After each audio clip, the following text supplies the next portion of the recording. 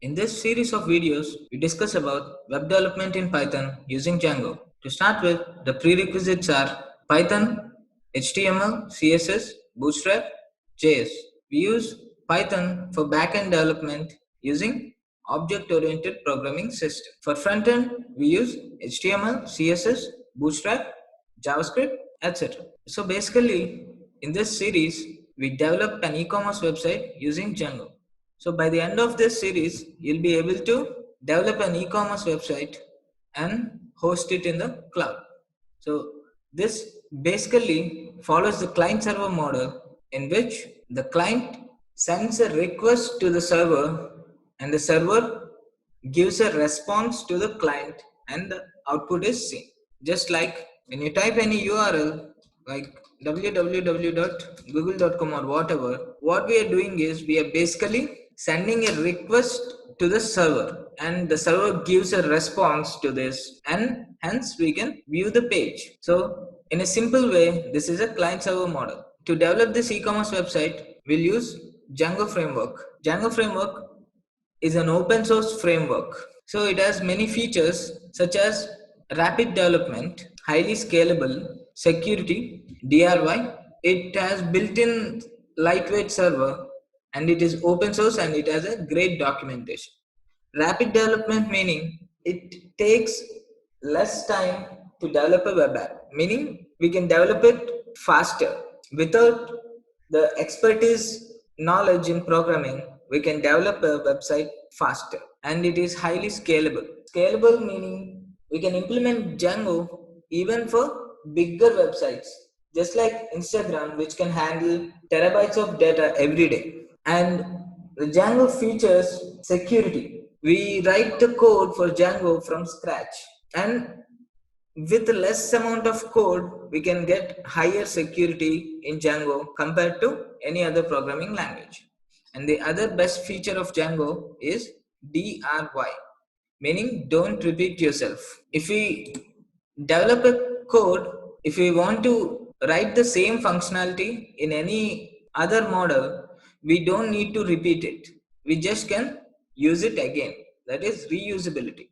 Django encourages reusability of code and we don't need to use any other third-party server because Django itself has lightweight server built in it. And Django is open source and it has a great documentation which no other programming language has or no other framework has. Django follows the MVT pattern in architecture where M stands for models, V stands for views and T stands for templates. So in models, we write the classes based on object-oriented programming system, which interacts with the database. So essentially, these models interact with the database. In views, we write the logic, and in templates, we see the output, which is rendered from views. So basically, Django follows model, view, templates, architecture. In short,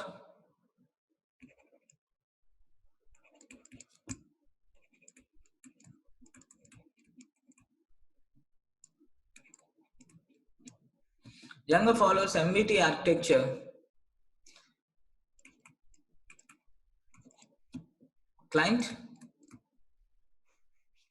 and server.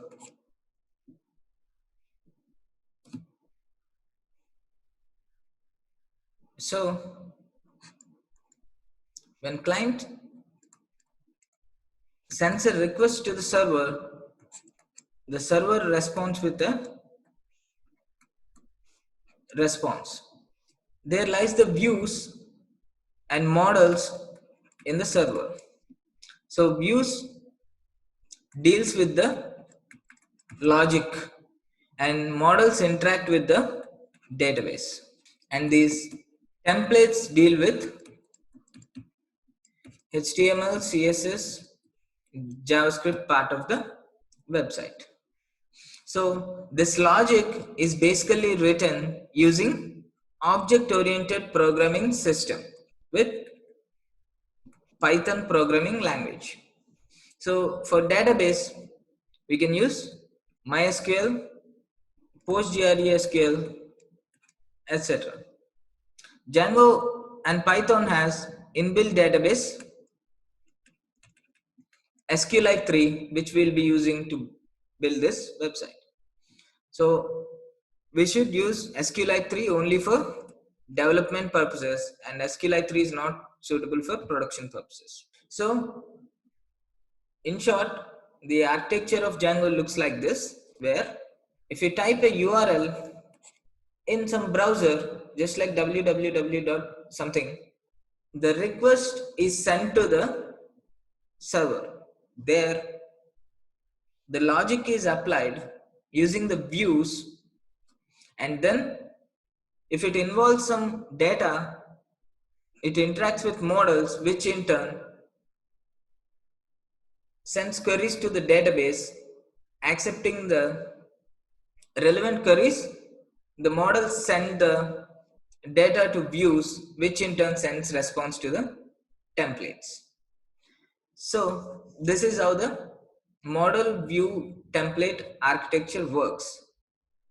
So this is models, views, and templates. In short, logic is written in views, and in models it interacts with the database. We build the models and views using object-oriented programming system in Python programming language. So this is all about model views template architecture. Now we'll go to the installing part of it. So we should have Python 3 installed in our system, and that's basically all. If you have Python 3 installed in our system, that is enough to build this website. We can use IDE also. You can use any IDE like PyCharm, VS Code, or anything. I prefer Sublime Text for this. And after installing this Python 3 and Sublime Text, we are good to go and ready to build the website.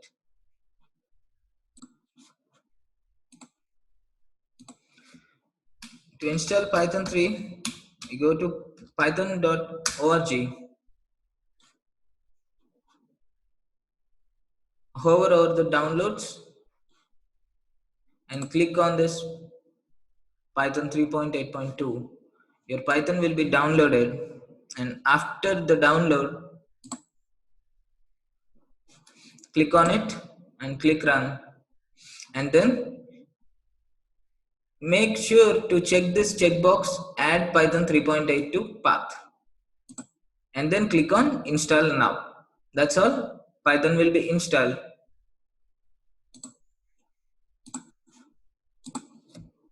And as of Sublime Text, so sublimetext.com, open sublimetext.com and click on download for Windows. Click on run. Yes. Next, next, and install. Finish the setup.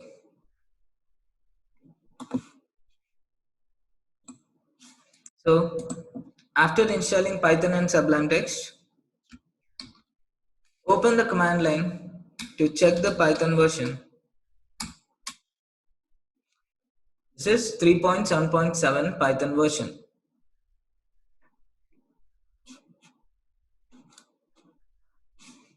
And Sublime Text looks like this.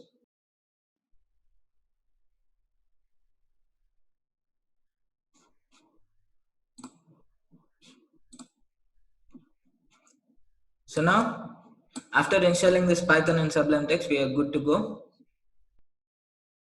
We have to create a virtual environment first in Python to build this website. Why do we use virtual environment? We use virtual environment to isolate the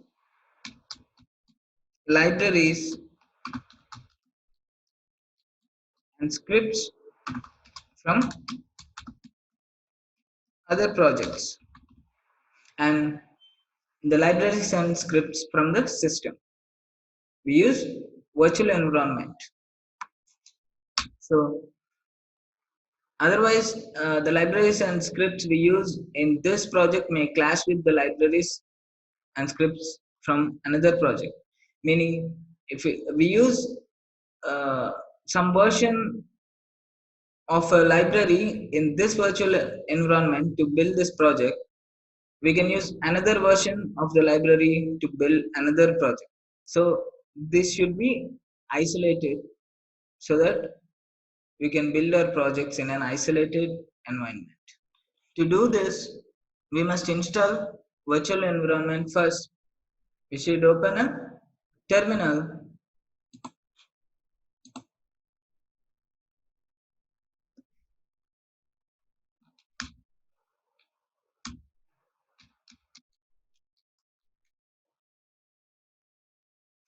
to check if Python is installed or not. You can type Python where the Python shell will be opened showing the version of the Python. So to install virtual environment here, we use Python package installer known as pip. So simply type pip install virtual env and press enter.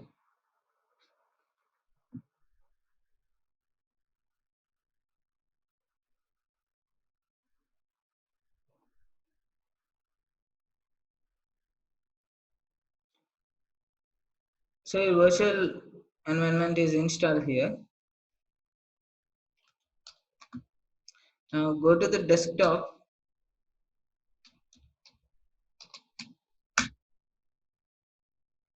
and create a directory in which we'll be doing this project. On desktop, you must create a directory. Directory means it's nothing but a folder. We'll create a directory named Django project. So the directory is created. We'll change the directory to Django project.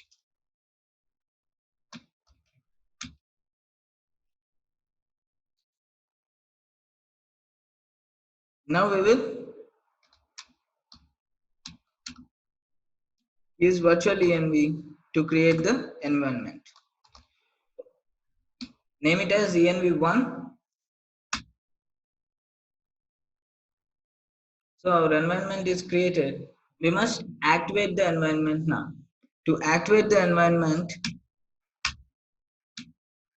dot backslash the name of the environment backslash scripts backslash activate. You can see here env1 in brackets. That means now where our scripts and libraries are isolated from rest of the system. So now we'll start the project. To start the project, we'll install Django first by using Python package installer because Django itself is a Python package and Django is written in Python itself. Pip install Django.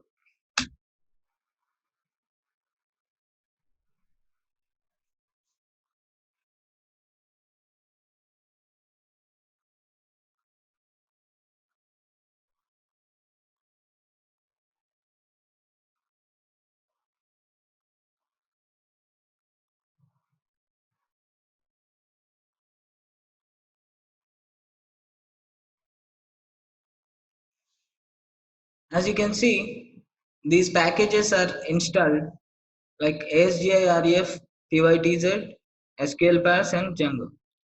This is for gateway interface and this is for time zone. This is for interacting with database and this is Django framework. Django is installed.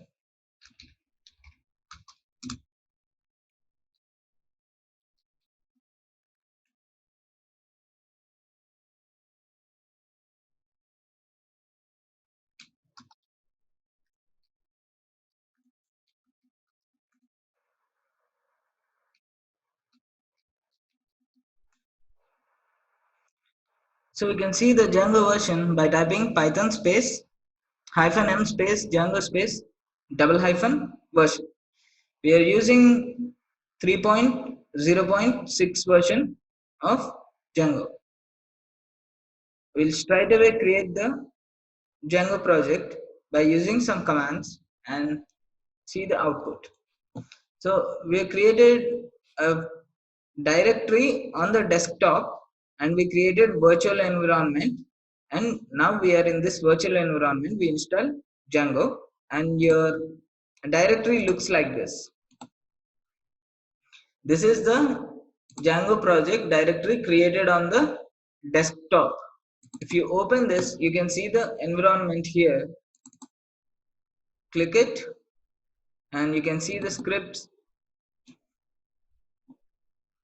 and we use this activate batch file to activate the environment. And these are the libraries. This is time zone, SQL parse, and server gateway interface. So your project directory looks like this as of now. Back to the command prompt. Now we'll create a project using the command Django admin, Django-admin start project space. Here you type the name of the website you want to create. You can type any name. So there is no error, means the project is created. Now your directory looks like, you can see the created project here, my site. If you click open it, you can see manage, which is a Python file, and the folder my site. If you open it, you can see the ASGI Python file, settings, URLs, and WSGI. So this is essentially our project directory. If you open this folder using Sublime Text, you can see the directory tree. So open your Sublime Text and then click on File and select Open Folder.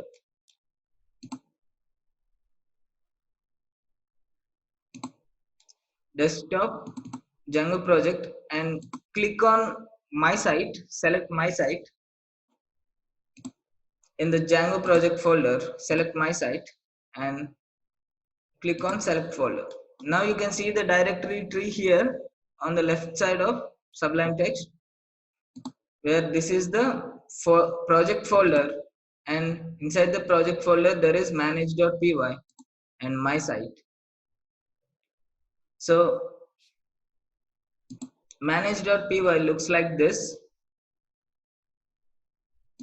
This is WSGI, this is URLs, this is settings. We'll see about each and everything later as we move on. So this is ASGI.py. So we'll navigate our directory tree by using this Sublime Text IDE.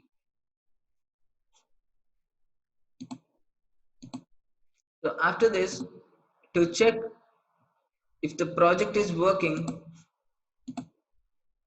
we'll change the directory to the project we just created, named My Site, and then check if it has manage.py file by using command dir. So now we'll run the manage.py, which manages everything in the project.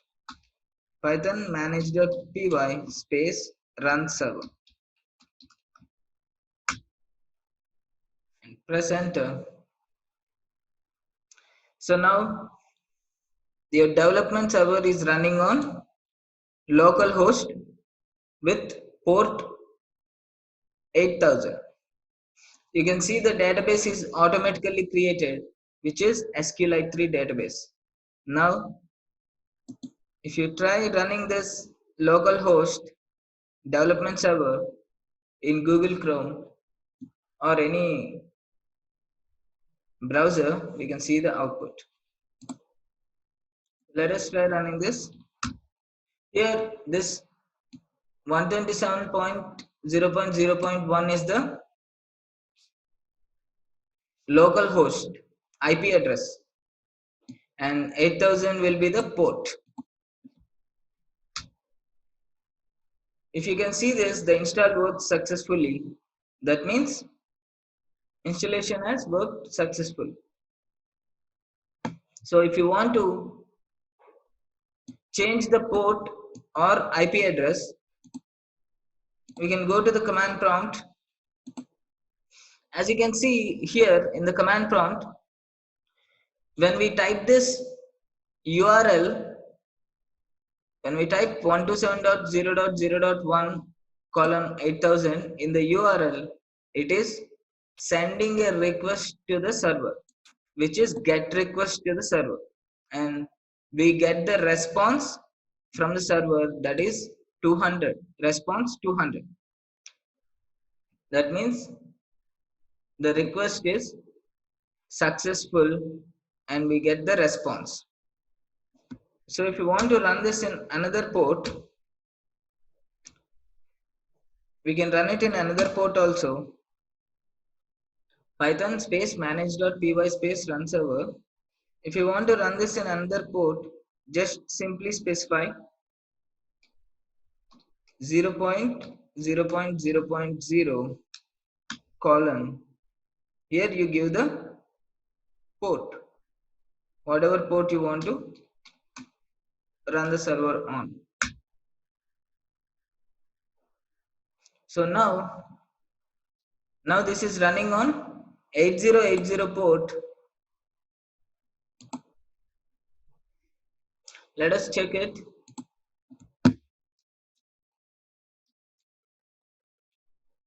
If you check, it is running on 8080 port now. So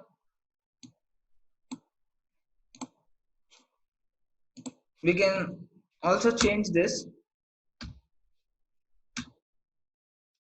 If we run this on port 80, that means HTTP's default port is 80. So we need not type any port. The default port for HTTP is 80 itself. Now we can run it without giving any port. So in this way we can run our website in the local host.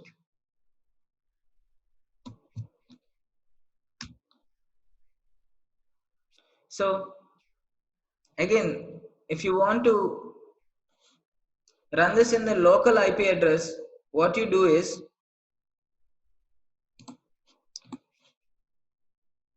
just open another command prompt here and type ipconfig to see the local IP address, and then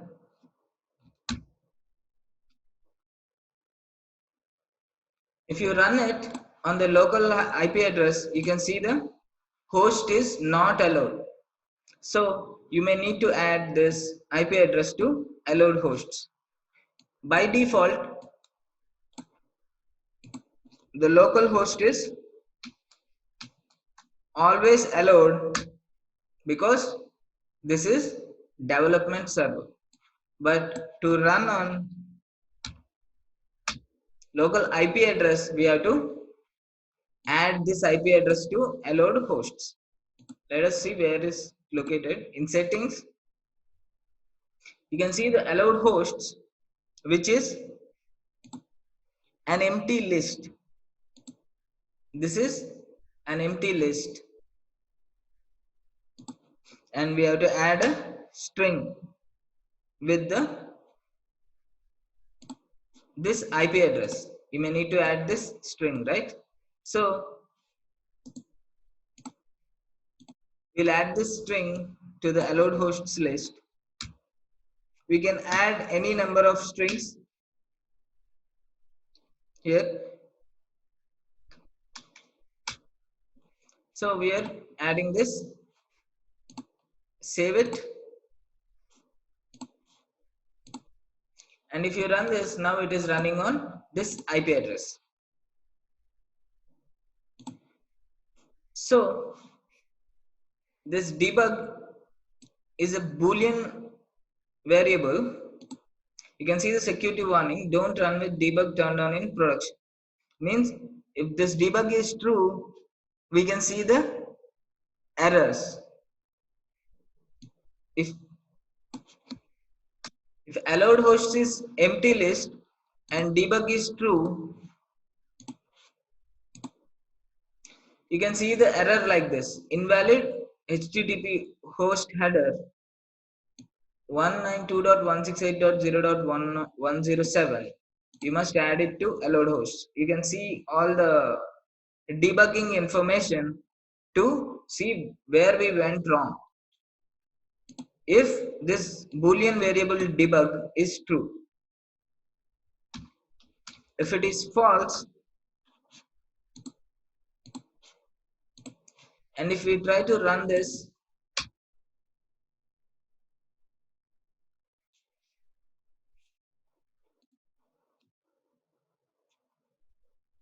you will get an error. You must set settings allowed hosts if debug is false. So as of now, while debugging,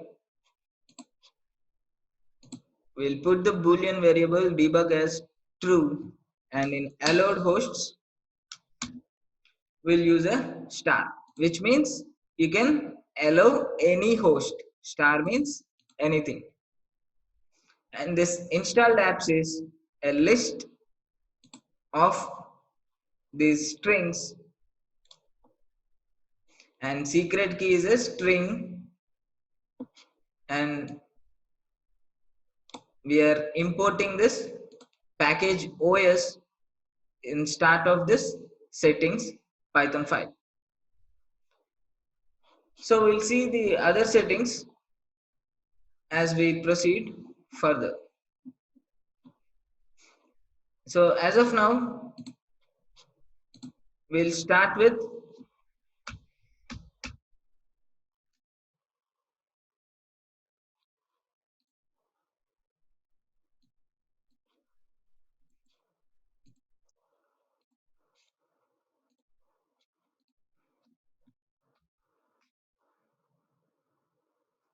using this Python space manage.py space run server. You can see here you have 17 unapplied migrations. Your project will not work properly until you apply the migrations for apps, admin, authorizations, content types, sessions. Run Python manage.py migrate to apply them. We'll see it later after we create an application. So now we'll create an application for our website. So basically, this my site is a website we are building, and it can contain any number of applications. These are inbuilt applications in the website. This admin, authorization, content types, sessions, messages, and static files are inbuilt applications in Django. Now we are installing another application, which is e-commerce. To start with, Python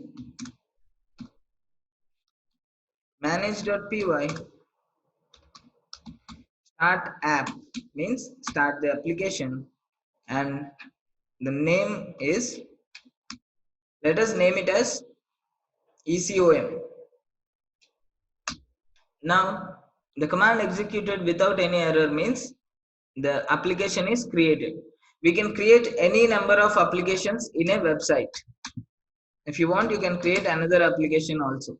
So after creating an application, we can see this ecom folder is automatically generated by Django. So now your project tree essentially looks like this. My site is our website, and this ecom is an application, and this is our website, and it has settings, URLs, and so on. Now here you can see the models and views. Now we have to write models in this models.py, and views means logic in this views.py, and we have to register these models in admin.py to make them look in this admin app installed automatically by Django. So after installing an app, we install app ecom, right? We must add the installed app to installed apps list. So installed apps is a Python list. This is starting with square braces and ending with square braces means it is a list. And list has these strings separated with commas, right? Save.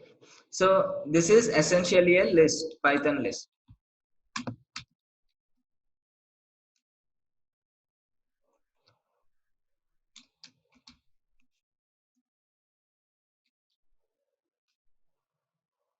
So if you see the type, the class is list. The list will be separated with commas. We can write even the strings.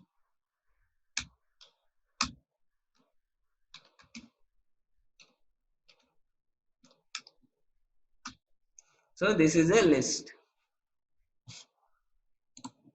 And hence this install apps is a list with strings. Here, if a is equal to something written in quotes, and this a will be a string.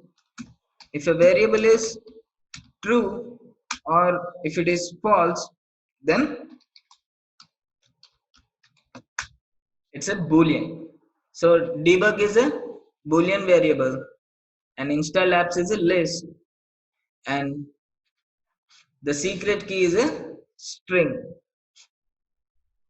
right? So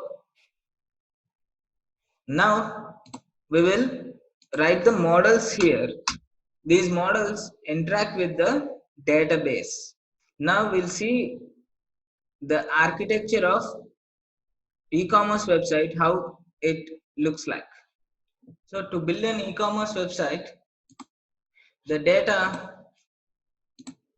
should be stored in a database, and in the database the tables should look like this. It should have products table and cart table, and in the product table it has the columns title, meaning the title of the product, and price, slug, description of the product, and image of the product. These are basic things which a product should have. It can have any number of images, and it can have more than 5 columns also. These are the basic things. Here the title is the title of the product, price is the price of product, and slug means it is simply the name of the product. Means we use slug to denote the URL. Means when we type www some youtube.com/ the link of the video means there the link will be the slug. Here if you type the link of the product, it means slug. This is, in short, it is URL, part of the URL. So these are the columns in the product table, and in the cart table it will have the ID of the cart. In general, um,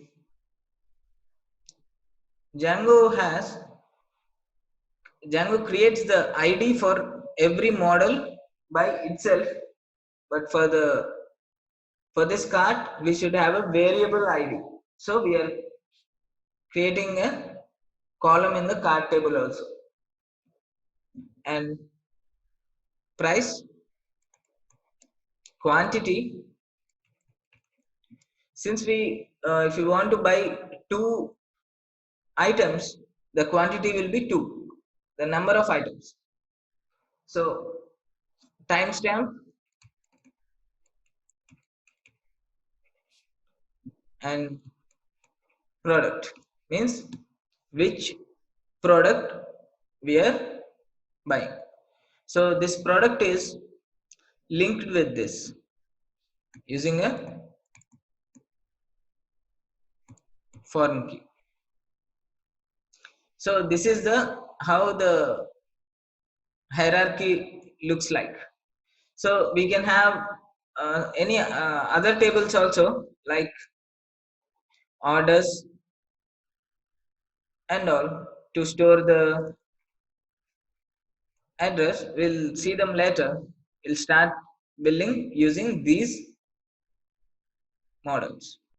So in Django, the models are when we represented by classes using object-oriented programming system in Python.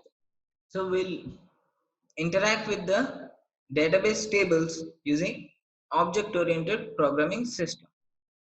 For that, we use classes and functions in Python. So in Python, everything is an object. Every class is an object, variable is an object, function is an object, everything is an object. Python is an object-oriented programming language. So we'll create a class. Let us see the basics of the classes and methods. Functions written in classes are known as methods. And the syntax of classes is, we'll start by writing a class in small letters, space, and we'll give the name of class. Let it be user. So we can give even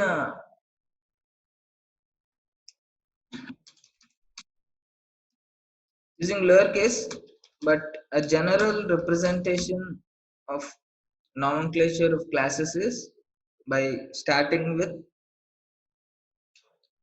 uppercase letter. So this will be your class, and you should give indentation here for classes. Indentation means spaces. So we'll write a method in the class. This is init method, which is known as a constructor. Now we'll write a self. Self means it stores the addresses of the variable. Now we'll give the arguments. Let these be first name and last name of the user. So inside a class we have written a method. This is the syntax of method: def space name of the method and then arguments and colon. After colon press enter, you'll automatically have the indentation. Now let us write, we'll call these very arguments using self. Now this address of the first name will be stored in self. This can be anything.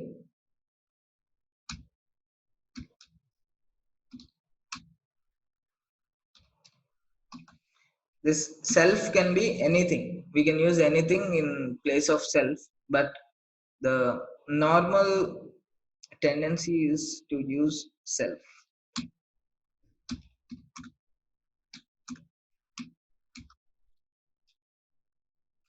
last name, and we write a method here.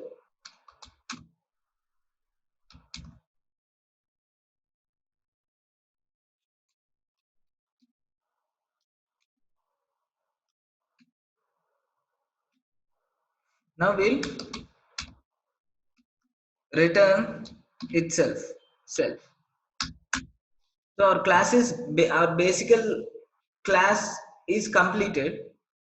So how do we call the methods in this class? We'll give a variable to this user class, type user, and if you open the braces, you can see the first f name and l name are the arguments of this user. You can give the username. This will be the first name, and this will be the last name of the user 1. So if you type this u1, if you want to call the first name of the user u1,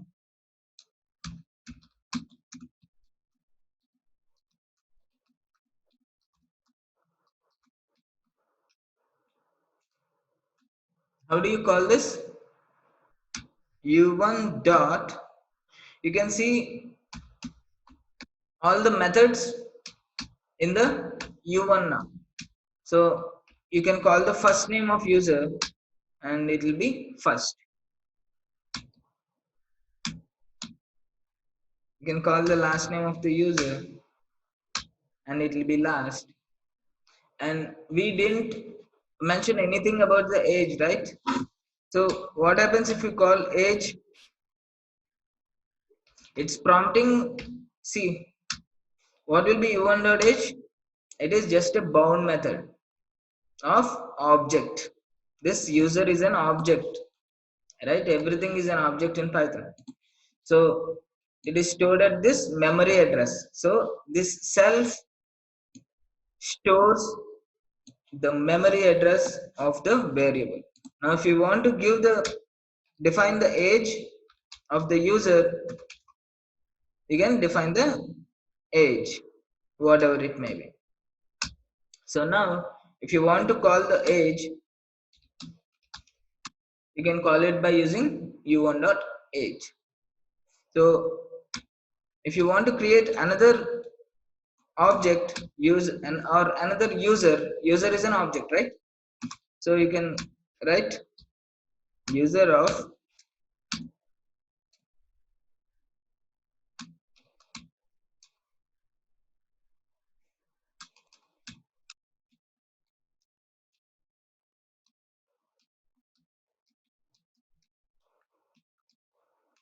so this will be another user. We'll access this user. This u2 object also have the same 3 methods. We'll be accessing the products and cart items by using this object oriented programming itself.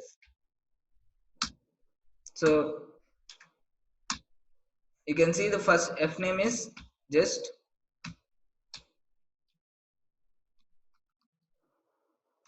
and last name is another, and we didn't give the age at, so you can see the address. If we assign any address, if you assign any variable to this object, you can see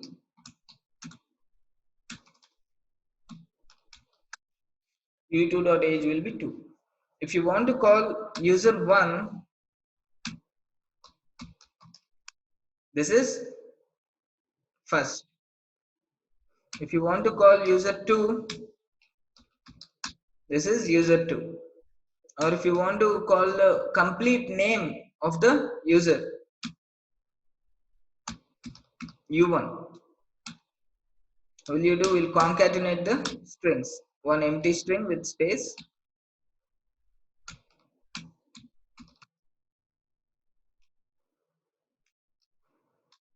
So this will be the full name of the user. So when I type this u1.age, I'm getting the age of the user 1, and when I type u2.age, I'm getting the age of the user 2. As you can see, when I type u2.age, I'm not getting the age of user 1, right?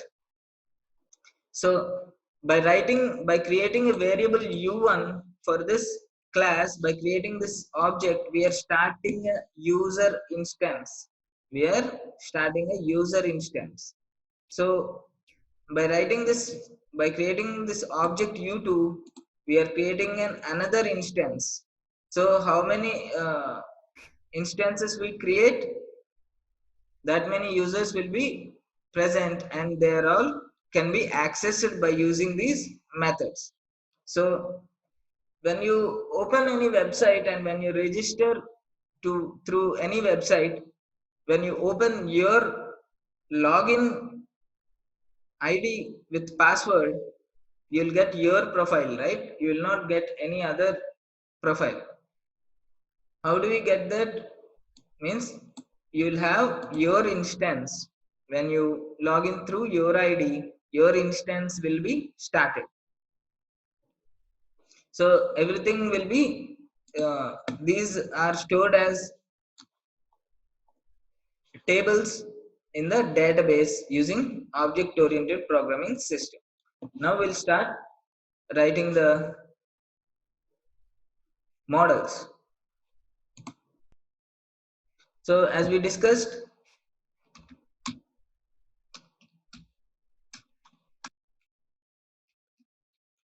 we'll write a class for products, name it as product, and here we imported a package from the Django. We'll use that package.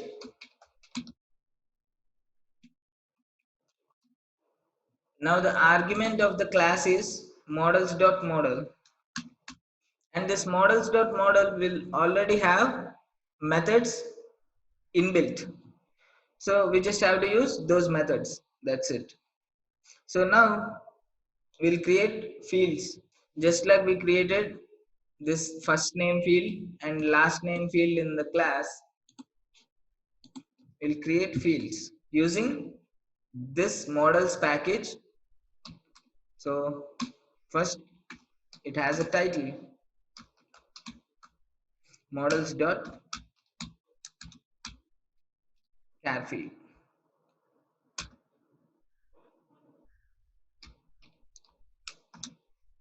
and the character field should have length. We can give anything, we can give maximum up to 100. Title, and the next one is description for the product. Description will be text field. What is the difference between character field and text field? Character field will have only single line, and text field will have a text box. We'll give a slug,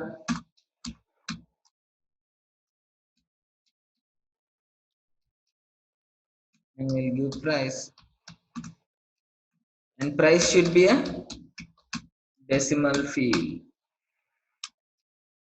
Decimal field takes the arguments max digits, and the char field will take the argument max length. Let us put max digits be 10, and it takes another argument also, decimal places, means after dot, means if the price is 100, it will be denoted as 100.00.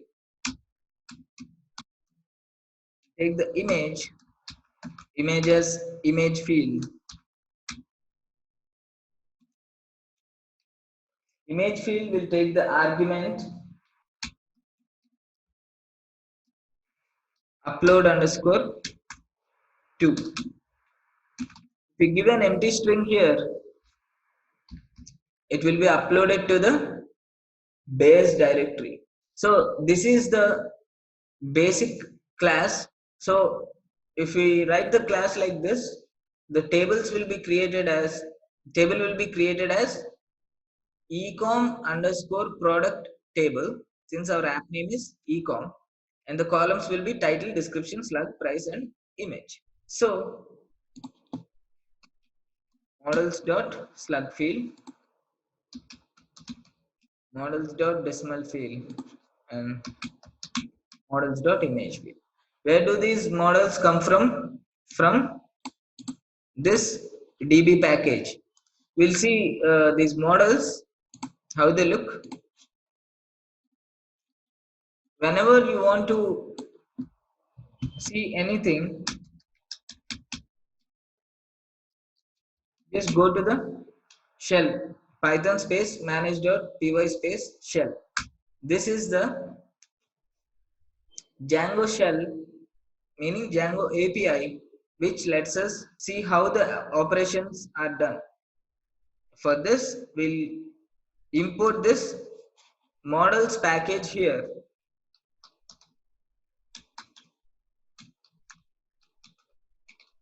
From django.db,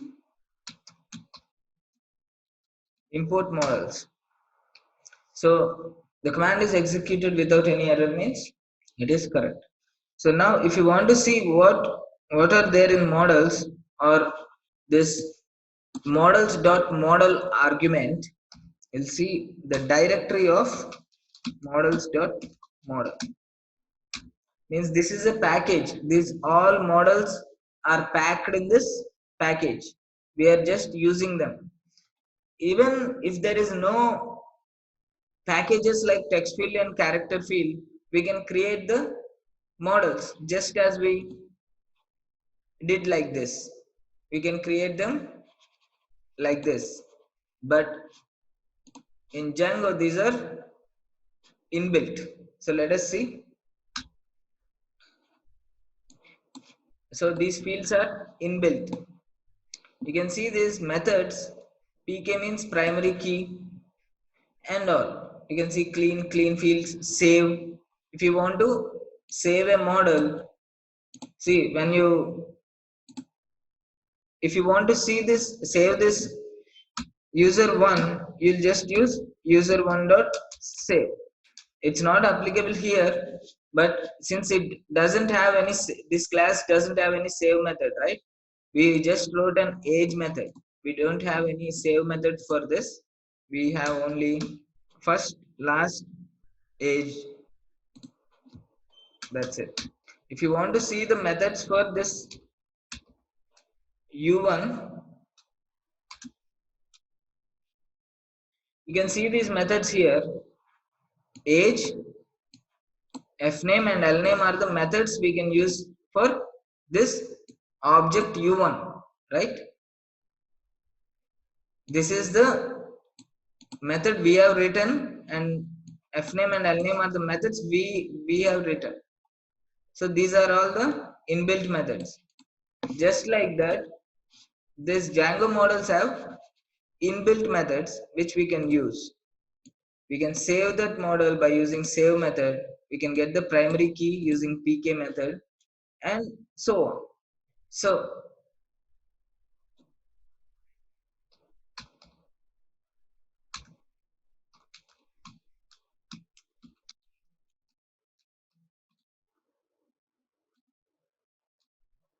So character field has these methods. We used this max length, that's an argument. So this char field has these methods.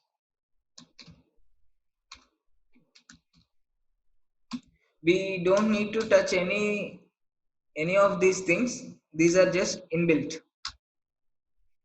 So when you see the directory of these models, you can see all the fields. This is generic IP address field. This is IP address field. This is image field, which we have used for this image. So date field, date time field, decimal field, we use decimal field, right? Boolean field, email field, char field, time field, text field, and so on. So these models have all these methods. So we are calling these using models.char field to assign the character field to it. We actually don't need to look at all these things, but if you want to have a deeper understanding, you can try. So now we'll write a method here, which is string method. Just like we wrote the age method there, we'll write the string method itself. It should return self dot title of the product. So means uh, now we'll create a class for the cart in the same way.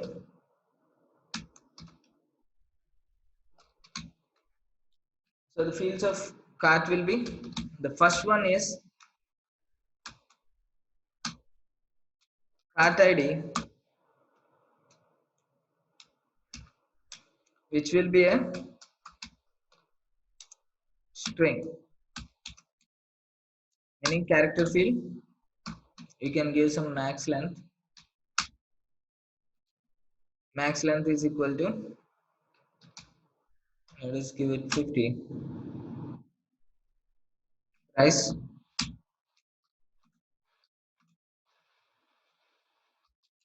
models dot decimal field.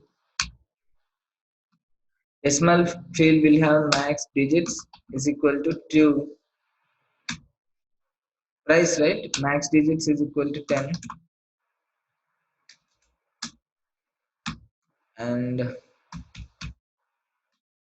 decimal places is equal to 2.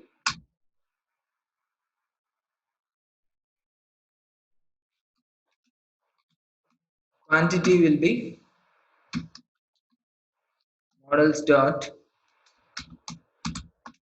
integer field. So these are all fields. This integer field.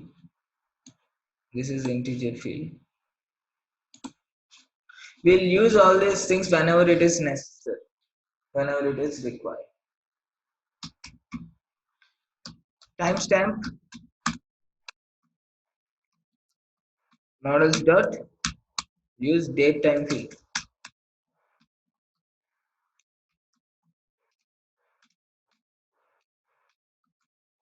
Datetime field takes the argument auto underscore now is equal to true. Means it just assigns the time at that instant when the user adds the product to cart. Finally, the product field will be associated with this product class using foreign key. This is foreign relationship. Using foreign key, and this foreign key takes the first argument as the class and the second next argument as on delete is equal to models dot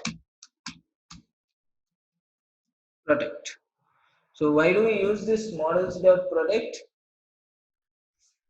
If you delete this any item in the cart, it is linked to this foreign key with product. If you delete any item in this cart, the product will also be deleted, but the product should not be deleted, right?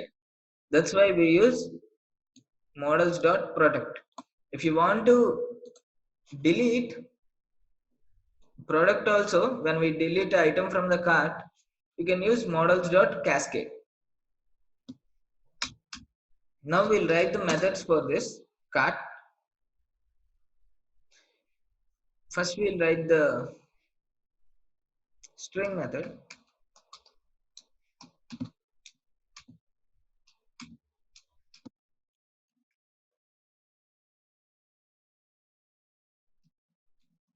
Return self dot. What should we return? The title of the product, right? Self dot. How do we call the title of this product from this class? This is related, right? This is related with foreign key. Self dot product dot. This is related with this product class dot title. So we'll call the title from this class as dot product dot title, since they are related using foreign key. Now we'll write another method. We can write any number of methods in a class. So when we select any product and add to the cart, we will mention the number of products, right? Means the quantity. So if you want the three of the products, we'll mention the quantity as 3. That means we'll increase or decrease by using plus or minus symbol. Means if you want to buy 3 mobiles, the same with the same brand, we'll mention number 3 there. So if you want to update the quantity, we'll use the update quantity method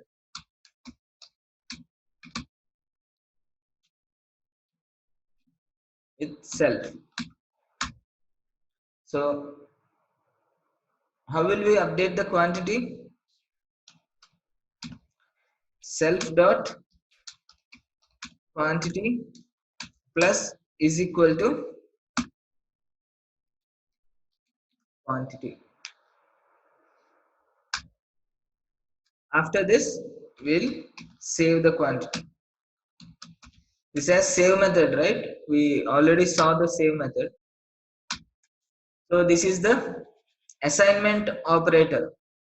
This is equivalent to self dot quantity is equal to self dot quantity plus quantity. Meaning, if you want to, suppose you want to find the sum of first 5 natural numbers, or if you want to find the sum of numbers in a list, so what will we do? We'll assign the numbers to the list.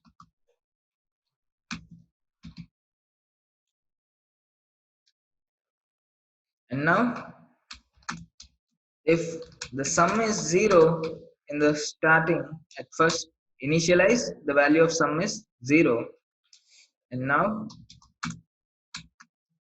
for I in list 1,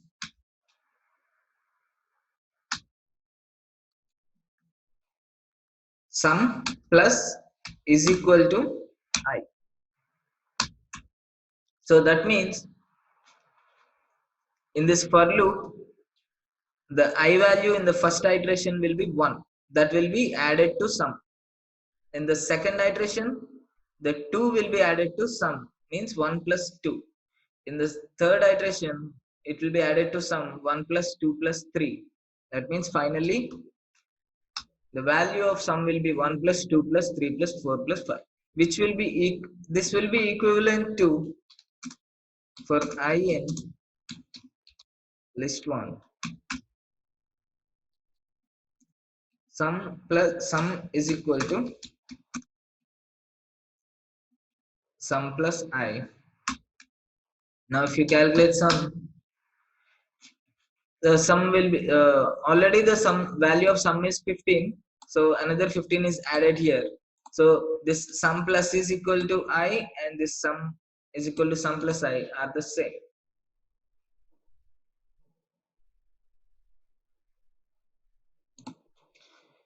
So after updating the quantity, it should be saved. So the next method will be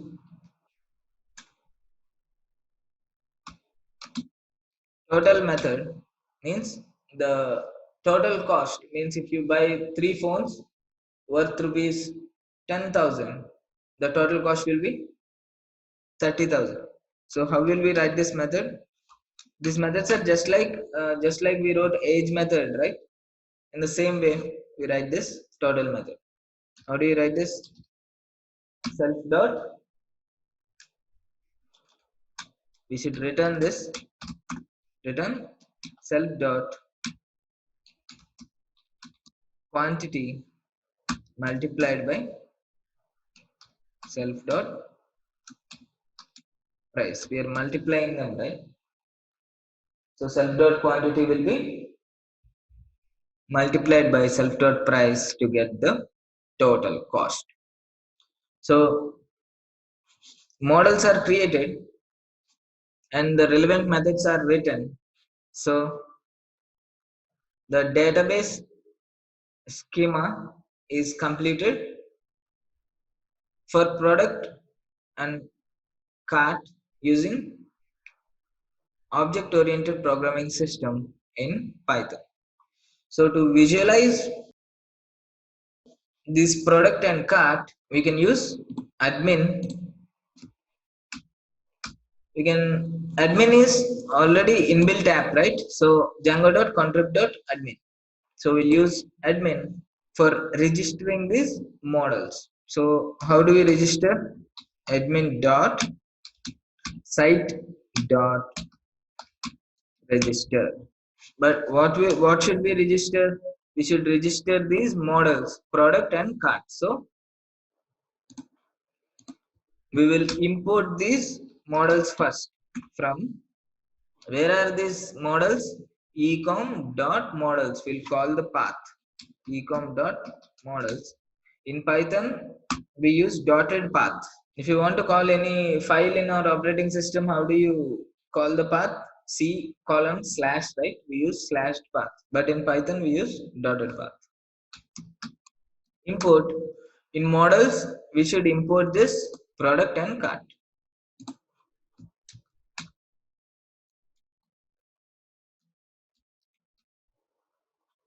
So we should now register this models product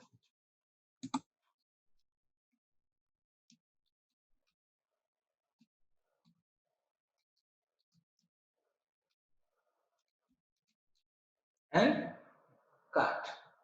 So these are registered now. Now you click save all file and click save all. So as of now, we registered this product and cart classes and we registered them in admin. So to visualize these things in the command prompt, in the shell, this is shell, right? So if you want, you can from ecom.models import product. We have to run the shell once again. See, after registering these models, we want to migrate the models to store the tables in the database. So we'll migrate the models python space manage.py space models python space manage.py space make migration.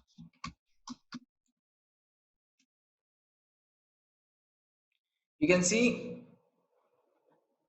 ecom.product.img cannot use image field because pillow is not installed. So we must install pillow.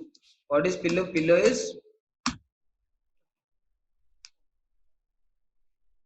picture image library, PIL. So using pillow we'll render the images. So we'll type pip install pillow. We should do everything using this environment itself so that we may not clash these versions of library with another version of library in another project. See, this is 7.1.2 version of pillow. Now we'll migrate As you can see, the model product is created, the model cart is created. Now we'll migrate it. So it is applying the migrations automatically. Admin and all this authorization, content types and sessions. This migrations are done for this ecom app also. So after this, we can access the models from ecom.models import product. So we can access these models by using this simple API. So if you want to see what is there in product,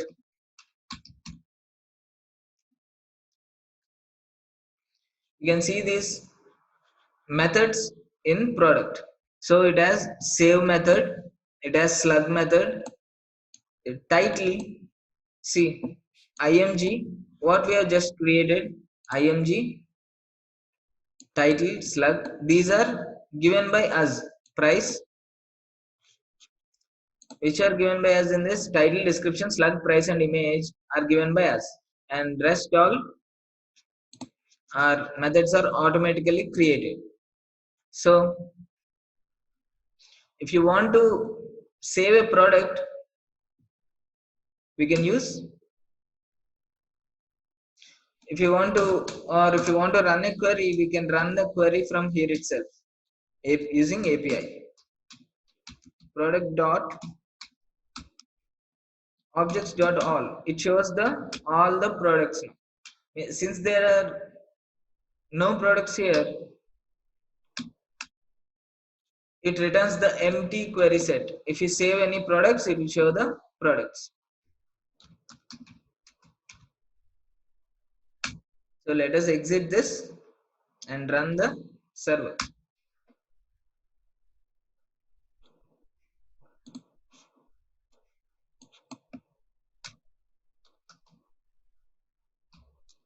It is running on the, it is running on /8000, right? So if you want to see the admin panel, you can write /admin.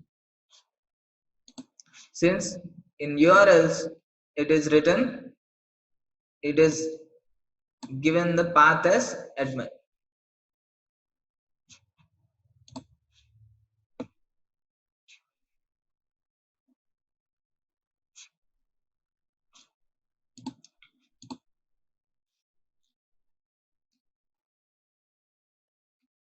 So if you click on this /admin, you can see the admin panel for this Django website. So we have to log in using admin username and password. For that, we need to create a super user. Python space manage.py space super user.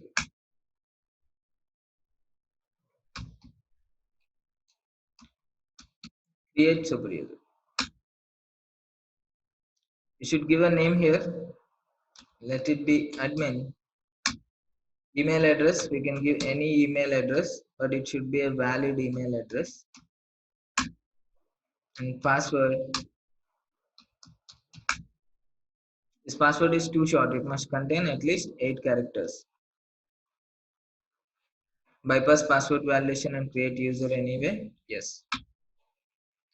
So now if you run the server,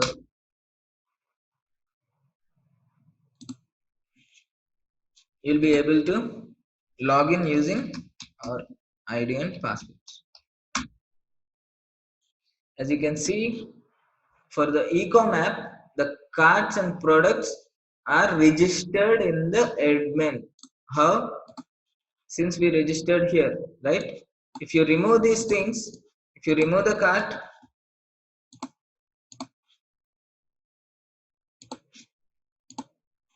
the cart is removed.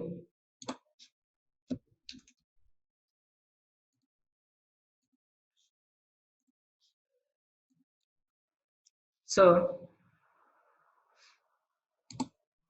if you click on the product, select product to change. We can add the product from here itself. Title, we can add the title. In the description, we'll add the description of product. Slug, we'll add the link. URL link. Price, we'll write the price here. Image, we'll choose the image.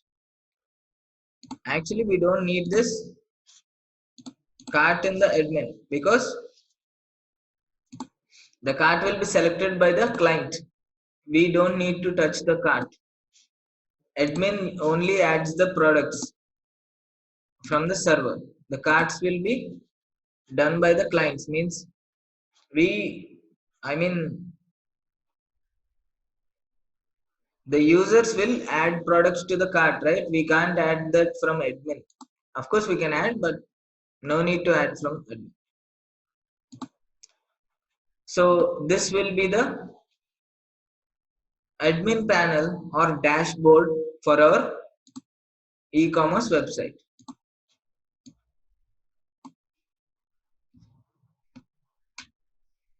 So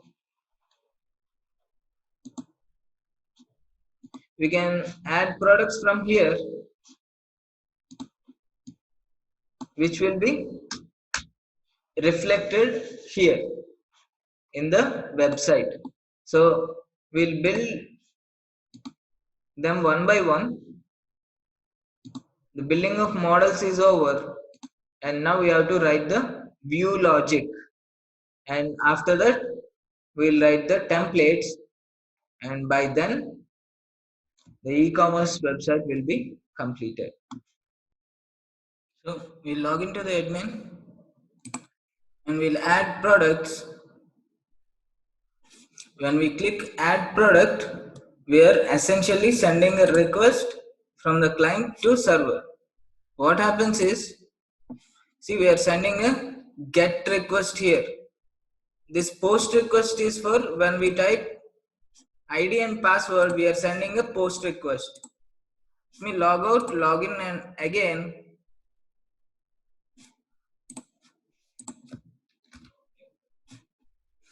See, this is get request.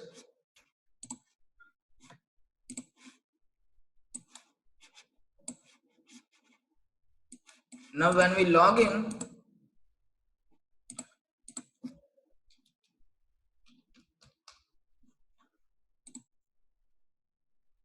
what am I doing is, I'm sending a post request to the server. Then it will log in. So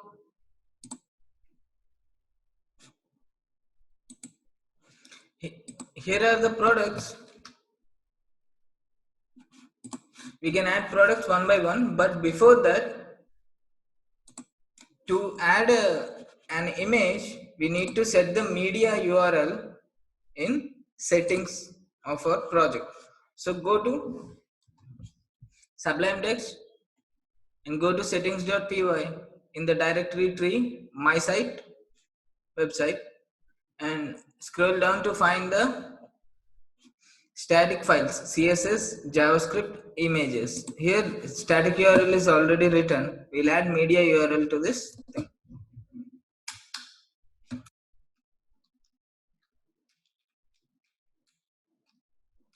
Media underscore URL will be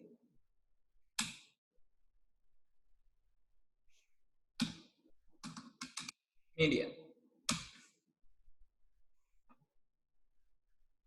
And we'll add even media root for this.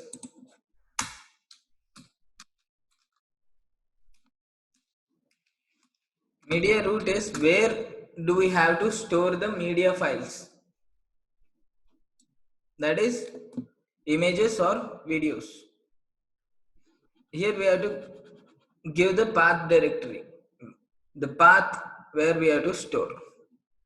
As you can see, our database is stored here, where in the path base directory db.sqlite3 means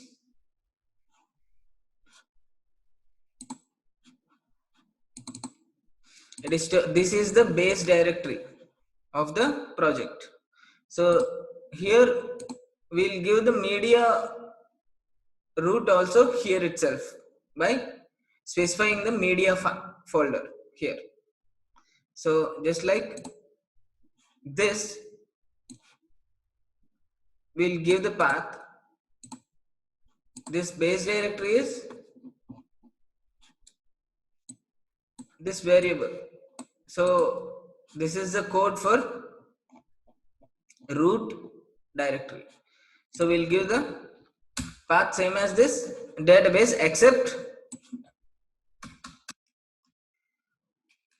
we're giving the folder name as media. So with this, our images which we upload will be stored in the media folder located in the project directory here. If we create a media folder here, the images will be stored here. If we don't create, Django will automatically create the media folder here to store the images or videos or whatever. So let us start adding the products here. So when we change the settings.py and save, the server runs again to ensure that the settings we changed are applied in the project. So let us start by adding the products. We'll add 4 products. These 4 products.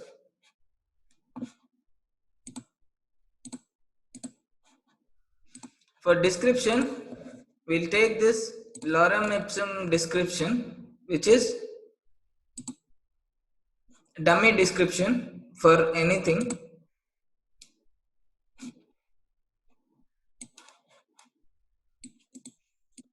Price can be anything. So we'll choose images. The product Amazon Kindle was added successfully. By adding the product, we are essentially sending a post request. Click on add product.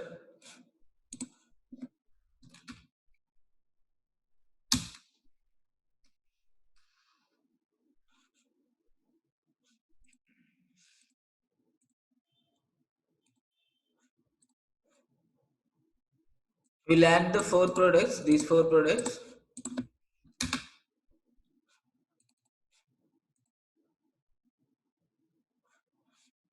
So the product Alexa, we have to add all the products here.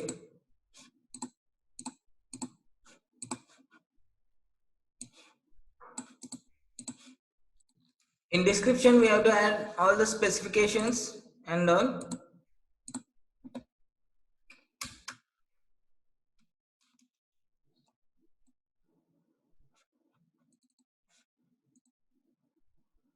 So we'll work with these 4 products basically, and we posted these 4 products. So now by doing this, we have completed adding the products. So let us see the products in the shell. So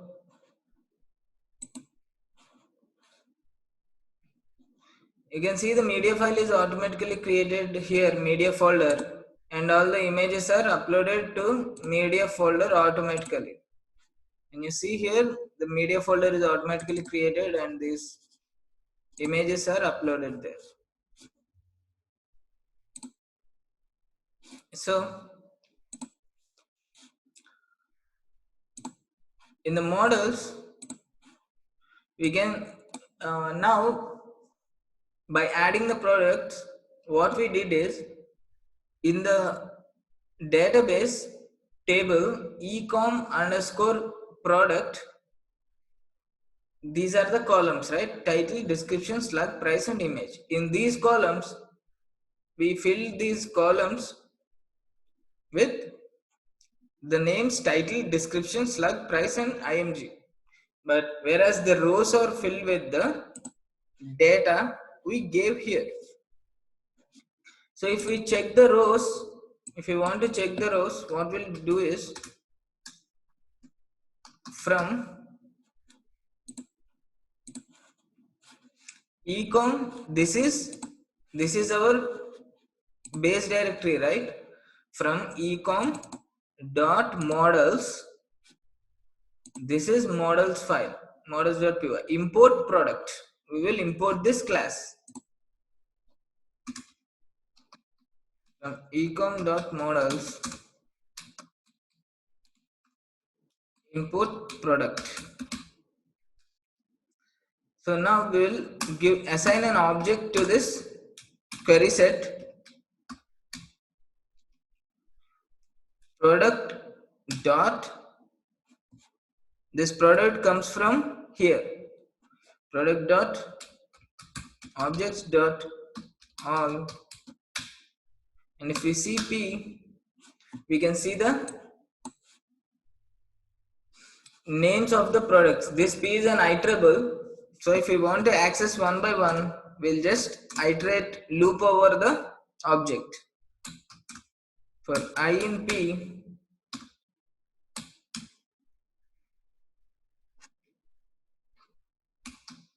I dot title, you can get all the titles. If you want to get the descriptions,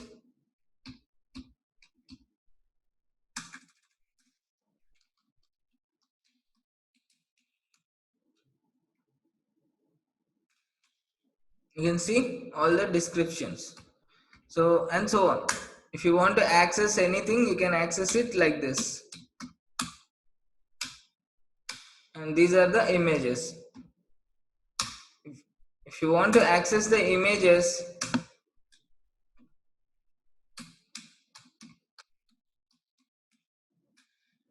then you need to give the URL to access the images path, i.img.url. Images have the extra method which is URL method. So in this way we can access the values in the table.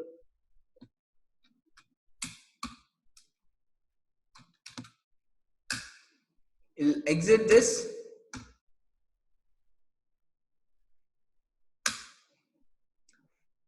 and run the server.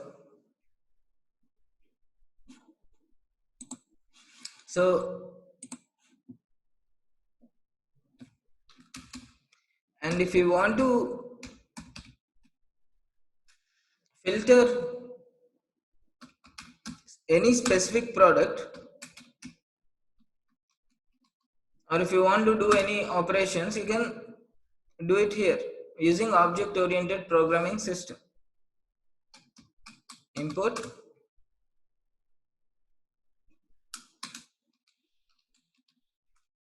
if you want to filter any specific thing, any specific product,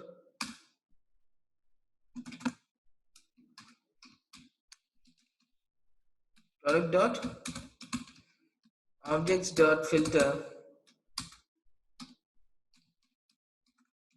title is equal to, you can search for Amazon Kindle.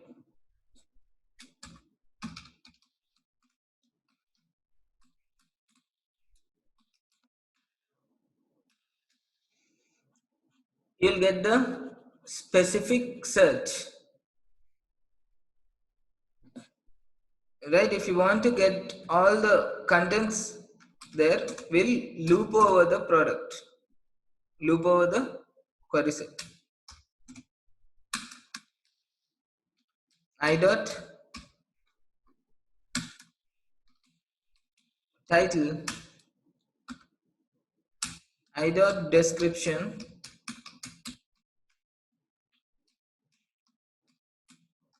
I dot price, I dot img dot URL. If you can see, we got the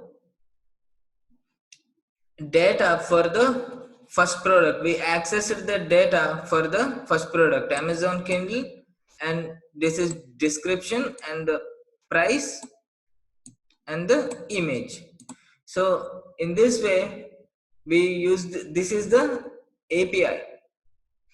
We use this to write our logic in views to display the products in the templates. For this,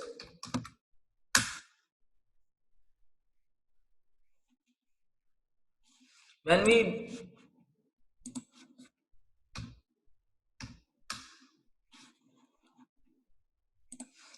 basically run this, we'll see the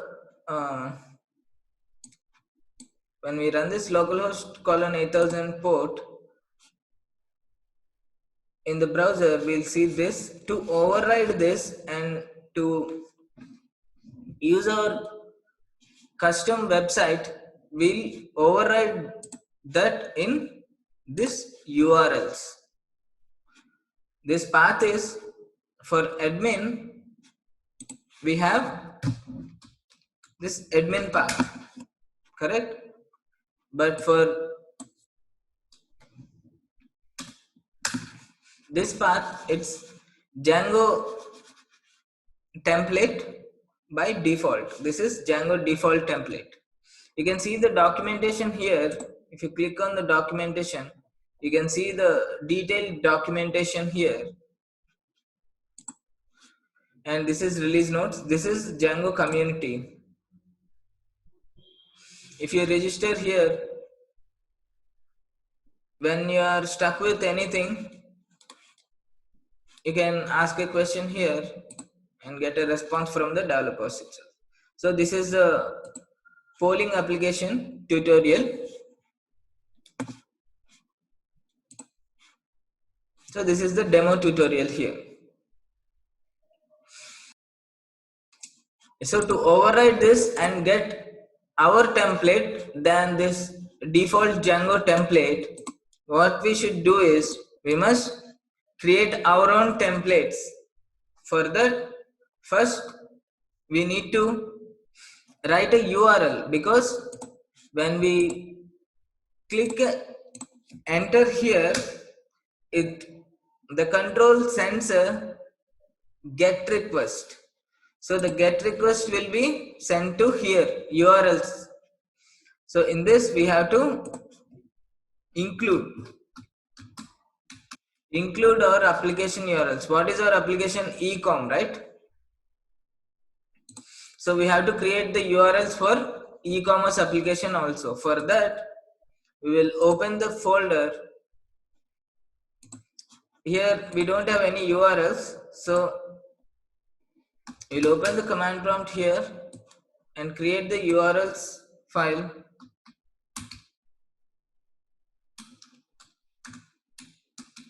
urls.py. You can see cannot find the urls.py file. Do you want to create a new file? Yes. Close this and see urls.py is created. So now close this, and we have to write the URLs in this e-commerce ecom app. For this, go to this urls.py and include. This is a path function, and it takes the arguments as we are overriding this empty string URL, meaning just slash or nothing. We already have a URL for /admin. Now we are creating URL for this empty thing. So we'll give the path as empty, and we'll include ecom.urls.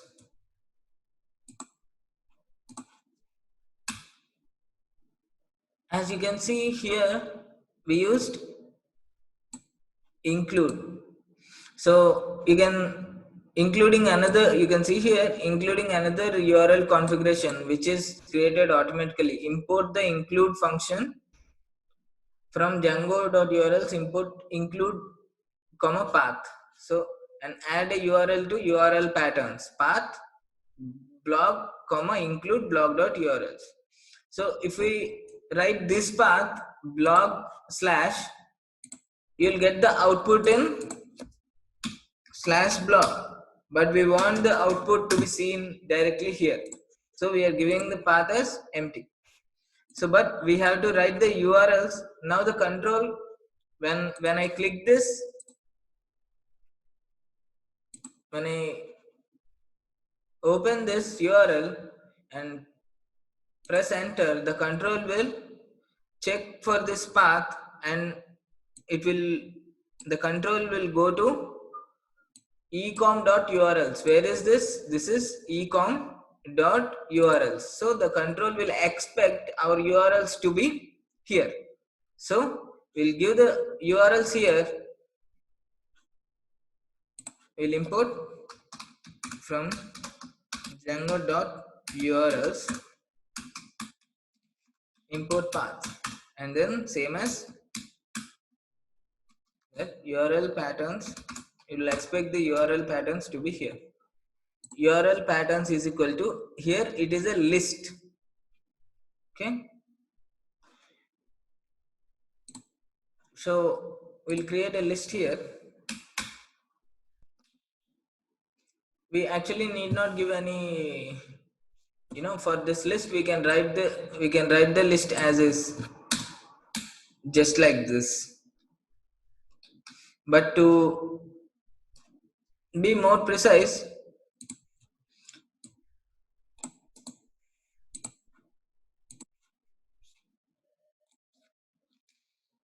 we can take this from here, and this path takes the 3 arguments here now. So the first argument is the route, and second argument is the view. So when we click this, when we type enter, the control will come to this path and checks the second argument for view. We'll write the view as index, we'll write it index, and third argument is name,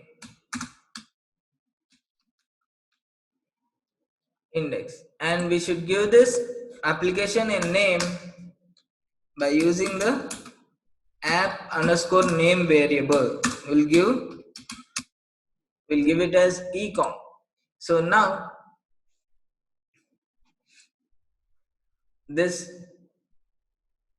path, if I enter this path, empty path, the control will check for this index view. So now I have to, where does this index come from? Views.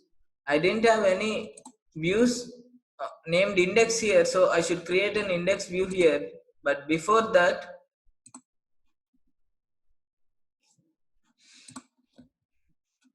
I should import that index from views. Import from ecom.views import index. So now this index will be taken from the ecom.views. Now we have to write an index view here. So def index, this is the views where the logic lies. So this is the view logic. It takes the request as argument, and it returns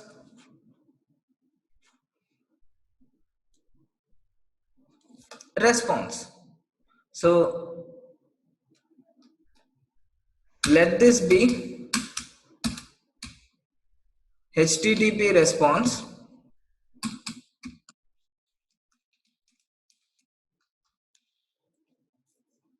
Where does this HTTP response come from? we must import that HTTP response. Before using anything, we must import it either from the default packages or else from the modules which we have created. Django has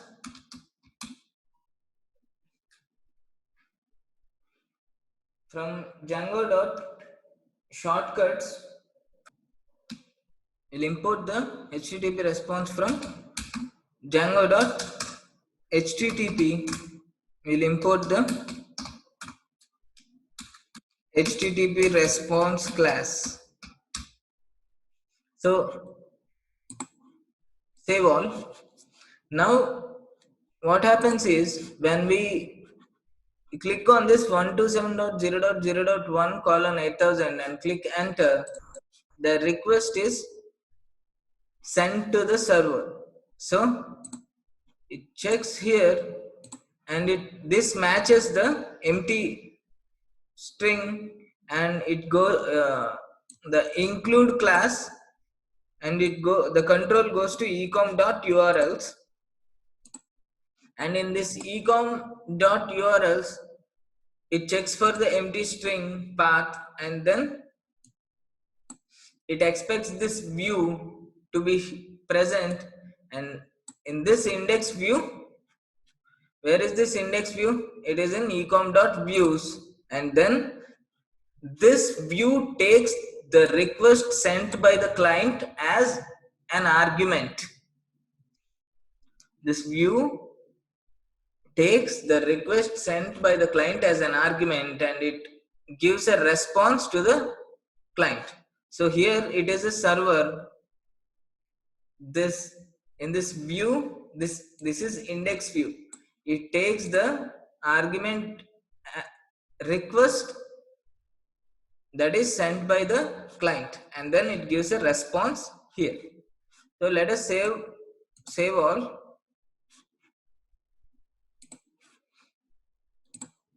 If we click refresh, by refreshing it, I am sending a request to the server.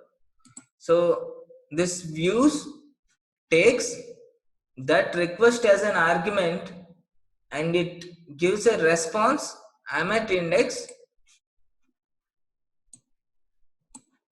to the client. So if you want, we can write the logic here just like which we have used it in the API of the shell. If you want to get all the products, product dot objects dot all, but we must import the product before we do that from ecom dot models import product. So when we click this, what the control essentially does is it just goes to the URLs and views. From this it matches the URL patterns and goes to the respective view, and then in this view the request is taken as an argument and the response is given as output. So this is how this web server works. Now we have to write all the views. Now we'll render this is HTTP response just for an example. So return. Now we have to render this object to the template so that we can see the details in the template. Now we'll render it. Render takes the first argument as request and the second argument as the template. The template is in the form of HTML and the third argument as context. So what is the context here? The context is in the dictionary format. Context is equal to, it's a dictionary format which contains the objects. So this is the dictionary context. We are sending it, rendering it to the index.html. We can call this objects by using p. Okay, in the dictionary, this is the key and this is the value, and this is dictionary.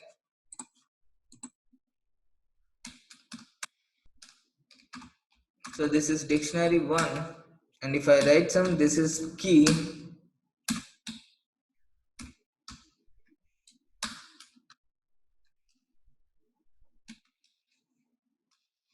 and this is value. Type of d1 would be dictionary class. So how do you call the value using key is d1.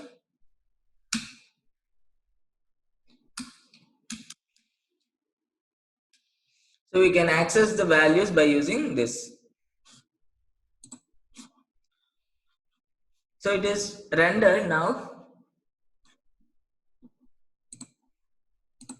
Save, and let us see what happens if I click refresh here.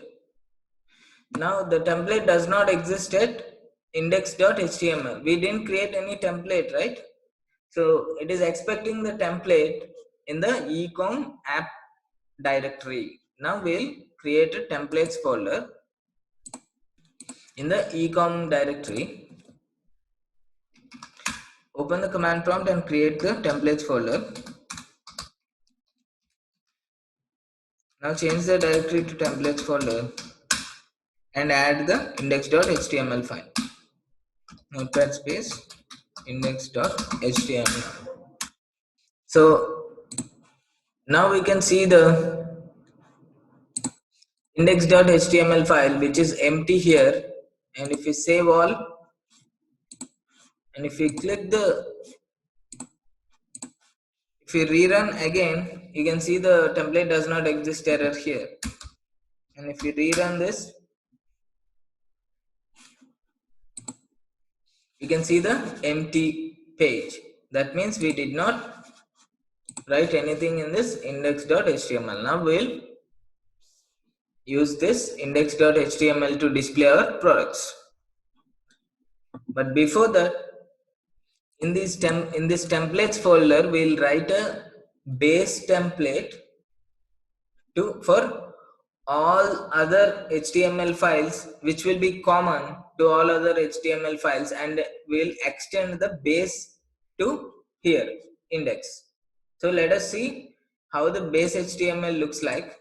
We'll create base HTML here.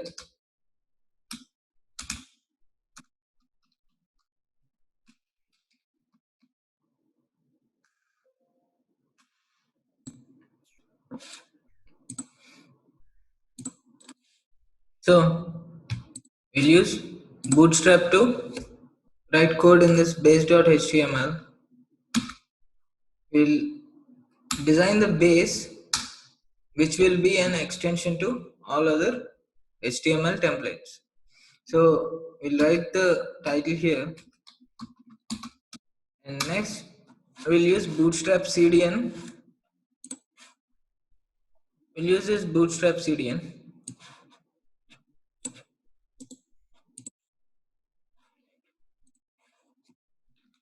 This is for CSS part of it.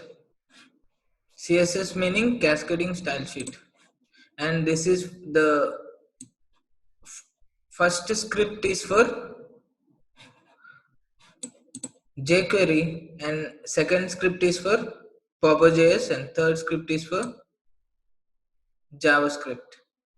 So first we have to place the jQuery script followed by Popper.js, and which is followed by JavaScript.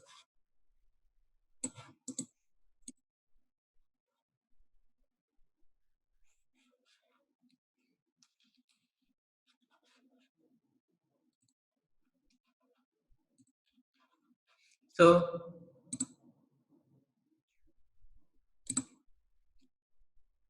in the body of this HTML file, we'll use a navbar.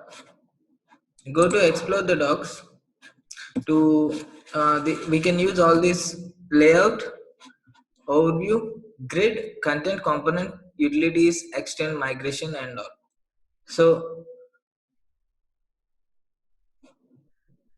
these are the containers. Dot container will set a max width at each responsive breakpoint.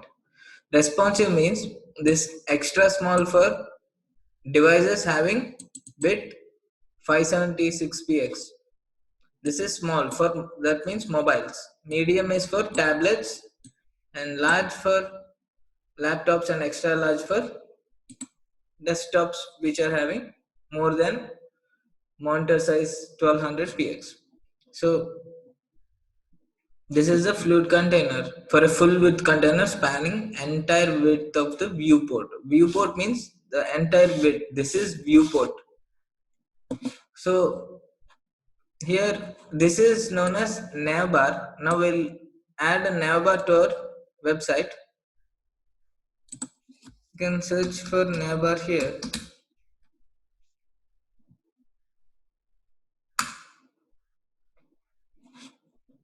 So these are the navbars.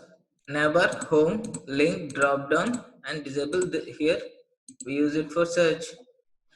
And this is branding the navbar. This is the image which is made with an SVG file, and so on. So we can pick whichever navbar we want as required. So I'm taking the first navbar for our website. So let us place this here. Now we'll use a container.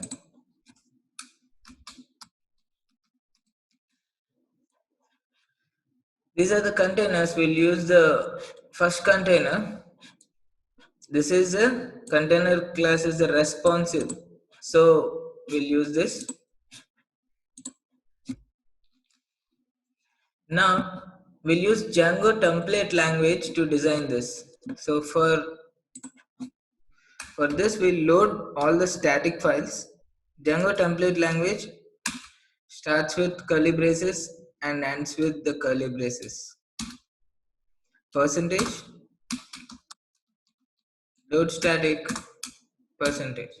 So this is for loading all the static files.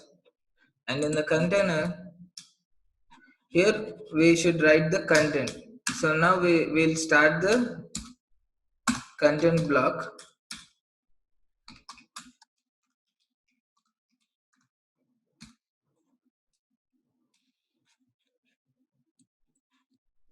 And we'll end it here.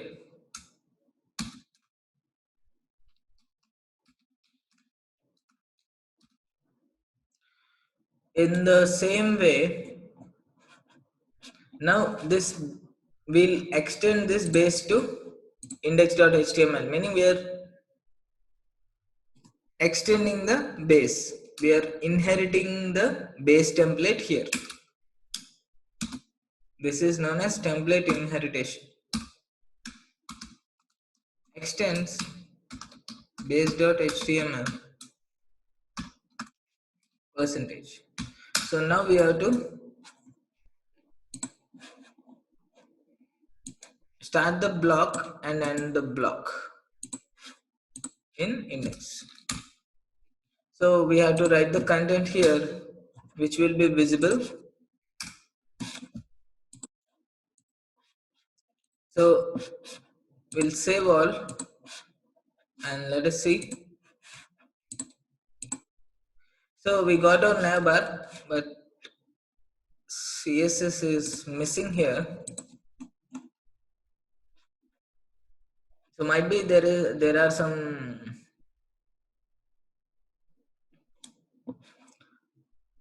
bugs with this CSS file.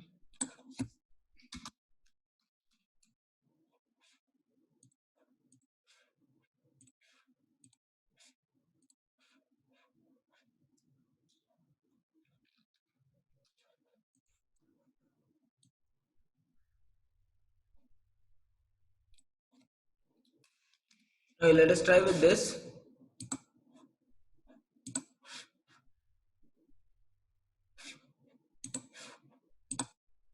So this would be our navbar. Now we'll brand it. This is branding.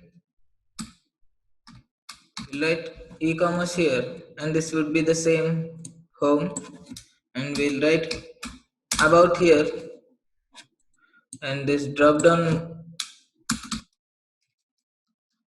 we'll rename it as services, and here action, other action, something else. We can remove this disable. So let us save this and see what does it look like. So here it works, but we have to add the URLs for these things, these tags. So as of now this search don't work, so we'll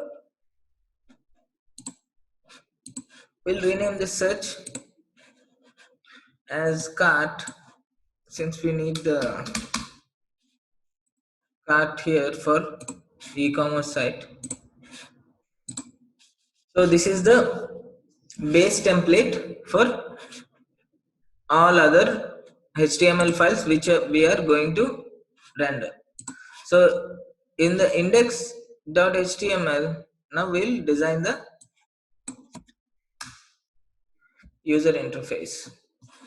So for this we need grid system of Bootstrap. How do we write a grid? Take the grid system.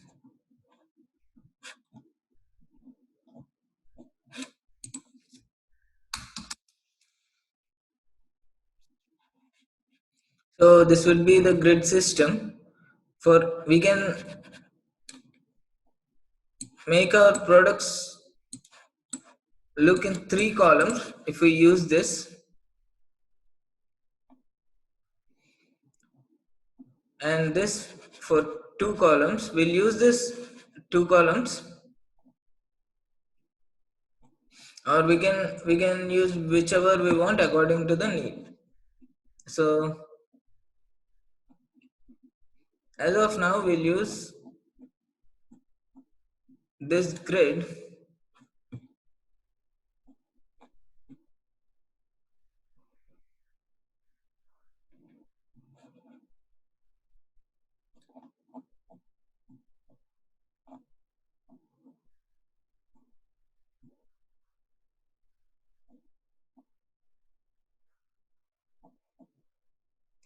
So here this is how we divide the columns, and here you can see the numbering of this column called 6 means this 1 of 3 is not divided according to numbers, but this 2 of 3 is divided according to numbers, means it occupies the half space of the viewport, means the complete viewport would be 12, and in that 12 call 6 takes half of it. So using this we design our template.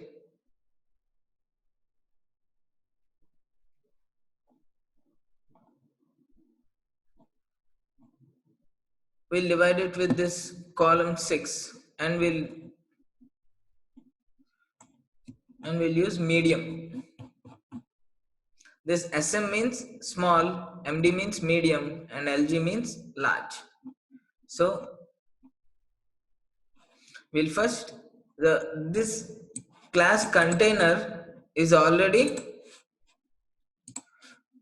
there in the base. So as we are inheriting from base, we don't need to write the container. We'll just start with the row.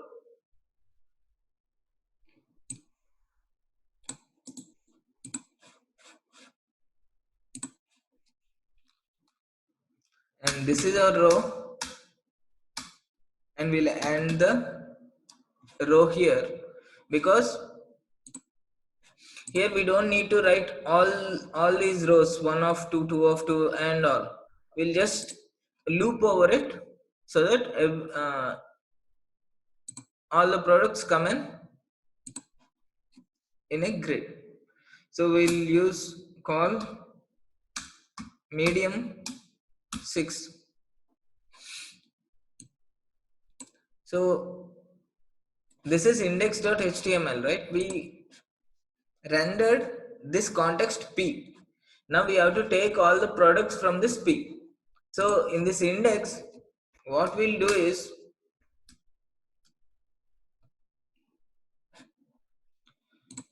we'll first use a for loop to loop over the products. For I in p, we are taking the object as p, right? The p is rendered to this HTML in the form of context. So for I in p, how do we call this? I dot title. So in Django template language, we call a variable using double curly braces. And now we'll end this for loop.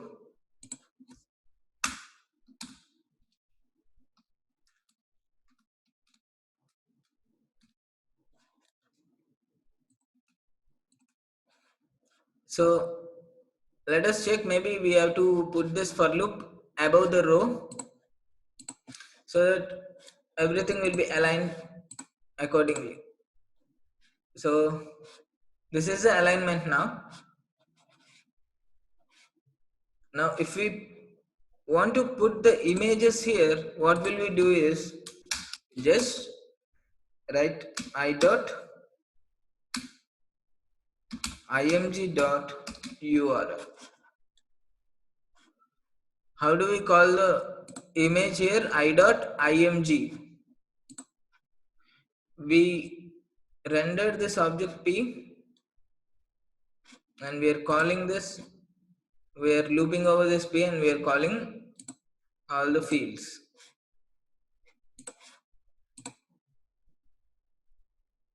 So we can see the path here, but to get the image we have to use the image tag.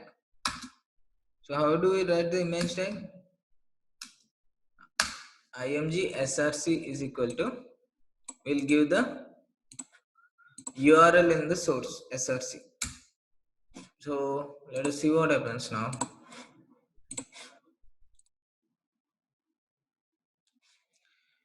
So we are not getting the images yet. So it is showing the 404 error. That means we are not serving the static files. So to serve the static files through this, what we have to write the code for serving static files here. From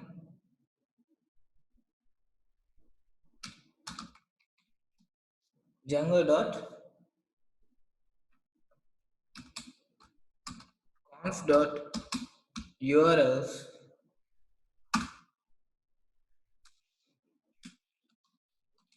dot static import static.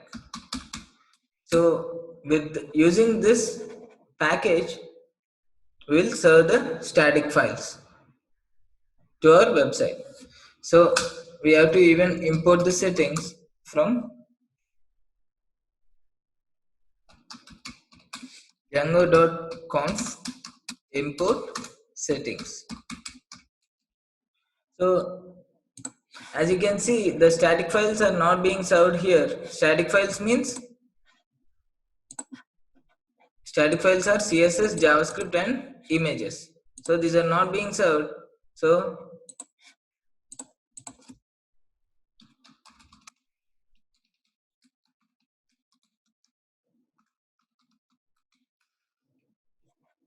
So if we want to serve the static files, we must add this to our code. And if you want to serve even media files, we have to add this code. So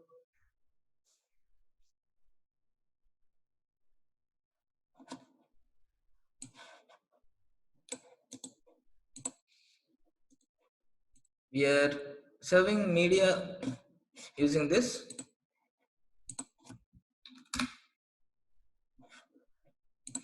So this is the Django 3.0 tutorial. Okay, documentation for Django. This is open source documentation.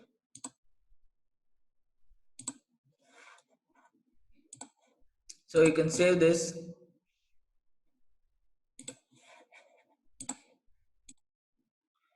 So if you now we can access these images. If you want to resize them, you can go to img.url and set height and width attribute to, for example, 500px, and height attribute also 500px, and let us see.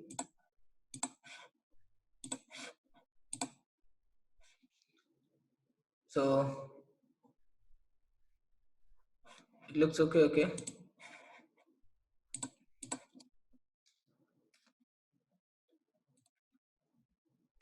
300.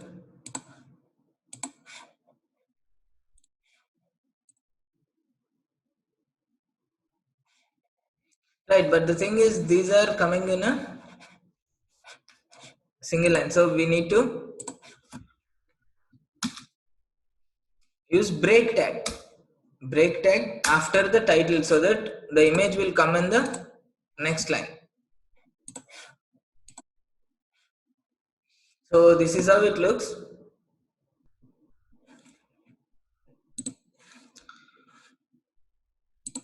We can use the break tag here,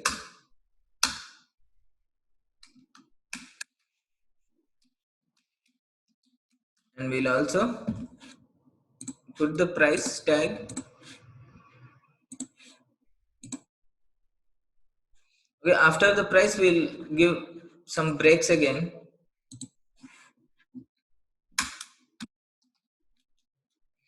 Break tag.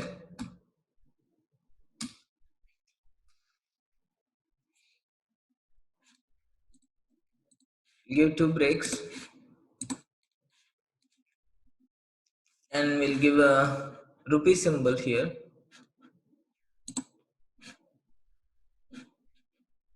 Let's see what happens if we give rupee symbol here.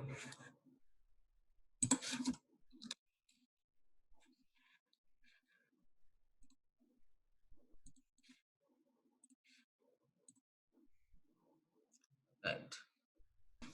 So we'll give breaks in the starting so that it won't mess with navbar.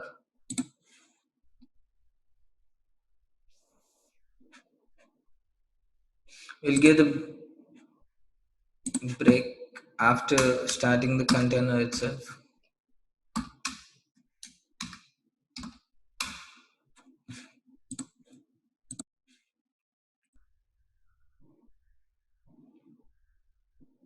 Okay, so now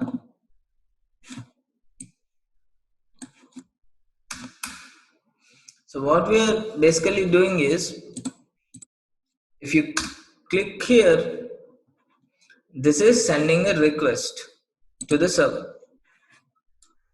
It goes to this URLs, the control goes to this URLs, and it checks for this empty string, and the control navigates to ecom.urls, and it checks for this empty string, and the control goes to this index. Where is the index? It is in ecom.views, and then here, and the request sent by the client is taken as an argument here. which is get request. So it gets all the objects of the product and stores in the object p, and which in turn is sent as a context, which is a dictionary. So this context is sent as a dictionary, which is rendered to index.html. So in the index.html, we'll take the object p, which is rendered, and we'll access the fields by looping over the p and using some bootstrap. Inherit, here we'll inherit the base template. Not only this, we'll inherit in other templates also. We'll inherit the base html in all other templates of this project. So if you want, you can put block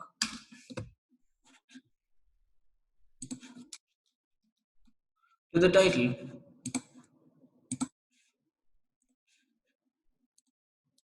So you can design however you want. Since the basic functionality is working, you can design it however you want using bootstrap or whatever. So now this is just view, means list view, means just like viewing the products. But if we click on any product, we should get the complete details of the product, right? For that we use filtering, means if you click on this product, it should filter it using the id of this product and display all the details of the product. So for that, we'll write logic in the, where we write the logic, we'll write logic in the views. For this, we need a form to submit. So whenever we click this, it should show the complete details of this. And then if we click on add to cart, and the item should be added to cart. That is the basic functionality of our website.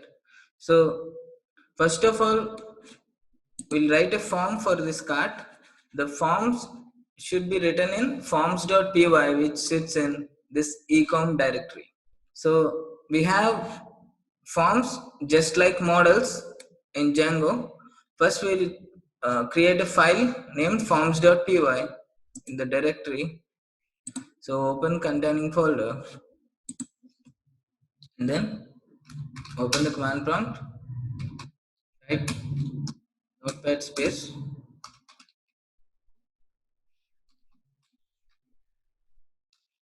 forms.py. Close this. We can see forms.py here. Open that. This is just like models. We create models to communicate with the database and forms to communicate with the client. So in the forms, the client gives the data, enters the data, which will be submitted. So from Django, import forms, and now we'll write a class for the form. So everything we'll do using object-oriented programming itself, using Python programming language, just classes and functions, that's all.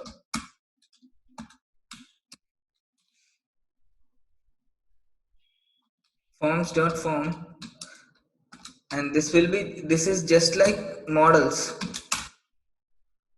but models will be linked to database and forms will be linked to the HTML, where the user gives the form data.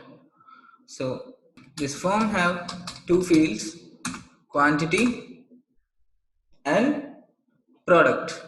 So what will we select for the cart? We'll select the product and quantity. So how many items? So first of all, we'll give the quantity as forms dot integer field. So the quantity will be integer field where this integer field takes initial as argument, and the next is product. So we'll call the product with ID. It is better to call product with ID. Quantity and product ID.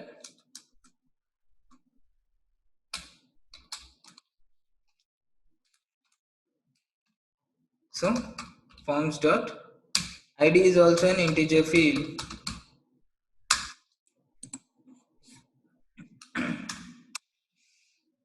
So we'll write a method now for this class, init method.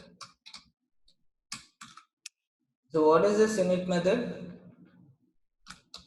We'll give self and it takes argument as request.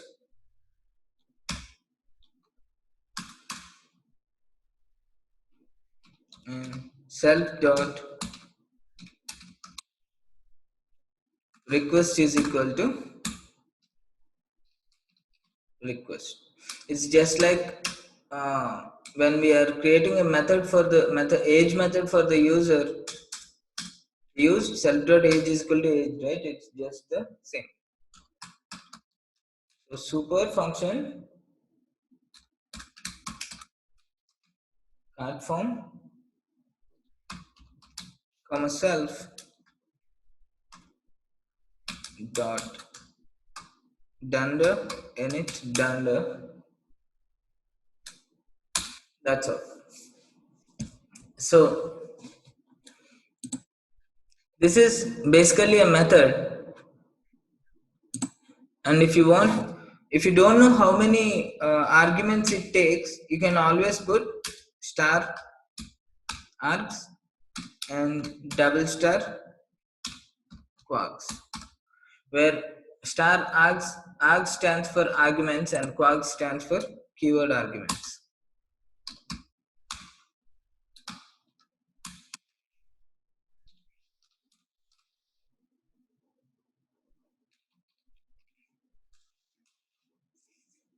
So this will be our card form. We'll save it. So it takes quantity and product ID as input from the user. So how will product ID be selected? So when we select this, the product ID will be automatically selected, and if the user wants to add this product in cart, he will enter the quantity. Initially it will be 1. The user can change the quantity. So these args are arguments and quarks are the keyword arguments. We use these when we don't know how many arguments the function or method takes. So for example,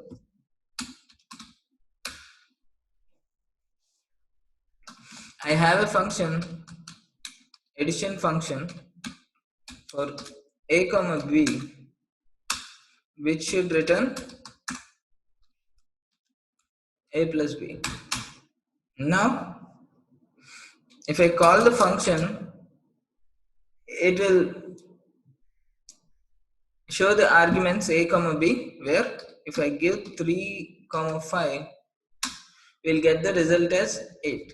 But if I give 3 comma 4 comma 5 comma 6 comma 7, what will happen?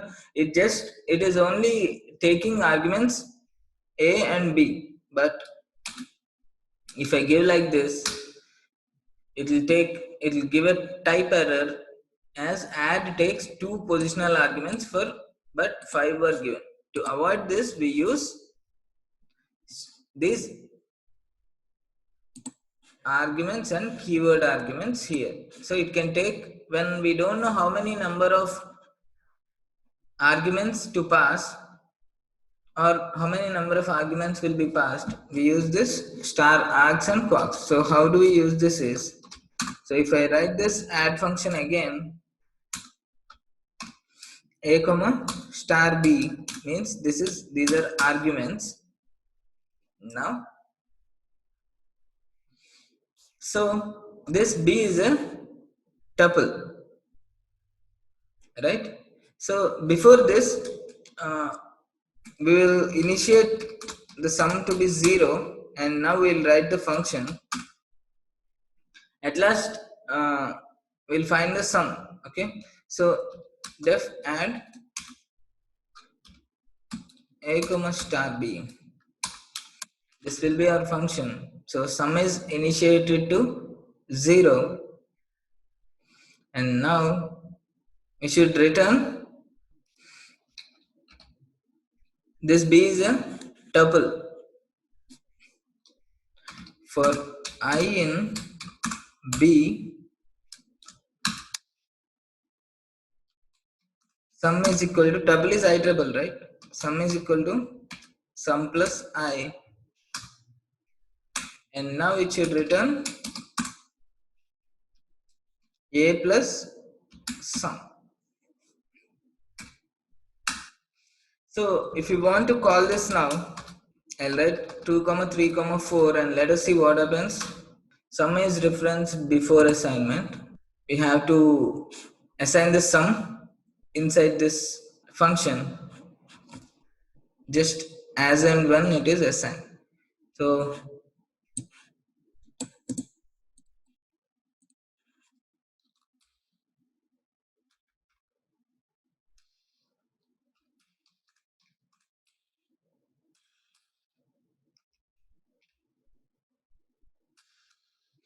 now let us try this addition function and see what happens. It gives 9, and if we take, so which means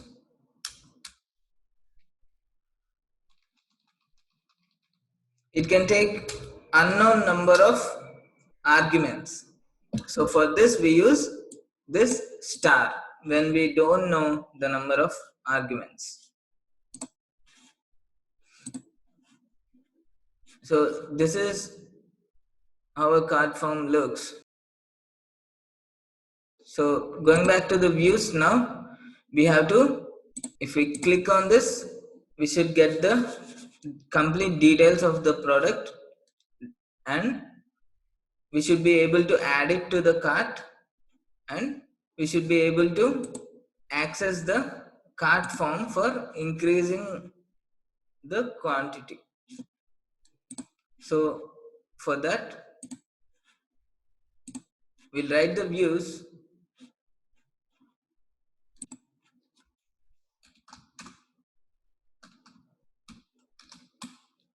We'll name it as detail, and it takes the argument as request and also the product ID, because when we click this, it should show us the detail. If we click this, it should show the description of this product. So it will take the product ID, and it will also take the slug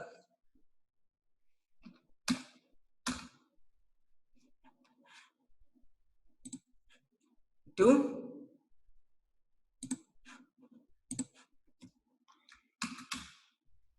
show the extension of the URL. Meaning if we go to this Amazon.in, if you click any product, it shows this is the slug. Every product has its own slug. So it takes a slug as argument, and then now we have to get the details according to the product which we clicked. For that, what will we do is we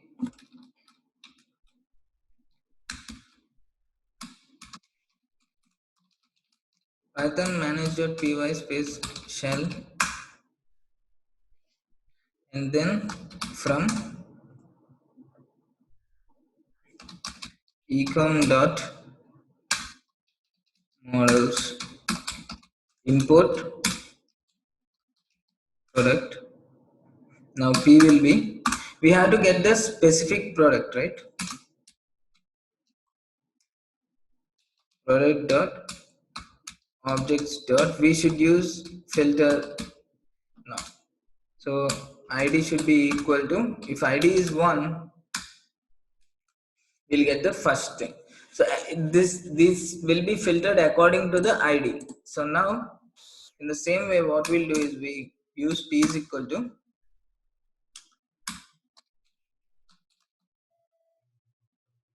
we'll use d for detail, product dot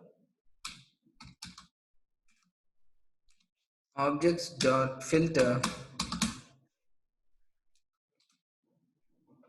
id is equal to, see, it takes the argument product id, right?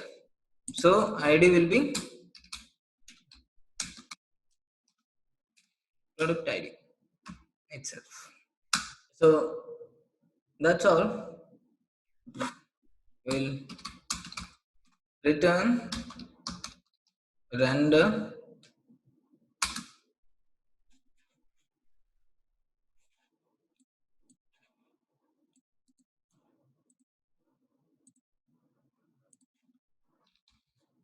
that will use detail.html here, and the context would be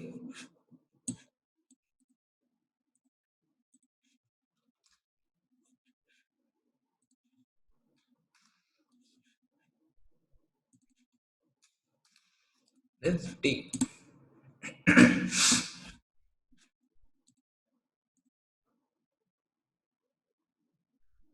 We'll save it, and before that, if we use this filter, if I click p dot title, it won't exist. Query set, this is a query set object, right? To access the fields inside it, we have to iterate over p. For I in p, I dot title would be, we can access it like this. But if we use the get method, anyway we are using get method, right? So we can use get method like this, and if we use p dot title, we can access the title directly without doing an iteration if we use get method. So we can use get method directly. So save, we have to give a URL for this view now, so that if we click on any product, it should go to the URL and it comes to the view, and then our output is displayed. So in the URLs, it should take product ID and slug also. So in the URLs, first of all, we'll import this view detail from ecom.views, import index detail. Now path slash,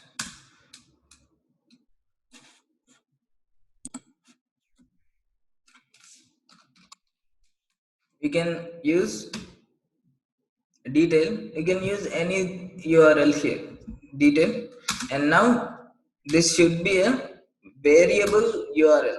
That means if you click on first product, it should display first product. So if you click on second, it should display second. So it should be variable and it should be an integer. So we'll write product underscore ID.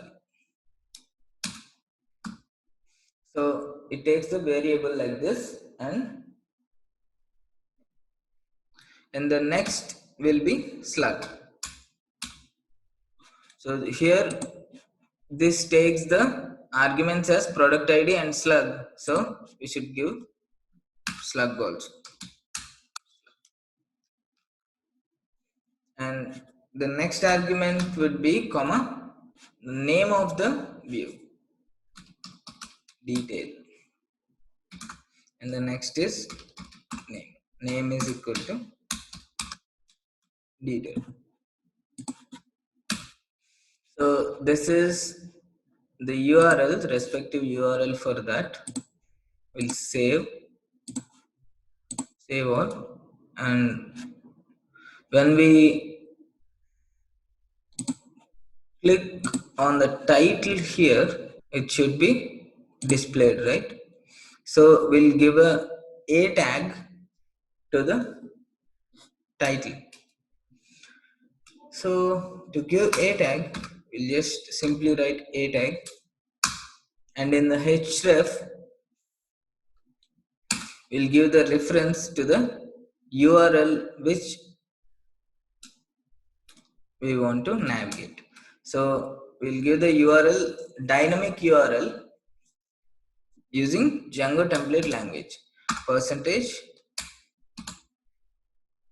URL, and the URL should go to econ colon detail.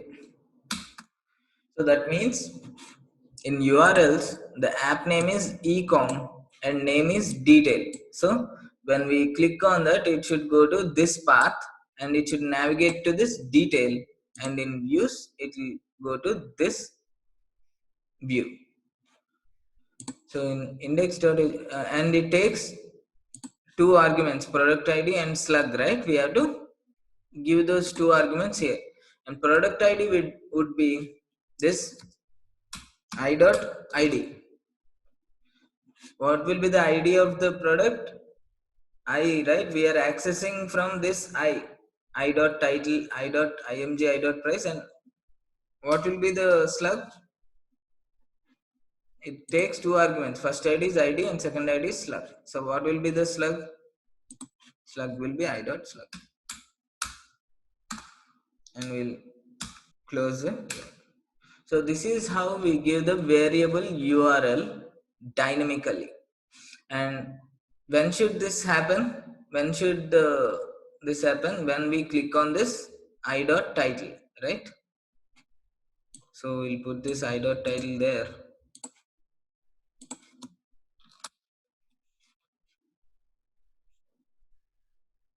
You can remove all these things and put a break here, break tag. Now let us see what happens. You didn't run it.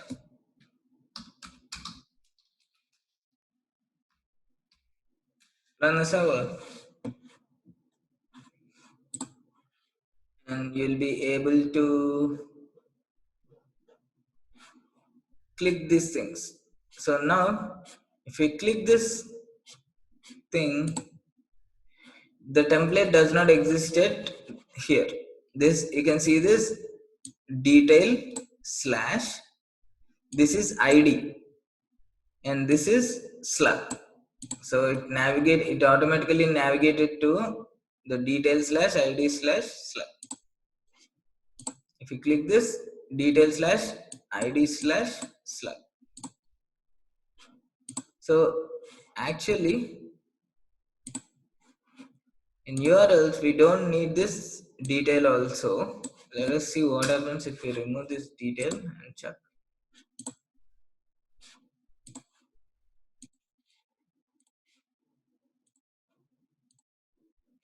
Okay, it works. So this is enough, I guess. So this will be our URL,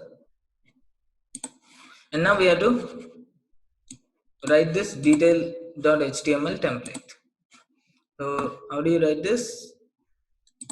We'll go to templates folder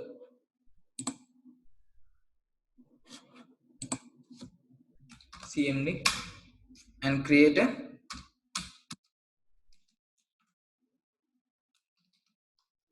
detail.html here. Close it.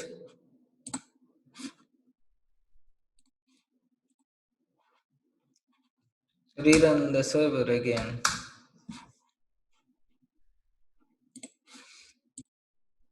And if you check it, you'll get the empty template. Now you have to write the code here. So we'll extend the base here.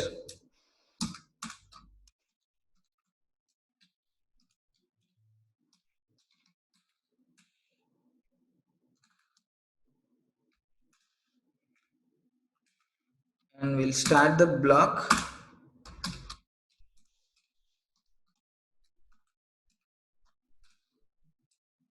And we'll end the block and we'll write content in between them.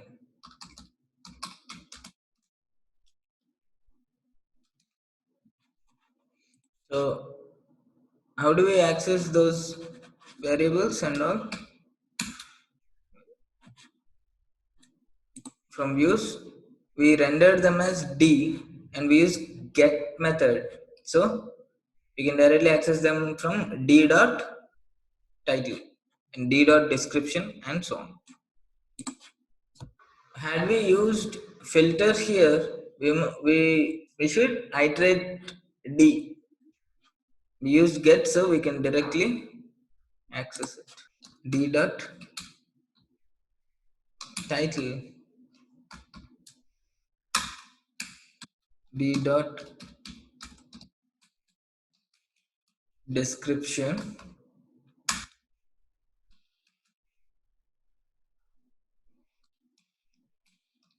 D dot price, Z dot price, description, image also. Slug we don't need. Slug is just for navigating through the URLs. Image, yeah, let us check this thing. Extend, do you forget to register or load this tag? Extends base.html. So as you can see, you can get the description. This is the title and this is the price. So they need to be separated by using a break tag, but before that we use the grid. So copy,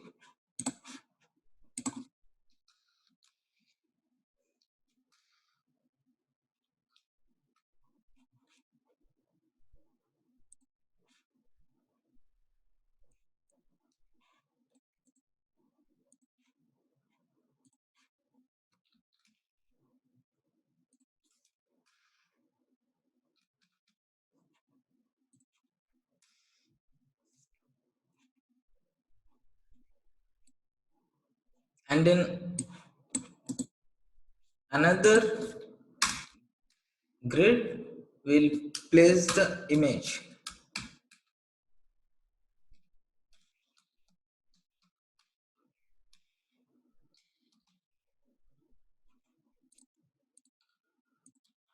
So we'll give a break tag for each of these things.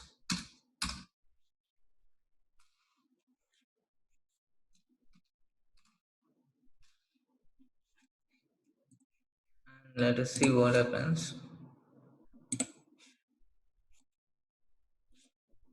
Okay. So we didn't get the image still. To get the image, we need to use image tag. And we should put this image here.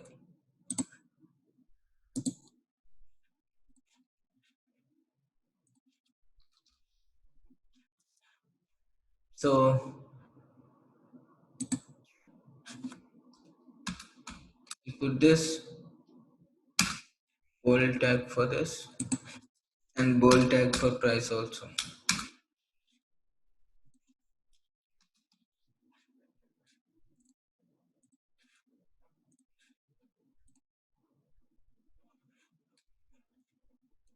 right? So specify width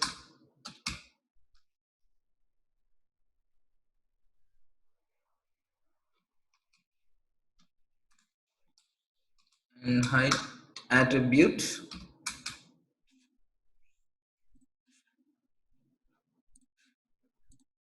Yes. So and we'll use a rupee symbol here for price.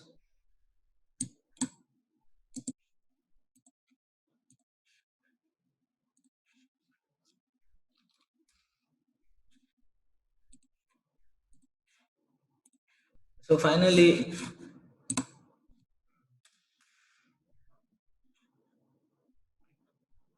if we click on this, we'll get the related product.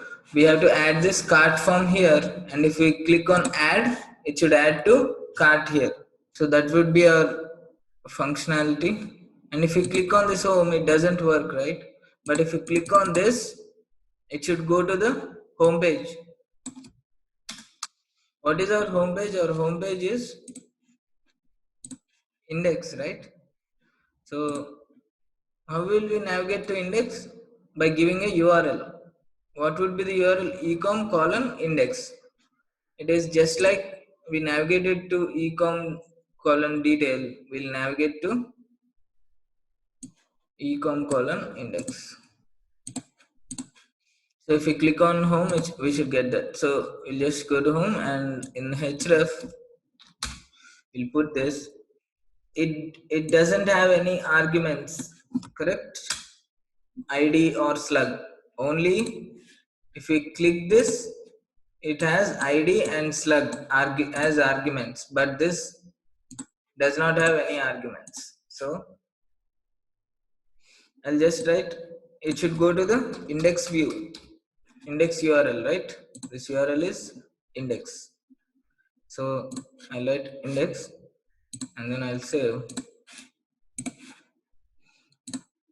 this. It goes to here. If you click on home, it goes back there.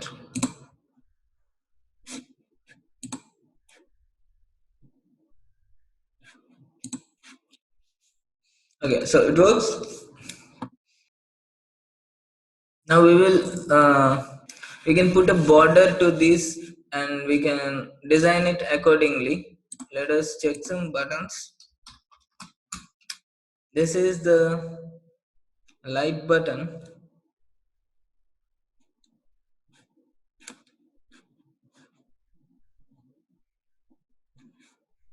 This is secondary, this is primary. You can use this info button.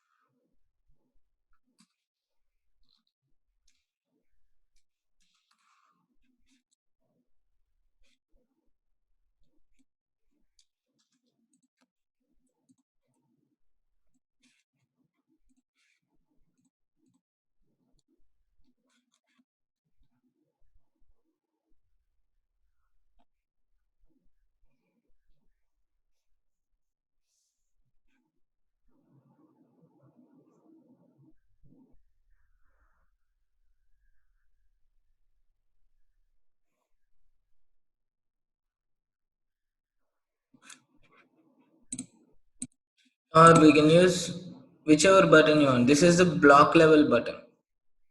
So if you want to use block level button, you can use this class,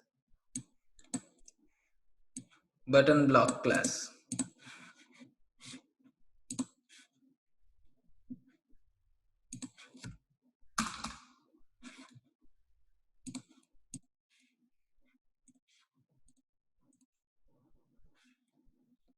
Look just like this, and you can increase the width of the image.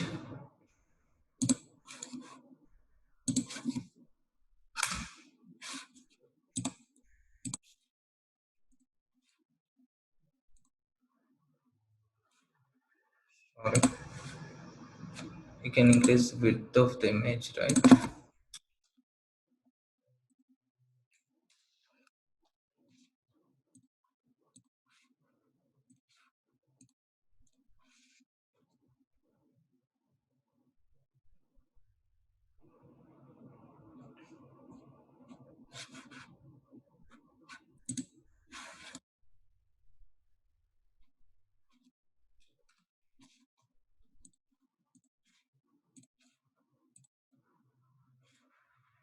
So or leave them like that.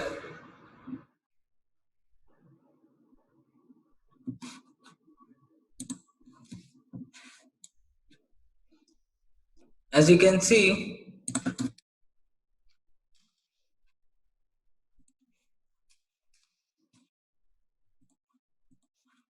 so when you use this, you can see it is aligned by two for two columns for each row. But if you want three columns, what should you do is, this is medium COLMD 6, right? The complete viewport is 12. So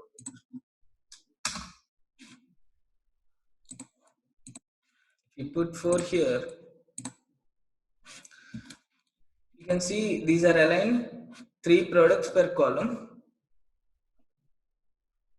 So if you want to add, you can add any number of products. There will be like this, and if you click here, click on the product, you'll be able to navigate to the product.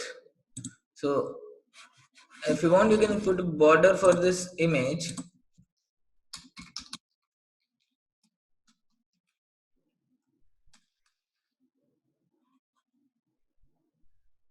Class border, border top, border right, border bottom, and you can give color to the borders. A rounded top,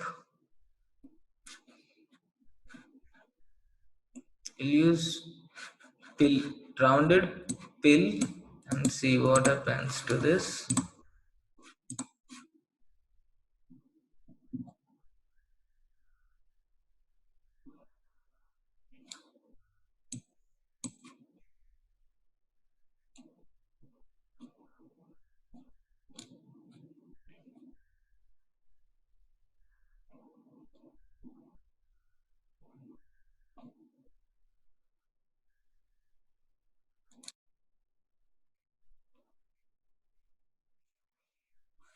Just write border to the image class.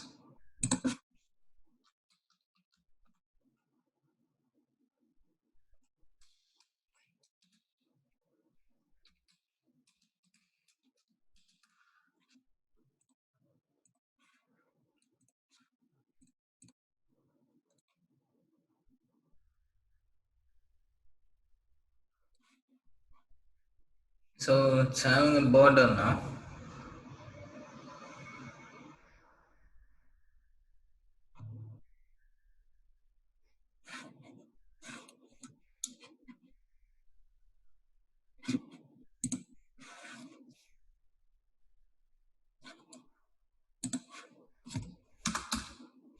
And if you want to add some other designs, so you can always add this. So if you want to move it to some left, you can see this crossed this border, right? So if you want to use some spaces,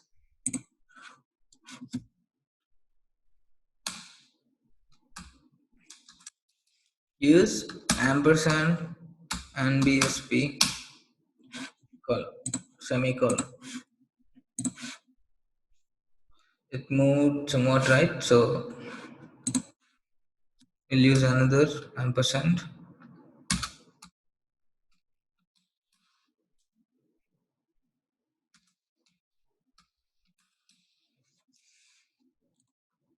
And this rounded fill is not good.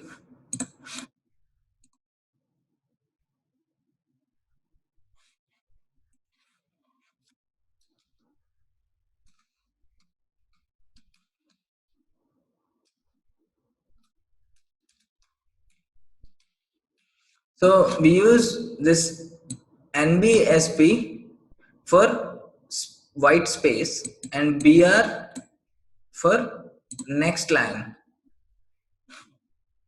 and we use hr for a complete line. So in this way we can design however we want. So rounded left, rounded means it'll be rounded.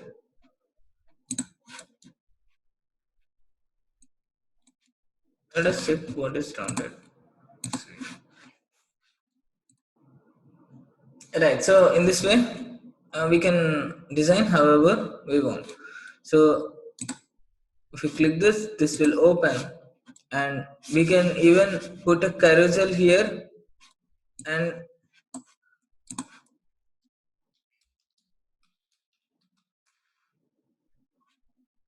how this works,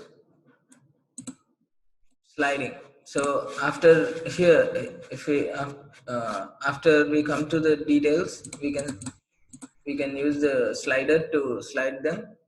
But for that we want to upload more number of images, and for that we should write image 1, image 2, image 3 in the models and upload them. So this is the basic functionality of the e-commerce website. So we have to write the cart form here. For that,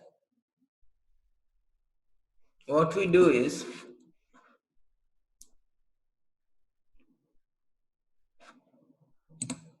we write a form. After this,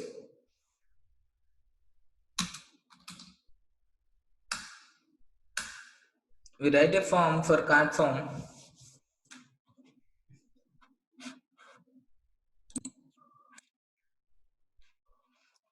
We'll add a form tag here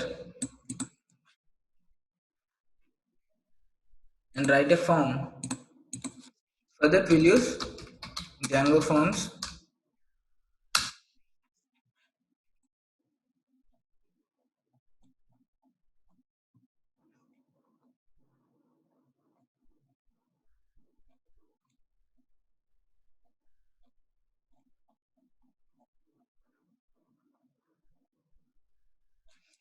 We'll use this template,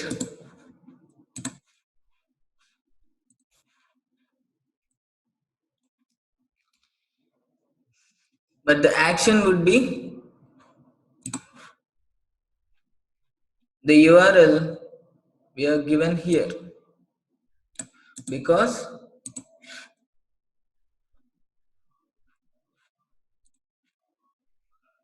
when we click on the submit button,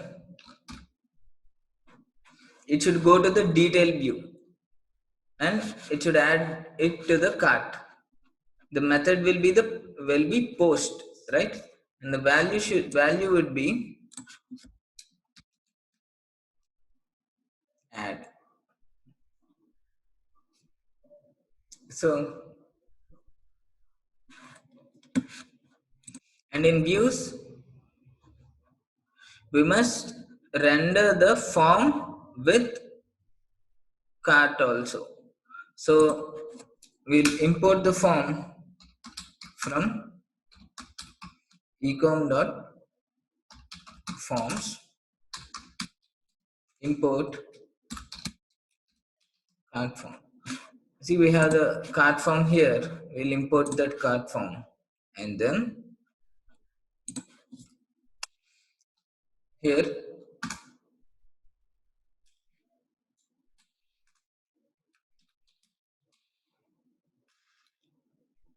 we'll denote form with f cart form, and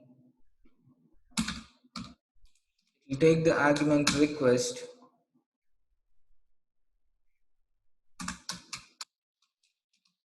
and the initial would be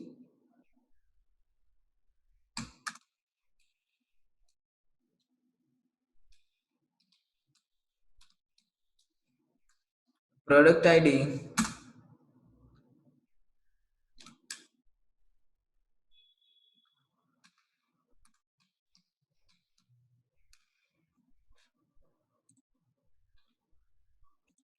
So the product ID is product ID. Where do we get this product ID from? Here. So when we click on this add, it will go to this ecom detail view, taking this ID and slug. So in this view, ID will be stored in product ID and slug will be stored in slug. And then we get all the objects here, and the cart form will be initialized with the product ID. So if we click on add, it should add. So we should write the code for adding it to the cart also. But before that, let us see how this looks.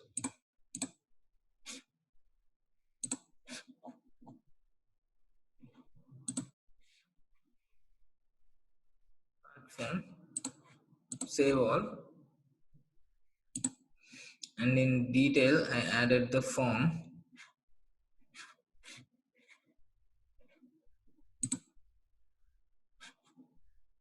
ecom.forms, we added the card form here, and we should render this form also with these objects.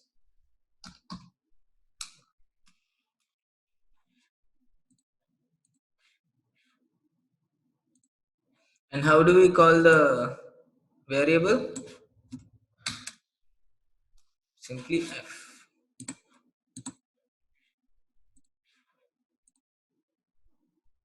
Reverse for detail arguments not found, pattern straight, product ID and slug. No reverse match.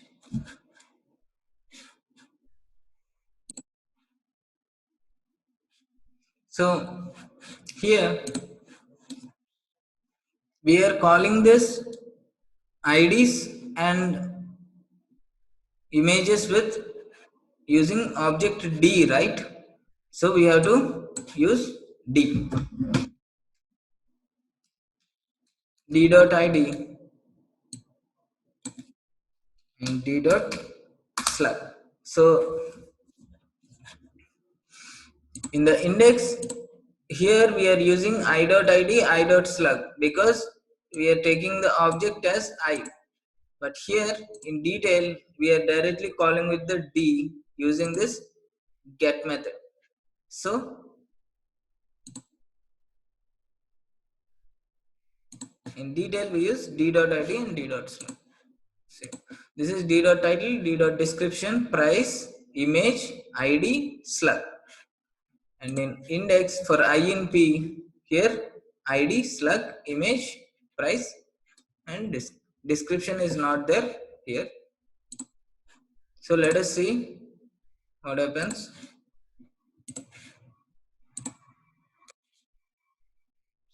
So here we get this quantity and product ID, and this product ID is generated automatically. If we click this, the product ID would be 3. So the ID of this product. So here in the cart form we can hide the product ID. So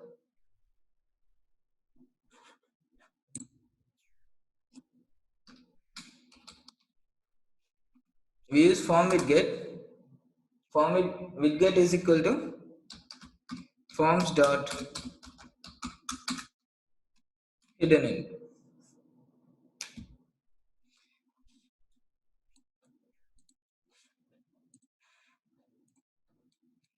So as you can see, it is hidden, and we can add a bootstrap class to this button also.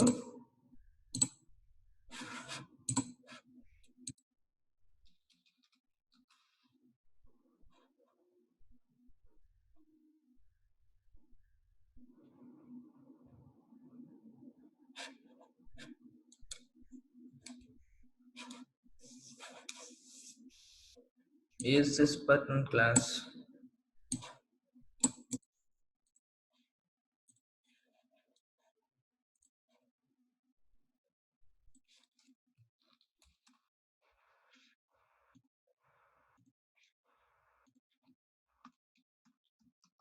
You can write add to cart here.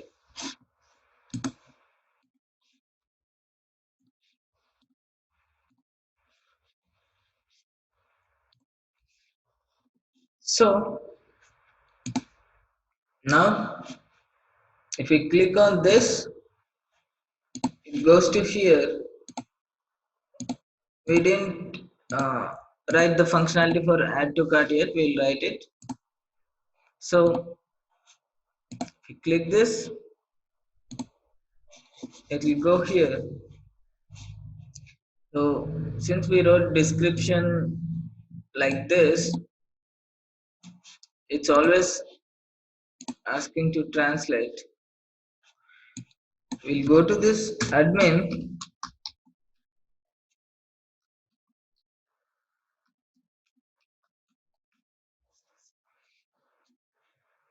and we can always edit these products.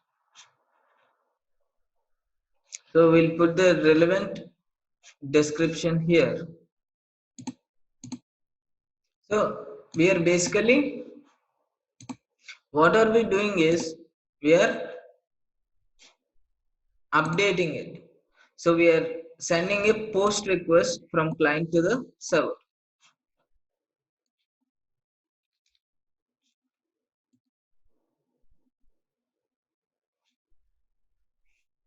So we're sending a post request again.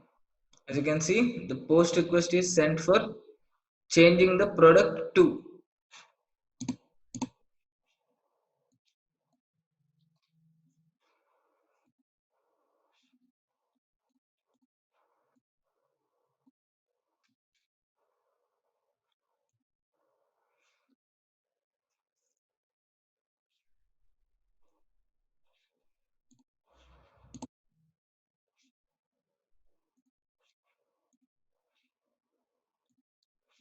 So in this way,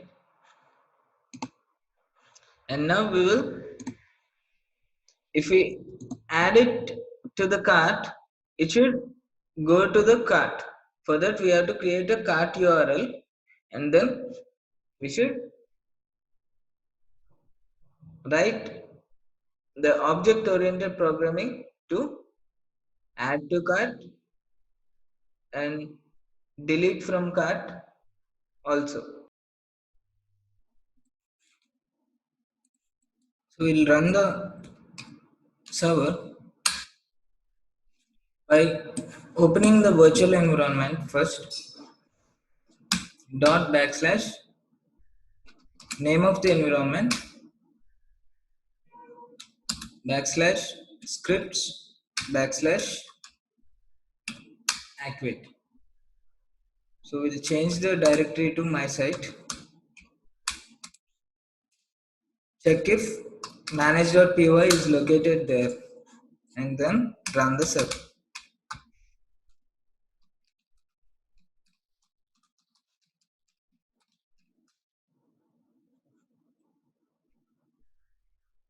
The server is running.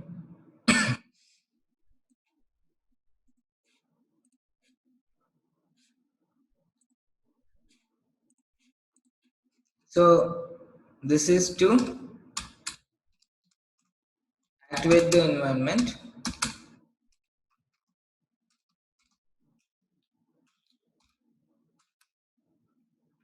And after that,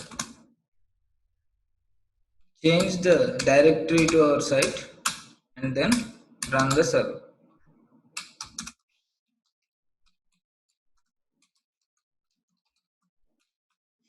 Before that, if you change anything in models,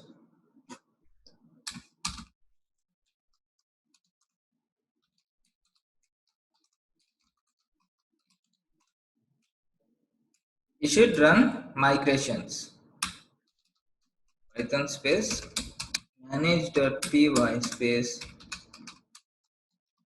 make migrations and then This is for migrating. Python space manage.py space migrate. So to create a super user,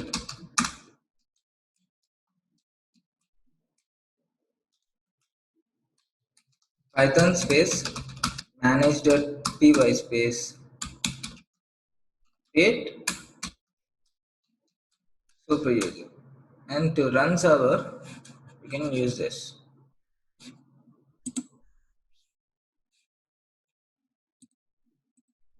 So this is how the site looks, and we'll open Sublime Text.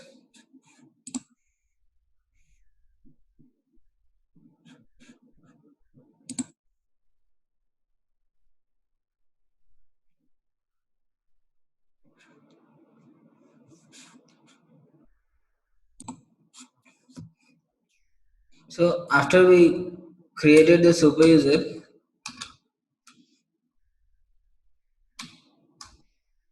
we just have a small recap of how did we create our application. Manage.py, start tab, and here your application name. So after creating the application,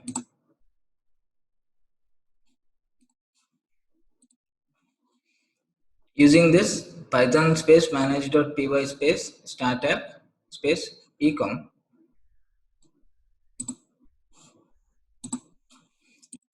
we should navigate to the my site slash settings and add ecom to installed apps, and in allowed hosts list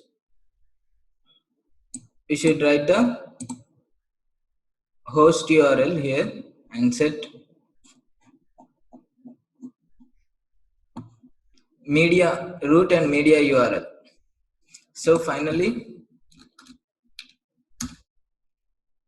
our my site slash settings.py looks like this.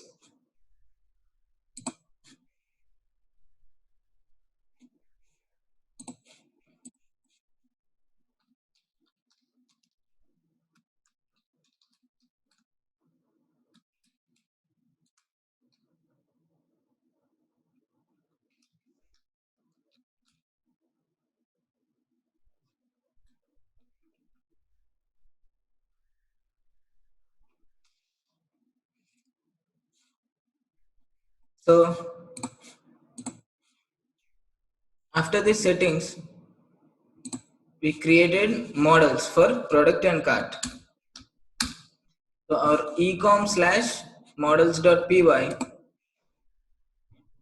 looks like this.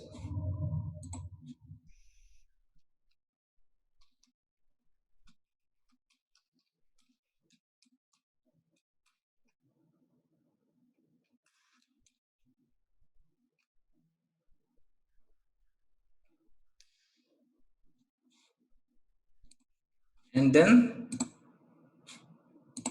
next step is to register these models in the admin. So ecom slash admin.py looks like this.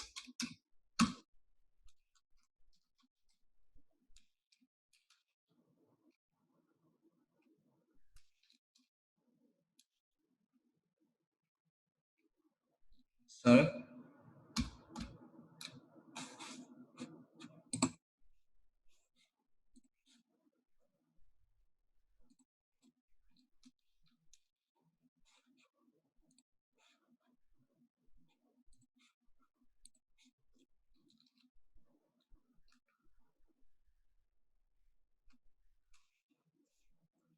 After this,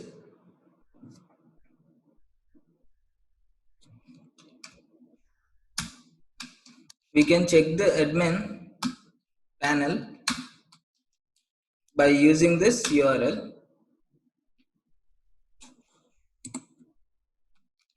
slash admin to see the product and cart models are registered in the admin. So After that,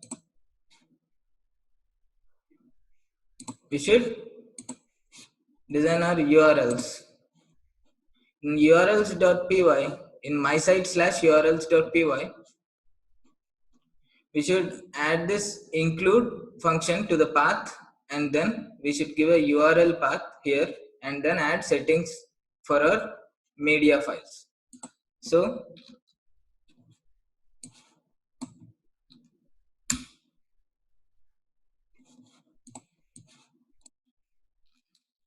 our my site slash urls.py looks like this. This triple double quotes 3 times refers to comment. So this is just comment in a Python file.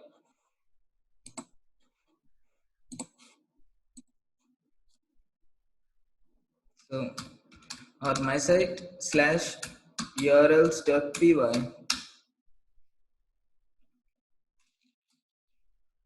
it's like this, and then when a URL is given, just like this is for 120 localhost slash admin, right? This is directly for localhost. It will navigate to ecom.urls, ecom.urls here. So our ecom slash urls looks like this. We already wrote the models admin. Now it is model view template format, right? This works through these URLs. So our views should look like this. We wrote the views for index and detail.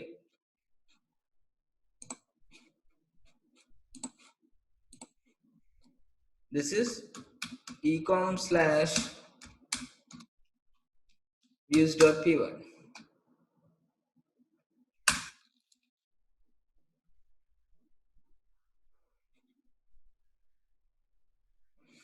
Ecom slash views.py looks like this, and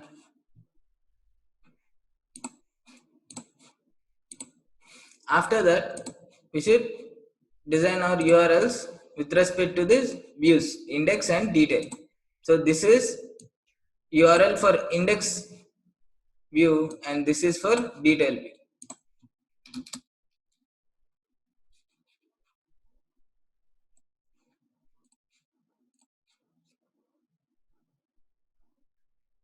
So this is for ecom slash urls.py. If urls.py does not exist, we should create one.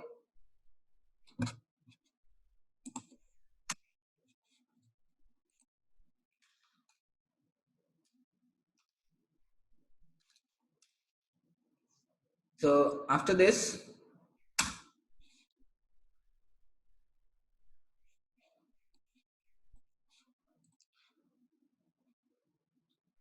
we created templates, and base.html looks like this in ecom slash templates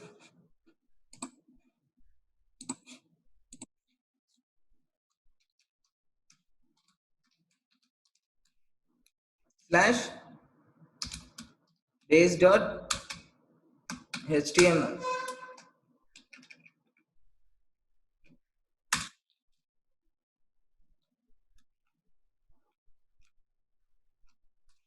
And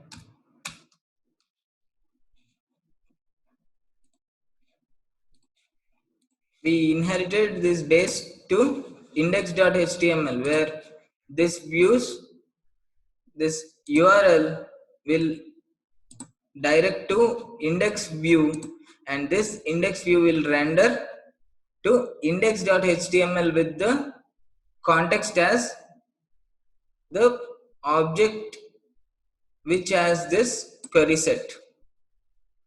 So our index.html looks like this, which has inherited the template from base.html.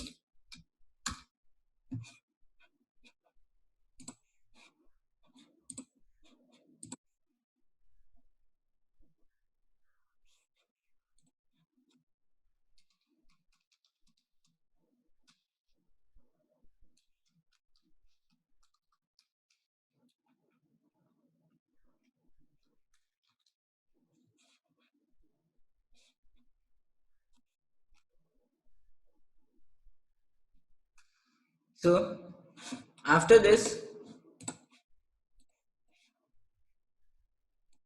if you click on any product, it will go to in index. You can see if you click on any product title, it will navigate to this detail. So in this detail, it will go to this view, and this view in turn renders to the context in this view renders to detail.html. So detail.html looks like this.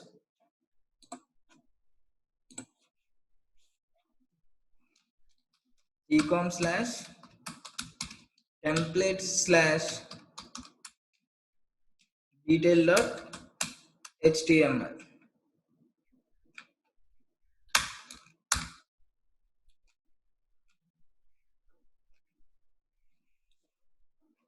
So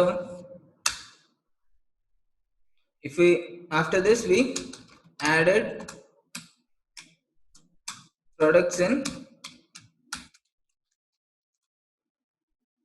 admin dashboard.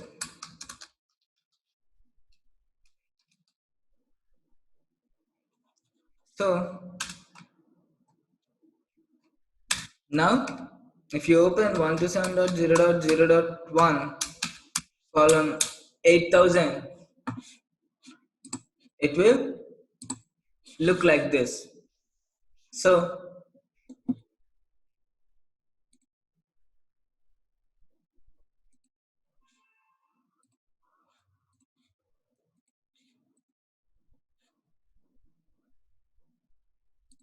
in this index we used outline block. You don't need to use this.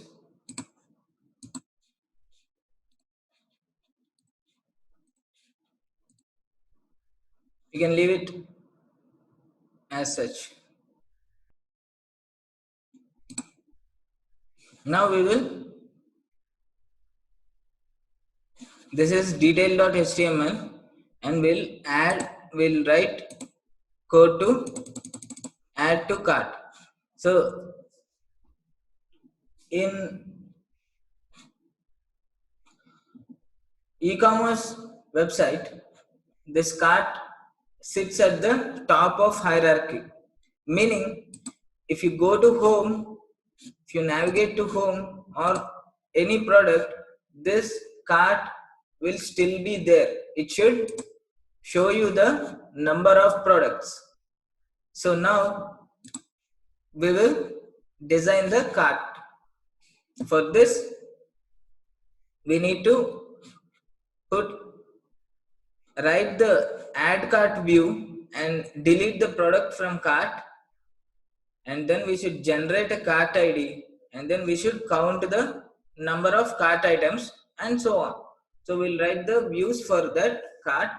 This all sits in app logic. This is view logic, and we should write the logic of cart in app logic. This view logic is different from app logic.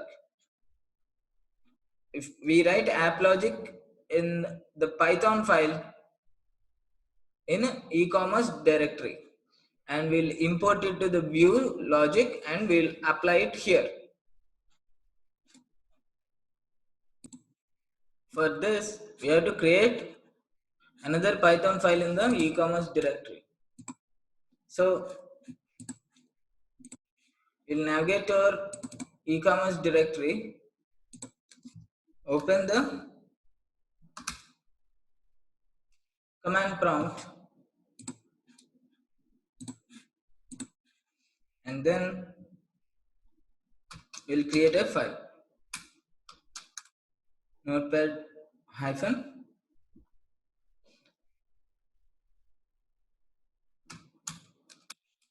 myapp.py. So here we'll write the app logic.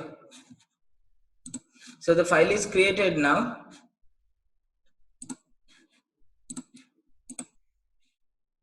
You can see myapp.py here, and then we'll write the app logic for the cart here itself. So for this to happen,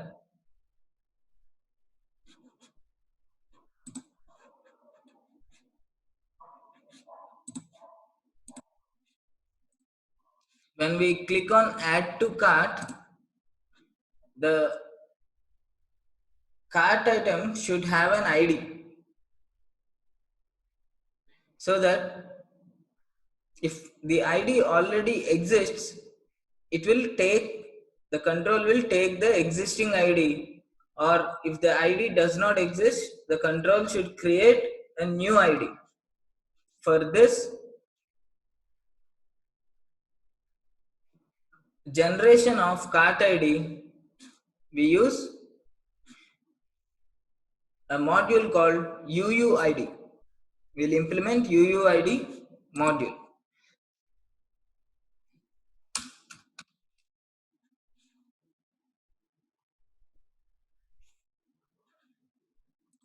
So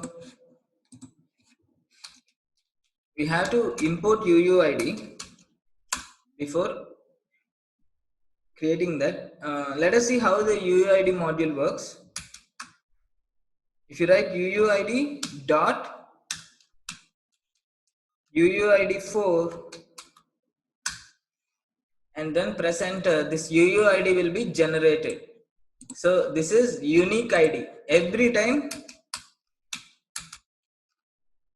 we do this, it will generate a new ID and unique ID, such that the IDs generated will not be repeated. So this UUID will have enough unique number of IDs to generate. They will not expire. The number of IDs will be probably more than the population of world itself, so they won't expire. So we use this UUID to create a cart ID. So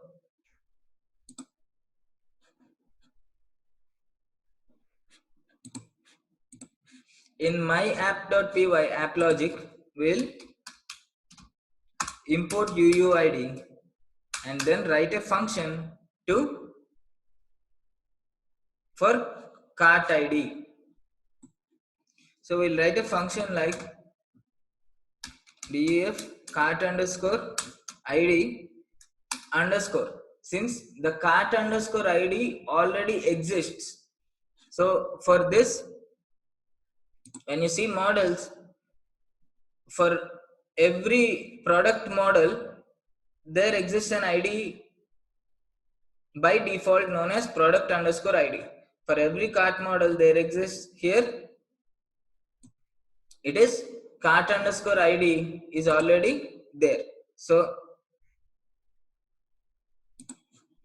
we'll take another function name cart underscore ID underscore,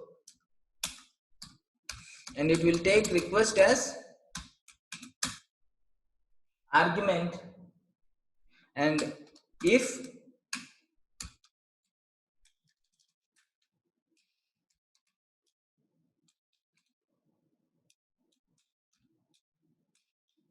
cart underscore ID not in request dot session, what should we do? We should generate the cart ID. Then request dot session of cart underscore ID will be string of UUID dot UUID4 function. So we are converting this UUID format to a string, because if we see this, it is under UUID class. This is not yet a string. So if you convert it into a string,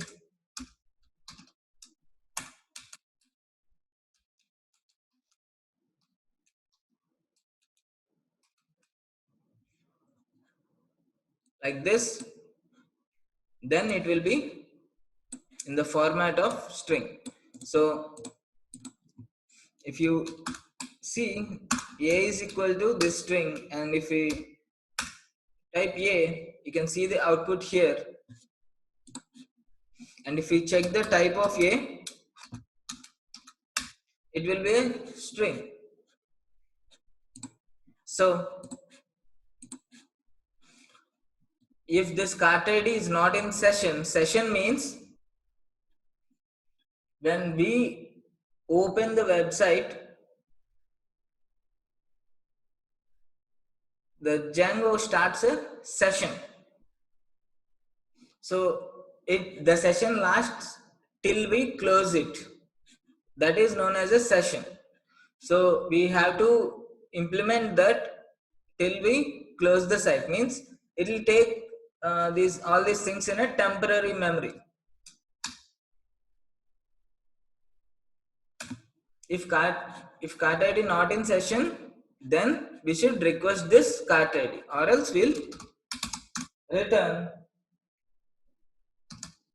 the same cart ID. Request dot session of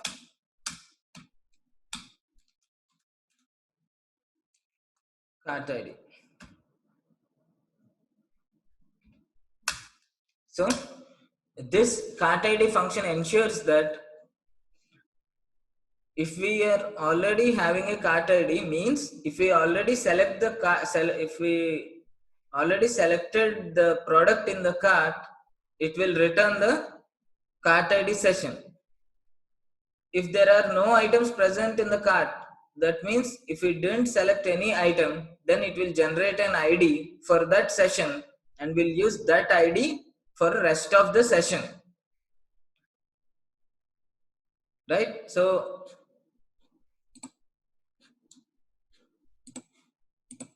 see, if we select this and add this to cart for the first time, the cart will not be having any ID. So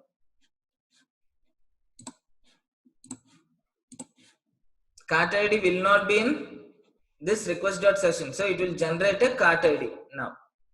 And after that, if we navigate to any other thing and click on add to cart, what will happen is the session is already having a cart ID. So the control won't go in this if block. It will directly return the cart ID itself. So we use this function to return the cart ID. And now we should get the items in the cart. So for that we write the function get cart.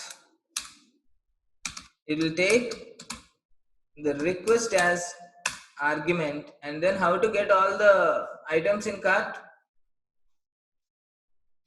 just like we got the products, we should get the, see, this is when we use this we get all the products, right? So here if you want to get all the cart items, we should use this. C is equal to, what is our model? Cart model. So before that, before using this cart, we should import that cart, right? So otherwise where will it take from? So from ecom.models import cart. So cart dot objects dot, we have to take the items only in the cart. That means that the items should be filtered with the cart ID. So ID is equal to cart underscore ID underscore of request. So id would be, we'll take from this function. So now the items in the cart will be filtered accordingly and stored in this object C. So now if there are two items in the cart, only the items we added should be filtered with respect to the cart ID. So we use this to get that, and we will return C, or else we can remove this C is equal to cart object cart dot object dot filter, and we'll place it. We'll return this directly instead of assigning to a variable and then calling that variable to return. We'll directly return it.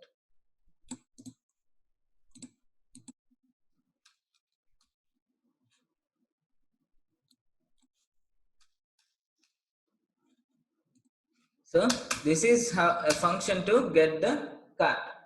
Now we'll write a function to add to cart.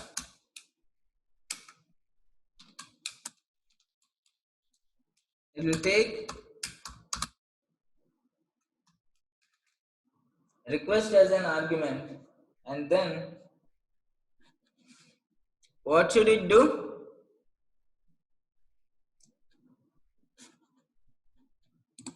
It should,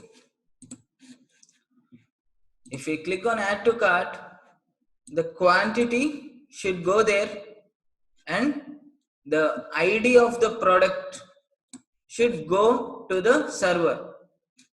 The quantity and the ID of the product underscore ID and quantity should go there. That means we are essentially implementing the post request to add the product in cart. So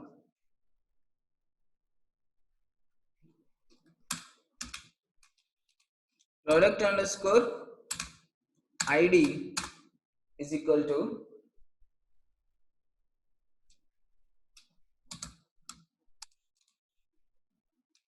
request dot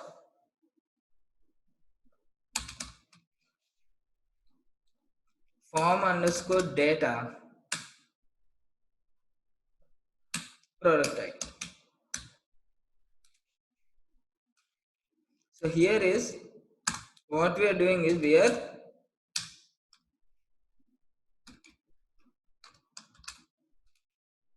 accessing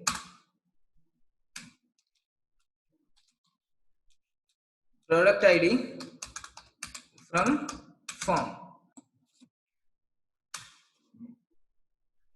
We'll add the quantity from the form. Request dot form underscore data of quantity. What we are doing here is we are accessing quantity from form.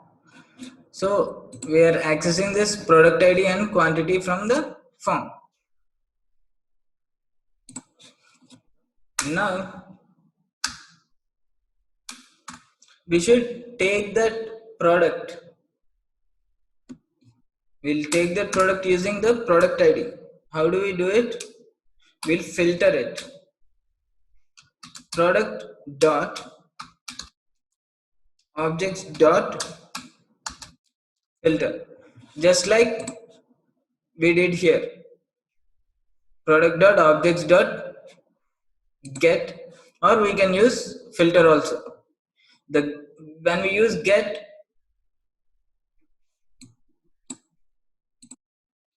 the object D will not be iterable.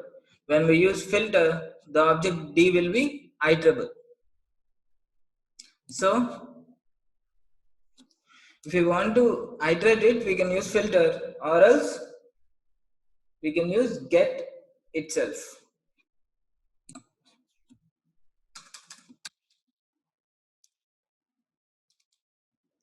Get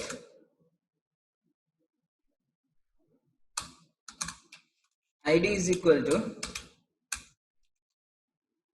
product underscore id, and the items in cart will be get underscore cart of request. We'll get the items from this function. These objects will be filtered by using this function. So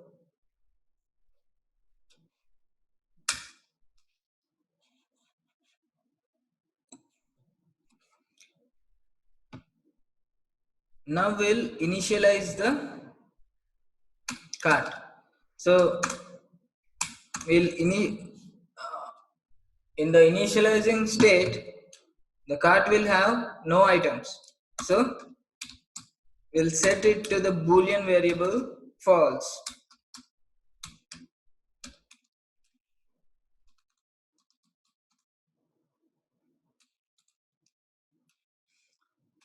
And then now we'll iterate through these cart objects. We'll filter them using this cart id, right? So for in, these are the cart objects. C is equal to get cart requests, get cart of request, right? For I in C, if I dot product id is equal to, this is the assignment operator, so we'll use double equal to product id. Then we should update the quantity. We'll call update quantity method from the cart model.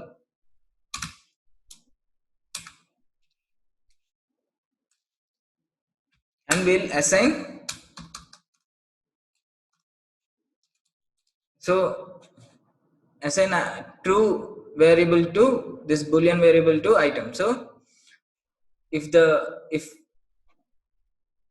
item already exists, we'll update the quantity. If the item does not exist, we'll add it to cart. So that is the logic we are following here. And for this objects.get, we imported this cart from models. For this product, we should import the model from models, product model. So here this product is imported from models, and here this cart is imported from models. So this is, if product exists in cart,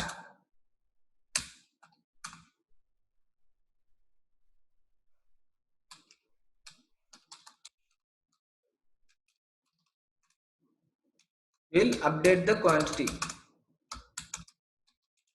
by using this update quantity method. Where is update quantity method?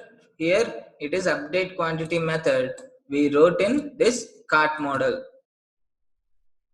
So how do we access this update quantity? By using, we'll call this objects, and then we'll access it using we'll iterate through the objects. We'll iterate through the query set objects, and then we'll call it using I dot method. So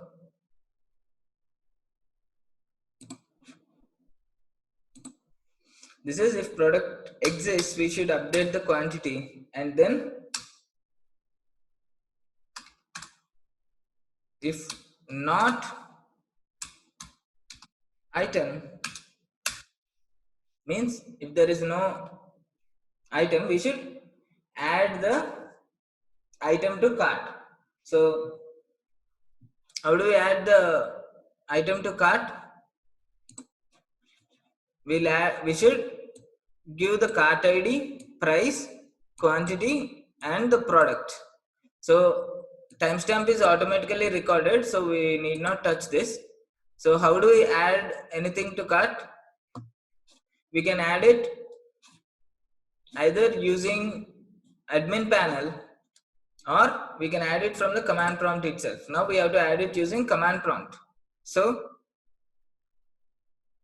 how do we add to cart in the admin panel? You can go to admin/admin and then see cart. If we click on add cart, here cart id, price, and quantity, product. So we'll call this product using product id, and we should add cart id, price, quantity, and then if you click save, it will be added. This is by using this admin dashboard. But now what we have to do is we should add this using command view logic, app logic. So how do we add this? We'll just check it from the command prompt. We have this API to add it. So how do we access the API? We'll access the API using python space manage.py space shell. Now from ecom.models import cart. Now we'll add an item to cart. C is equal to cart of, the first thing is cart id, cart underscore id is equal to, we'll give some cart id, comma. Our cart id will be automatically generated by using UUID. We are giving this just to check what happens and how to add an id to cart. And price will be, it will be in a decimal form. So let us take this thing. And quantity is an integer field, so we'll add 1 or 2 or whatever it may be. And product id, product underscore id. So we are adding to cart manually. We have cart id, price, quantity, and product id fields in the admin, right? This is product, and we'll call it using product id. So let us see what happens if we add this. So now we added this product to cart, which has product id 1 and the quantity 1. It has price 100 and the cart id will be QWERTY. So this is just like filling the form in the admin dashboard. And now we should save it. It has a save method, and let us see what happens if we call save method. If we had given all these things correctly, it should save the item in cart. So we didn't see any error. That means hopefully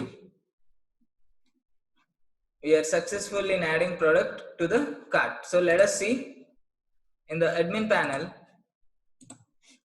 If we refresh it, just a minute, we didn't run the server, right? So we'll exit this shell, make sure that server is running, and then if we click refresh here, your product is added in the cart. So product id is equal to 1, which has product id as 1 Amazon Kindle, and the quantity is 1 and price is 100, and we gave cart ID as QWERTY. So this is how we add a product to cart. I'm deleting it. Now we'll implement the same thing in app logic. We'll take this and we'll implement the same thing in the app logic to add the cart item. So how do we do it? If not item,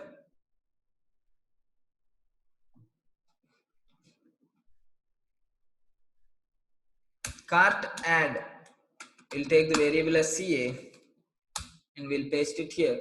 So how do we do this cart ID? What is our cart ID? These are static things. We should convert this into dynamic. So our cart ID will be this function, cart ID request.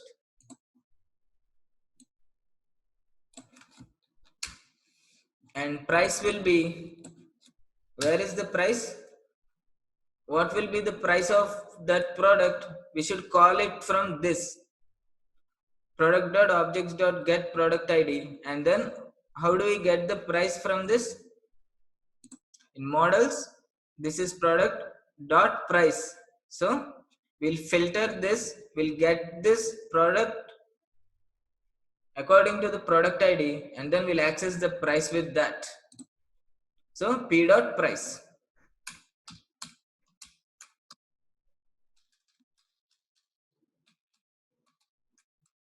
And then what would be the quantity? Quantity is what we accessed from the form will be quantity. So that quantity we have to add it. Do not get confused. This is the key value and this is the value. This is key and this is the value. Here this quantity is key and this quantity is value. Means we should add the things, fields, cart ID, price, quantity and product ID. And this quantity will be the variable we obtained from the form. That is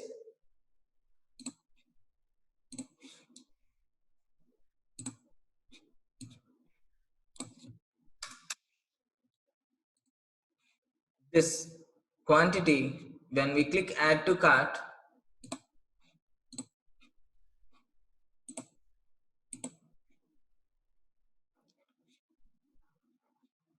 we'll access the quantity from the form and it will be stored in the variable quantity. And where do we get this product ID from? We'll access the product ID also from the form itself. So this will be the product ID, and hence this item, if the item is not in cart, it will be added to the cart by using this query. This is simply the object oriented program. We should save this. After adding the cart to item, after filling the form, we should save it, right? So save this. What we essentially did here is we added the item manually. So this will be precisely the code to add a product to the cart. So now we should get the count, how many products are there in the cart. For this, we'll write another function. This is item, right? We'll call this item underscore count. It will take a request as an argument, and then how do you count these items?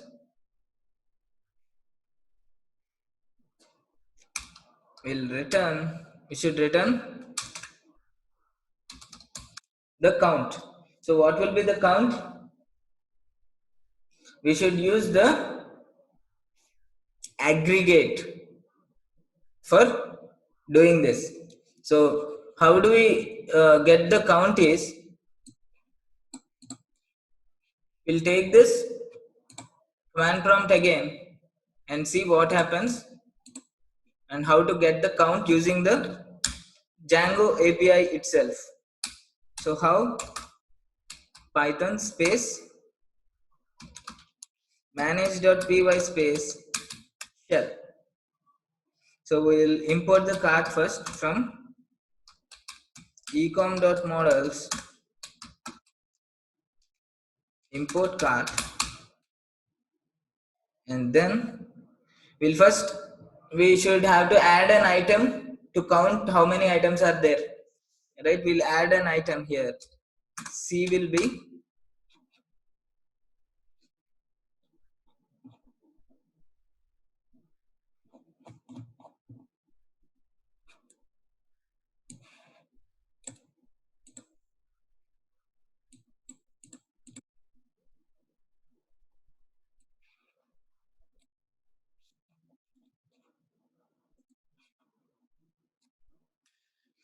this, and then what we do is, for calculating the sum, for calculating the count, we have a module in Django which supports it, which is from django.db.models import sum. So if you want to count, now what will we do is,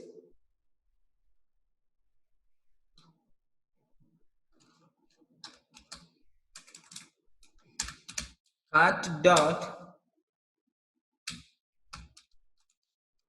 objects dot get. How do we get the objects? How do we filter it? Using this cart ID. Cart underscore ID is equal to, what is your cart ID? QWERTY. QWERTY dot aggregate. Aggregate of count is equal to sum of this quantity.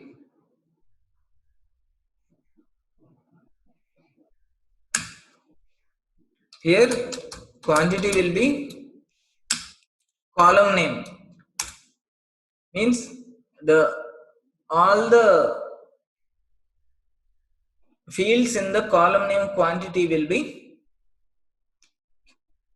added and will be displayed as count. So let us check it and see what happens. You can see the cart matching query does not exist.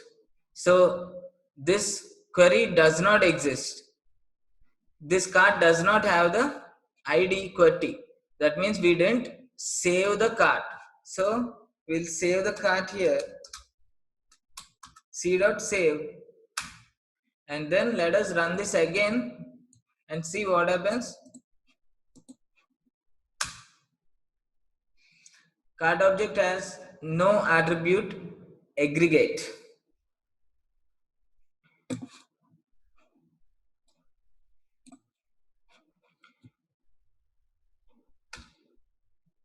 Don't worry about the errors. We'll just see if the filter object has this aggregate attribute. Yes. So this should be an iterable to aggregate, meaning we should have that as a list. Now you can see count as 1. So we will use this code to count the number of objects. So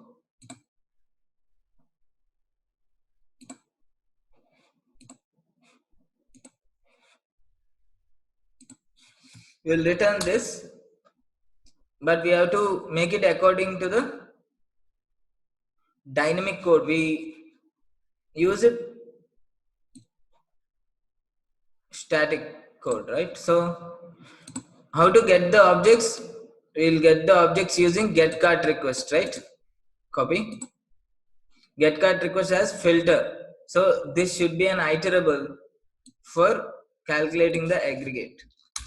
So calculate aggregate count is equal to sum of quantity.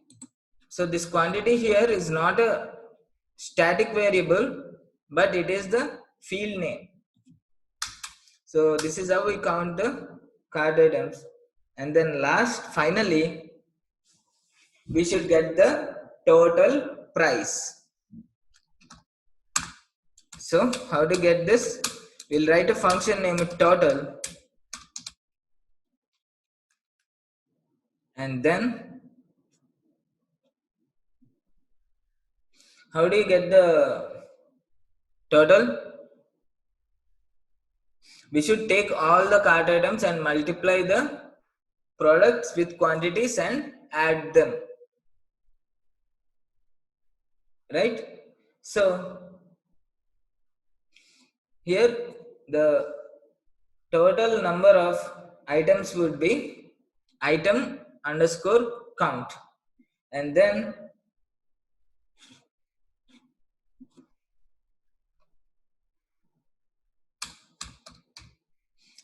the items would be this get cart, right? The objects in the cart would be get cart, get underscore cart of request, and first we'll initiate this total to 0, and then for I in items we'll calculate the total. How? We are already having this total here, so we should not use this total, otherwise it will clash. We'll use t is equal to 0. Now t will be equal to t plus the cost. Where is it? It should be here, total. We should call this function total function. So in this my app here also the total is already used, so we'll use this total underscore here. T is equal to t plus I dot total. So this items has the already this method, total method.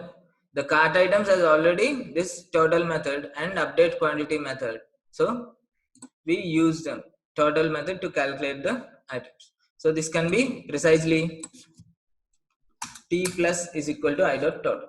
So now we'll return t. So what we did here is we got the items in the cart and we iterated through it and calculated the total cost by using total method here. We have total method and update quantity method in the cart model. So what we essentially did is, in the first step we wrote a function for cart ID. For that, if the cart ID is not in session, it will be created, and if cart ID is in session, it will be returned. So this is, we'll get all the objects in the cart. This is function to add the product to cart. By using this product id and quantity, we'll take the cart items and product items with by filtering them with product id, and then we'll initiate the item, and then we'll update the quantity if product exists. If product does not exist, we'll add to the cart, and here we'll count, and here we'll write the total cost. So this is how the app logic looks.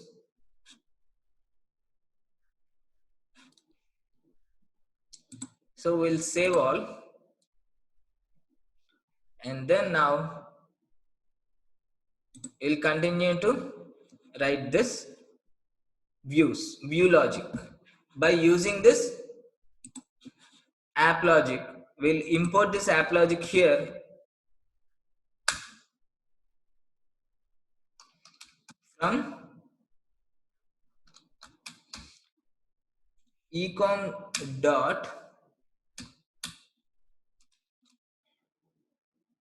my app import. We must import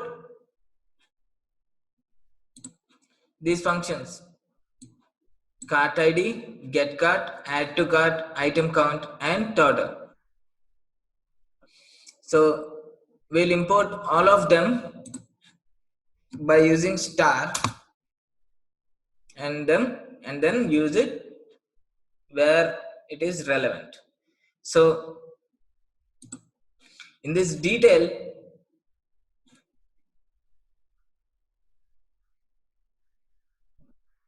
what happens is,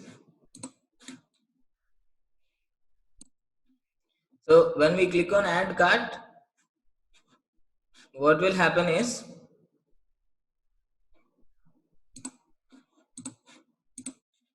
when we click on this add cart, we didn't run the server, just a minute.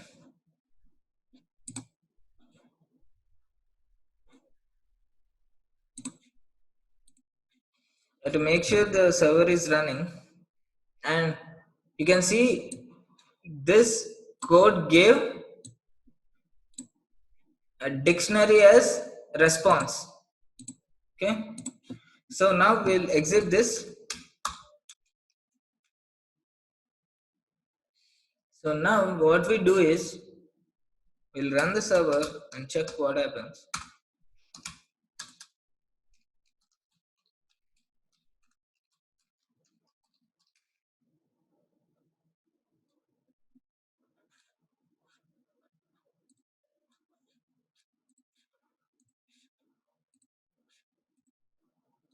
So when we click on add to cart, this add to cart button is in detail.html, right?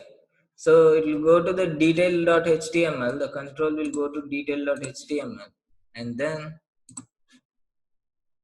add to cart.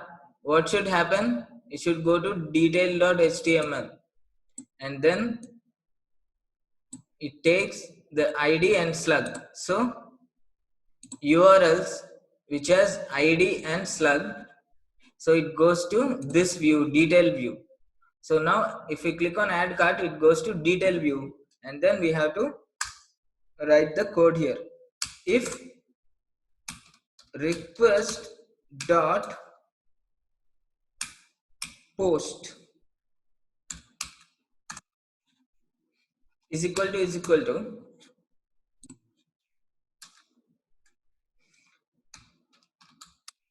the request dot method is equal to post, there are get method, post method, put method, and delete method. Now we are using the post method. So if request dot method is equal to post,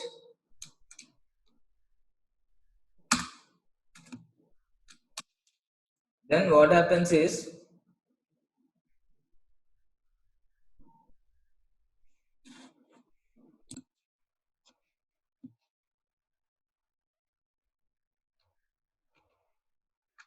the form will be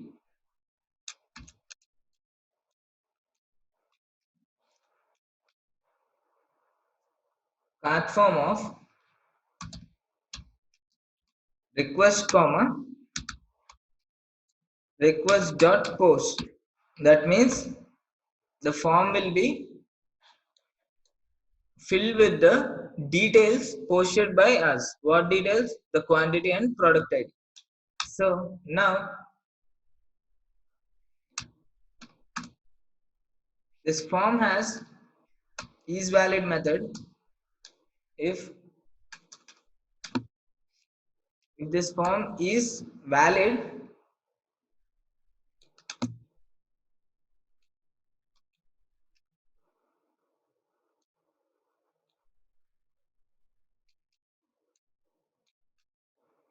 now we should add this product to cart. When we click the add on add cart, the form we are essentially giving the post request. So we should add the product to cart. That means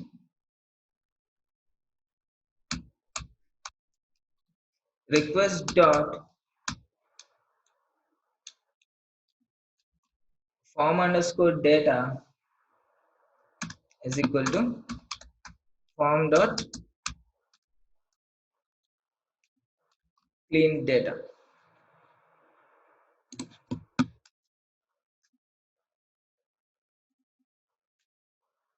We are calling this form with variable f here. So here request dot form data is equal to f dot clean data. Now what should we do? We should add it to cart. So what is the function for adding? Add to cart of request. Correct? Copy. You should call this function add to cart. Where does this add to cart come from? It comes from my app. So you can name this or we can use star here.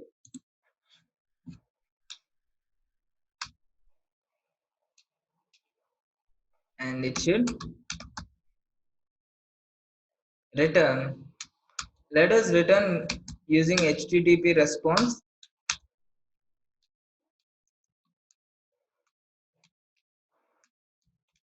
Added to cart. So this view essentially looks like this. Let us check this save all and then we'll check adding the product to cart.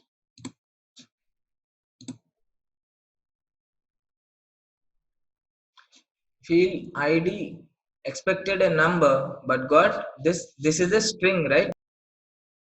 So let us add it to the cart. So we got a value error at this id field id expected a number but got this is our UUID which we are given, but id is a integer but this is a string. So we'll debug the error. We can see the traceback here. We can see the versions we are using and request method also. The request method is post method and this is the request URL, and version of Django is 3.0.6 and the exception type is value error and the exception value is field ID expected a number but got this thing. So we are using Python version 3.7.7 and then the traceback would be this thing. So in myapp.py line 10 cart.objects.filter id is equal to, but this cart has in models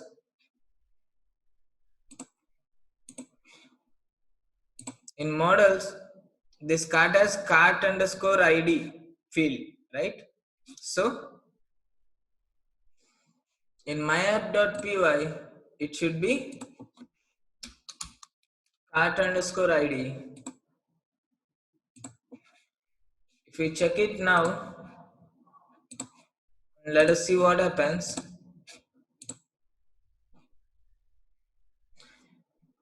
So update quantity takes one positional argument, but two are given. So we'll delete one item in the cart.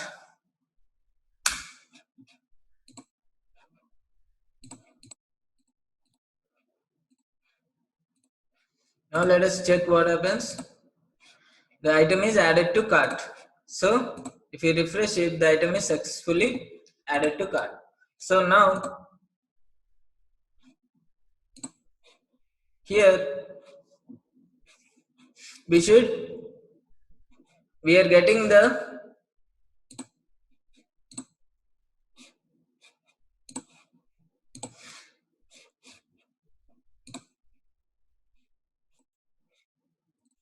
HTTP response here.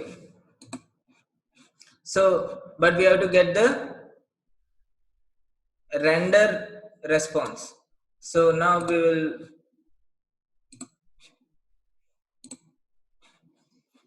redirect it. When the item is added to cart, it should get redirected. So redirected to a specific URL. For that, we'll give a URL here for the path, but before that, we'll write a view for this, and the view would be cart view. We are writing cart view for after adding cart, the cart should display, right? So the cart view would be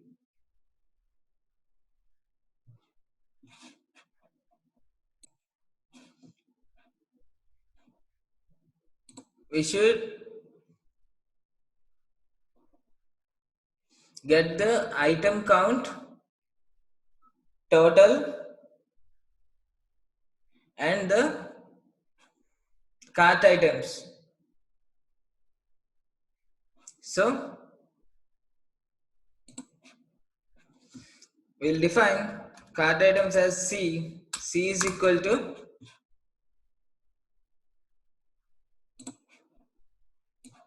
get cart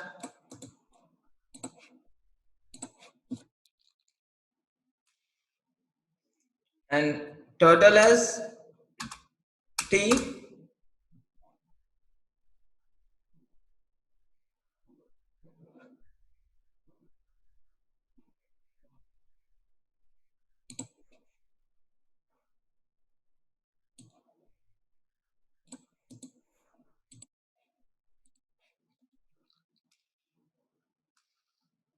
and this is count. So how do we write the count here? C is already, we defined C with this, we'll define it as CO. So what is our count? Count would be item count of request.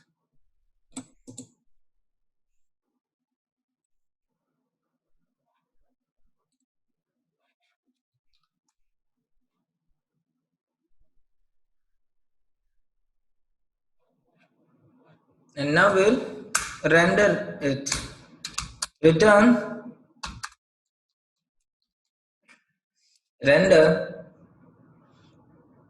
The first argument would be request and second argument would be HTML, like card.html, and then this would be context. So what is our context?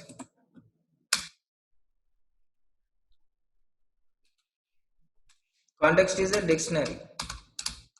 Context is equal to, we'll render all these objects C of C, comma P and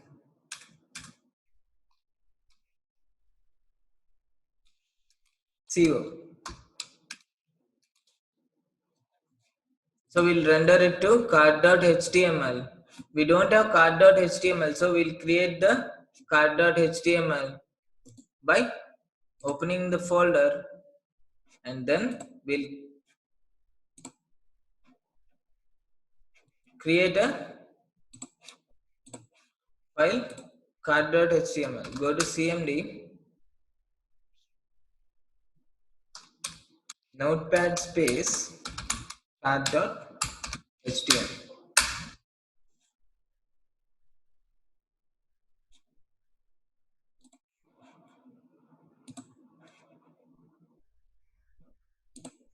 So the card.html is created. Now we'll open the cart.html and write the code for cart here using this context. But before that, we should, after adding the product to the cart, we should redirect this to the cart view. So how do we do this? We'll write a URL for this.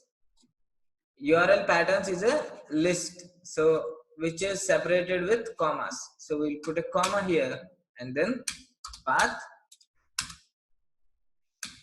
We'll write the route here, and then this is our view, which is cart view, comma, name is equal to, we'll name it as cart. So we should import this cart view from views.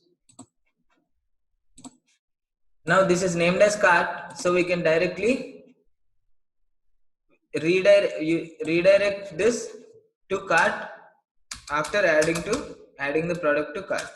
Return redirect to ecom, name is cart. So in URLs, app name is ecom and this name is cart. So we'll redirect this.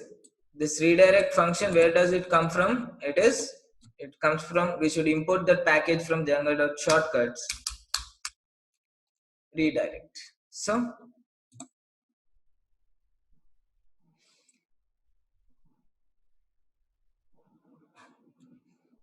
okay, so looks good. Let us check this.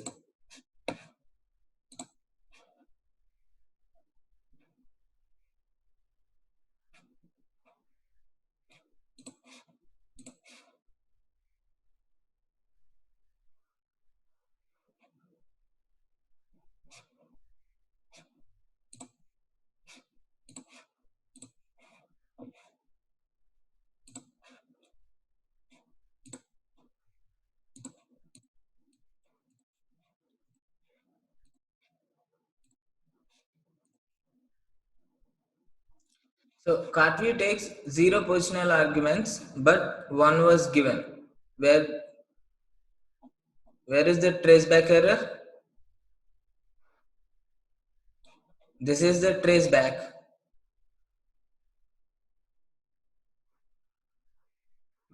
So let us see.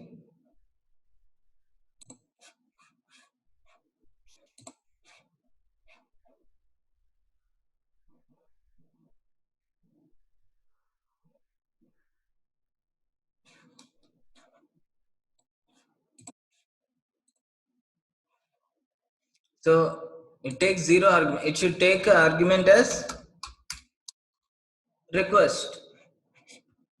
Let us save this.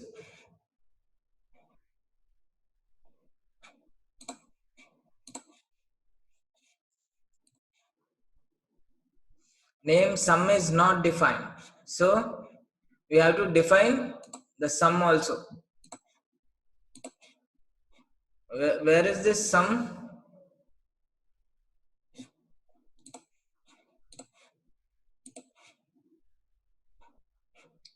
In myapp.py, this is sum, line 31. So we are debugging the errors here. So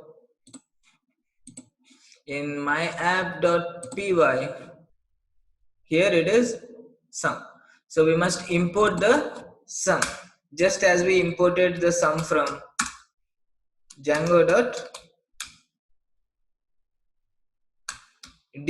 in in the API we imported sum. Just in the same way we must import the sum here.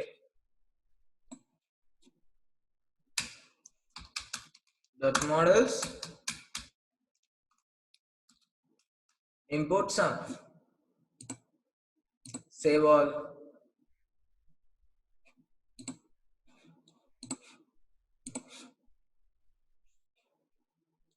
So here it is. Now the card.html is working. Now we have to fill the card.html. So you go to the card.html. The first thing we do is we'll extend the template. Percentage extends base.html percentage. We'll write the content here. We'll start the content block content percentage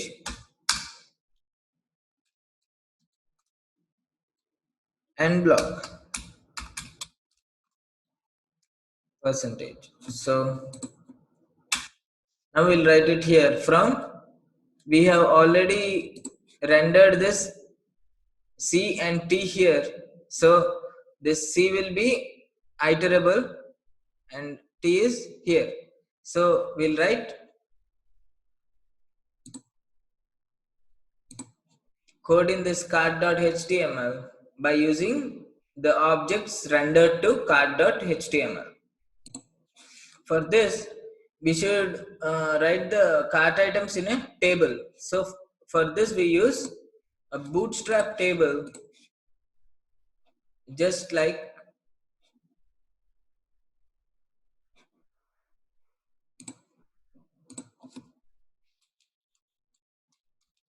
bootstrap table, and then we can use any kind of table. This is the first type of table, and this is second type for dark, and this is table head options, and these are striped rows. So these are dark striped rows. So we'll use the first table. So we'll copy this,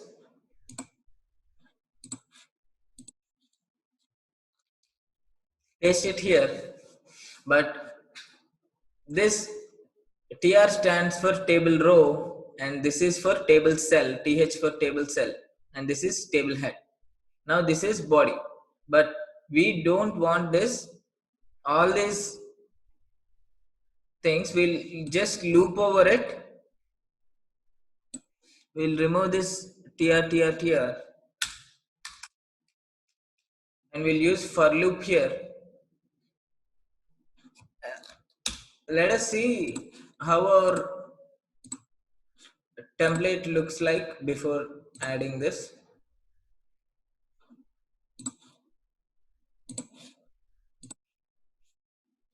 See, it looks like this. Now we have to change the options.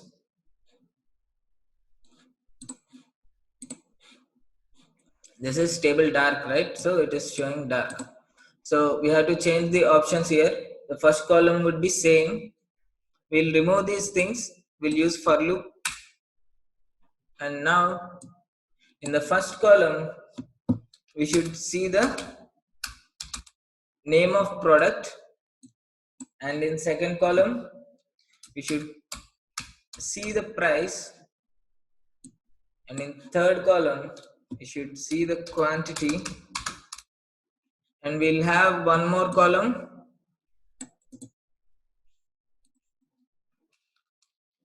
that should show the total cost. And here we'll add one more cell. And before that, we'll loop over this.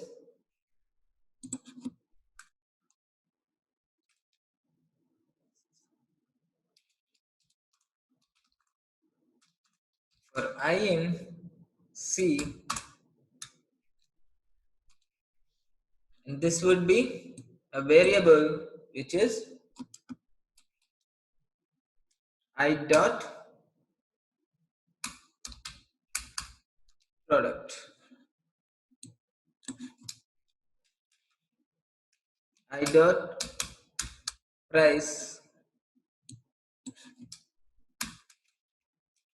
I dot quantity for this quantity, and finally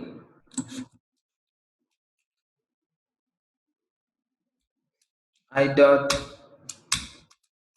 total for the total price. And let us save this and check what happens in the template here. Output invalid block tag on line 25 and block expected empty or end for. So when we started this for loop, we forgot to end the for loop. We should end the for loop if we start the loop.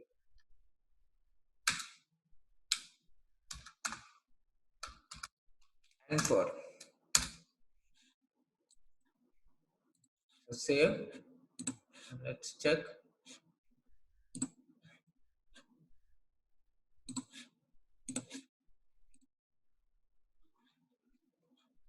So the product is added to the cart, but we can see this slash td here, and let's check what happened over there.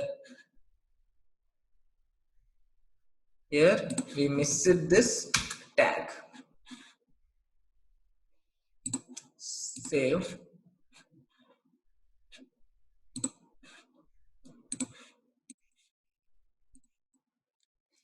So it's correct. So we'll go to home. We'll try to add this to cart. Okay, it is fine. Home. We'll add quantity 2 here. Okay, 400 rupees. 2 into 4 is 800, so it's working.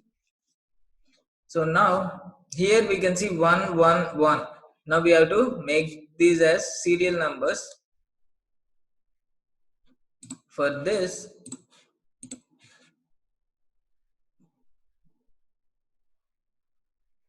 row, this is 1, right? So we have to use a counter here. For loop dot counter. Let us see what happens if we add this counter here.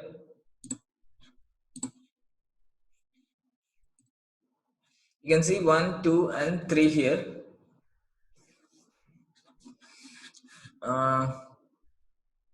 We took the dark table, right?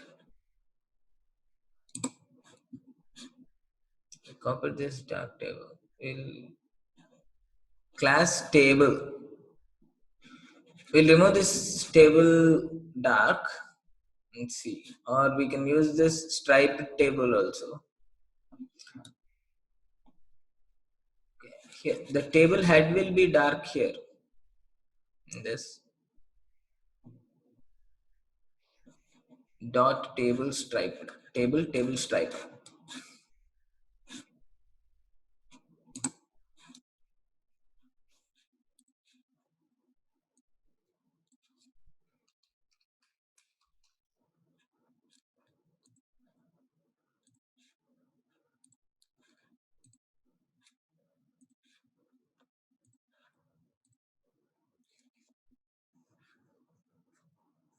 So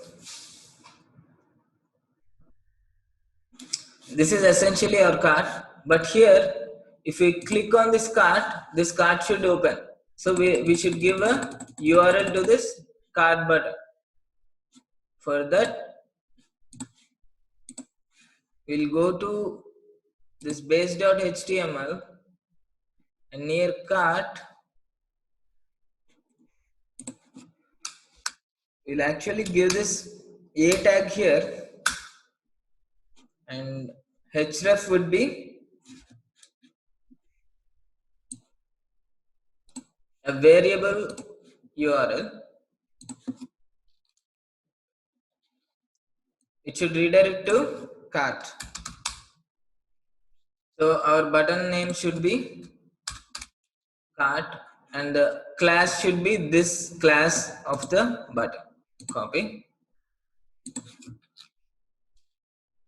and this should be the class, and we can remove this, save this, and let us check what happens.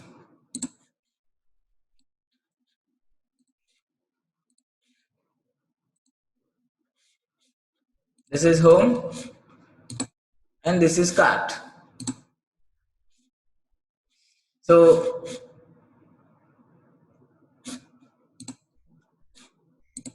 this item is added to cart, but there is no delete option here, and then we have to get the total cost subtotal, and we have to get the number of items in the cart also. To get the number of items in the cart, we can use item count.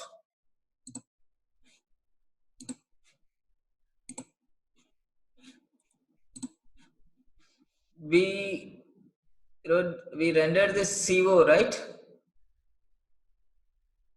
So where is this CO? We should put this CO in base.html near cart and see. Let us see what happens.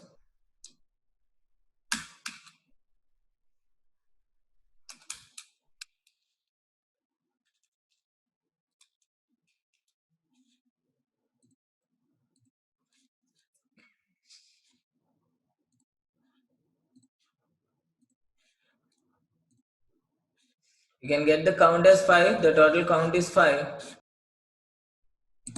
But when we go to home,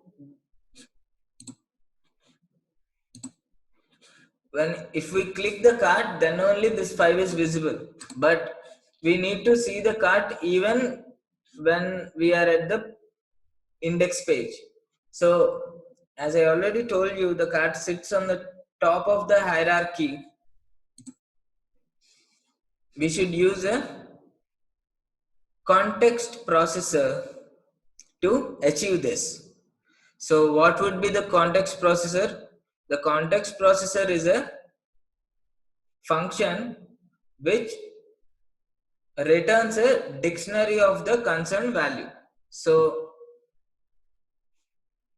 in my app, this is item count, right? So we'll add this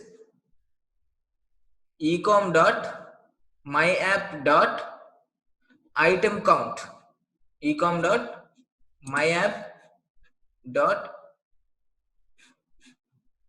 item count to context processor. Copy. So where is the context process? It is in settings, located in the templates. So we add this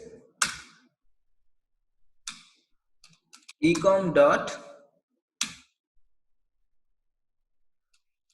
myapp dot item count to context processor, save, and then it returns a dictionary with name count, as we saw in this API.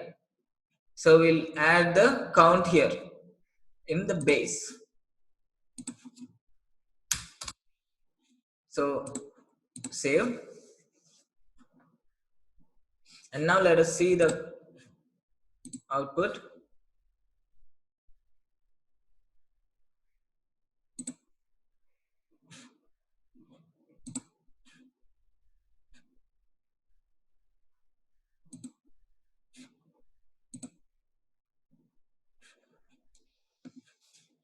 So we should add, we added this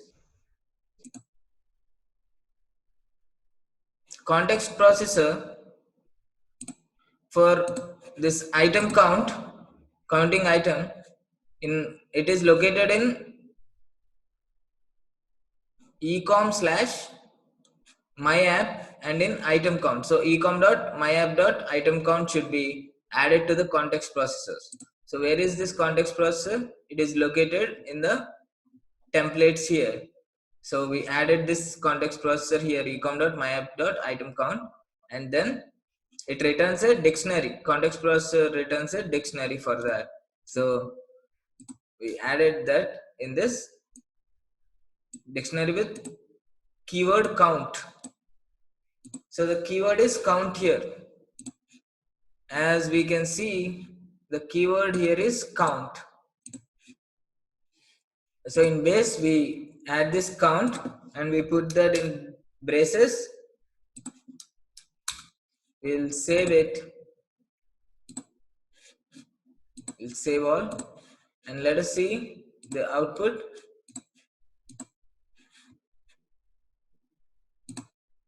As we can see, cart 5 items here. So even when we are in the home, we can see the number of cart items. So if we add another cart item here,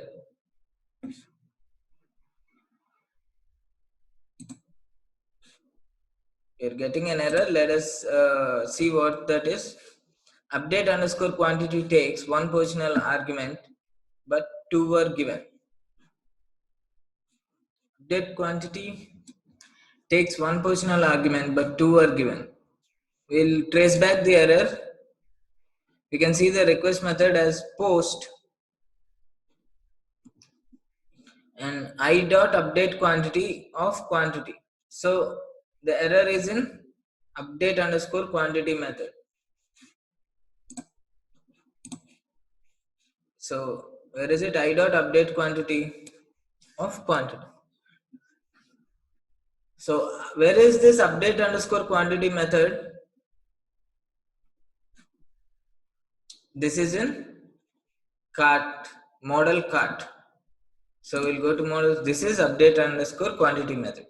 So what is our error? Our error is update quantity takes one positional argument, but two were given. So two arguments were given to update quantity, but it takes only one. Here we have to self. This quantity should also be an argument for this. Save all. Now we'll try to run this and see what happens. So now it is successfully added here. So now we have to find the total here. So what would be the total here? That is, if we go to the views here, our total will be this t. So we don't need this count variable because we are counting it using the context processor count. So we don't need this CO here. We'll just need C and T objects. So let us go to this card.html and after ending this table, we'll write total. This is T. So we can put the rupee symbol here.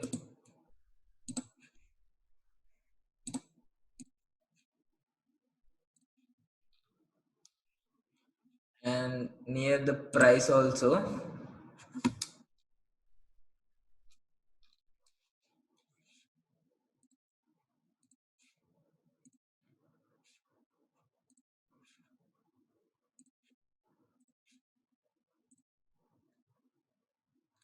The total is 1700. So let us rearrange this in the template.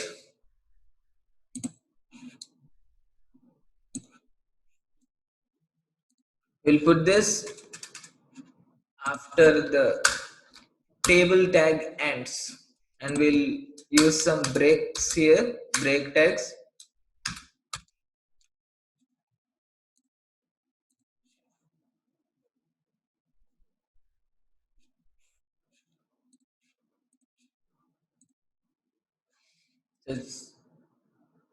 It looks good, but what if we want to delete something from cart, we should use a delete form for that. We need ID of this thing to delete, and in the form we should use ID to delete. So now we'll use a form.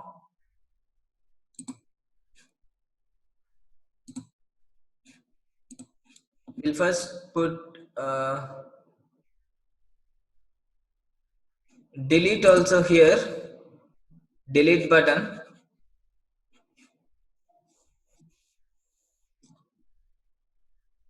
For that, we need a cell. In that cell, we'll write the delete form here. We need a form tag also.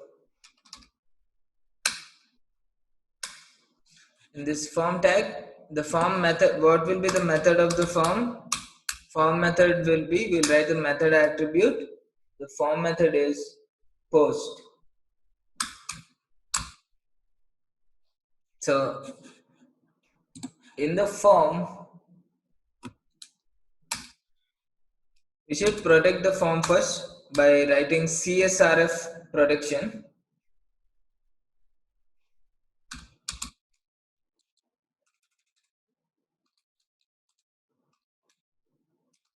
CSRF token here. Then we should pass an input method to send the ID which we should delete, and we don't need to see the ID, so it should be hidden just like the product ID in the cart form. And name would be, we can give any name. Let us give it as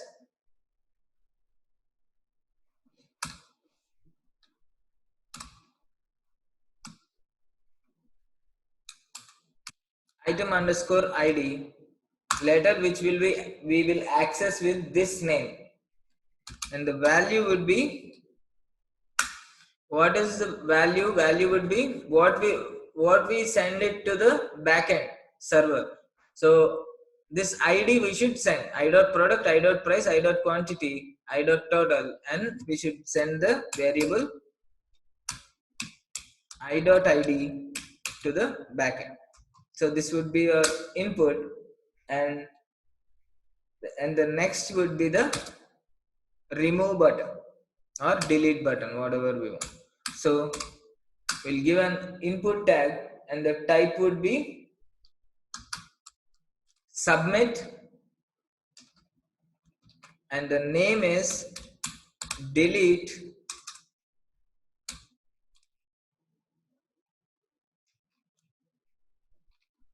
and we can give the value attribute as delete. So let us check it.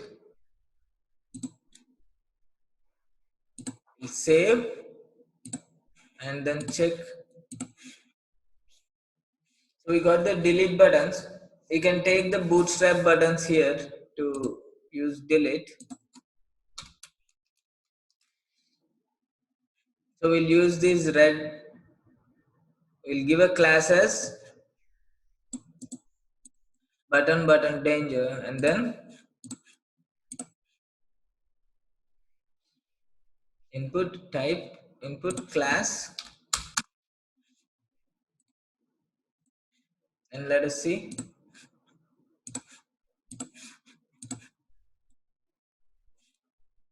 So now if we click on delete, this item should be deleted. For that, what should we do is, it should go to the views, right?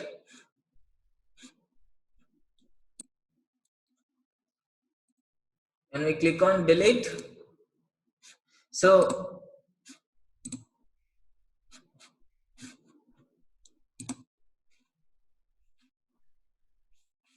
it is essentially the post method. So we should write the code in views. So in the cart view,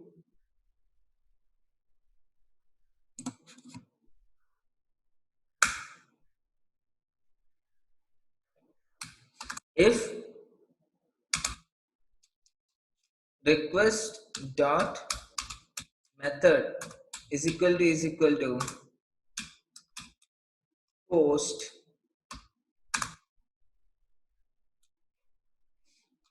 and submit button is delete, right? We have given the delete button, and request dot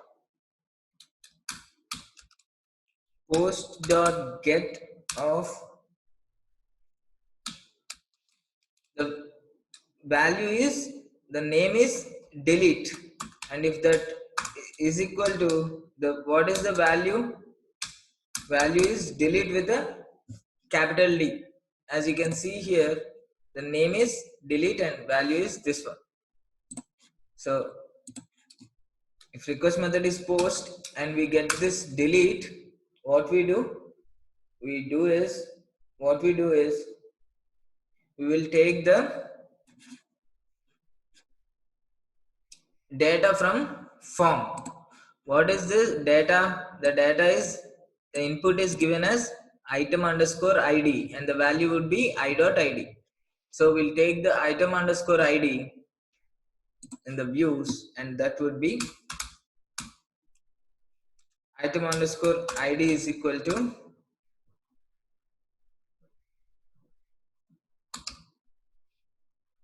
request dot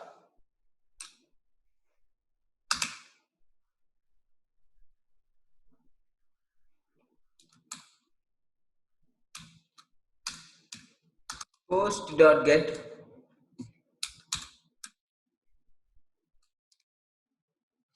item underscore id. So we'll get the item underscore id like this from the form here.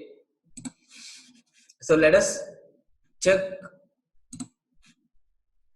If you want to check what is the item id, we can print it and look it over.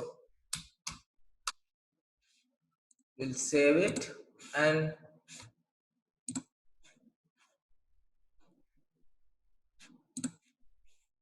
now if you click on any delete and see the command prompt, we can see the item id which is 12 here. So it works.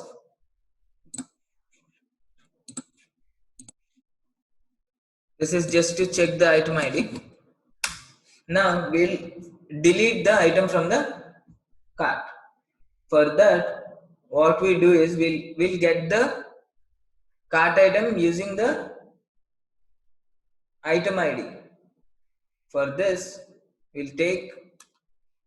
are deleting it, right? So I'll take cd is equal to cart dot objects dot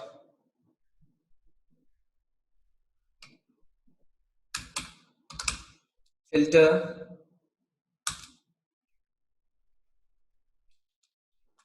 id is equal to item underscore id. If we use filter, it is an iterable. If we use get, it is not an iterable. We can call it with dotted path directly. So what should we do? We should delete this cd dot. It has a delete method, inbuilt delete method, so we'll delete it. Now let us check what happens. We'll check what happens if we use should we use get or should we use filter method to delete it from the cart. So let us, right, it's being deleted. If you want to add to the cart, you can put the quantity and add to the cart, and the total would be 900. If you want to see, if you need to put some other buttons here, checkout and back, go back to shopping. So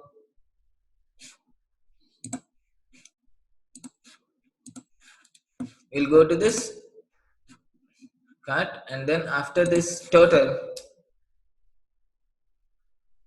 we'll give a break.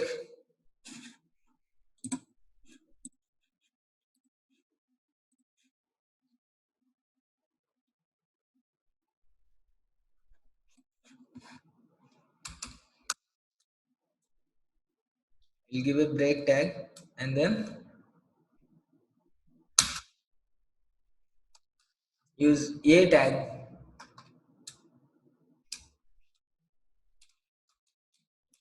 to give the checkout button, and we'll give another a tag to give back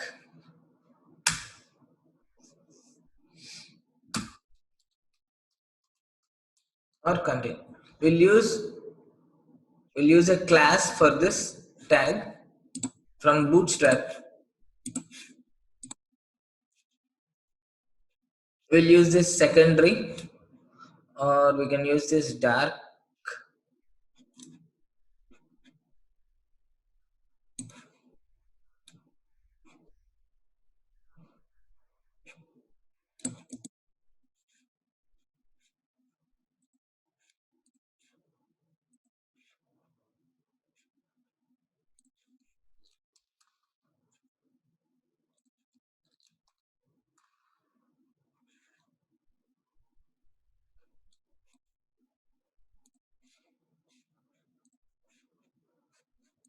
Now if we check this, you can see this checkout and back or continue.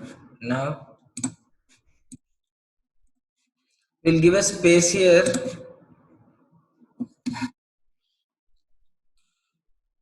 ampersand, and BSP. We'll give another space, and BSP.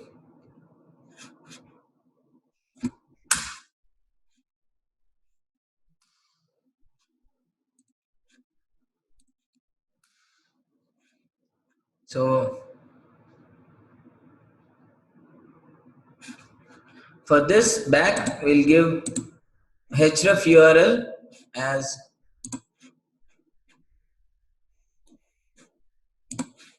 in the home itself.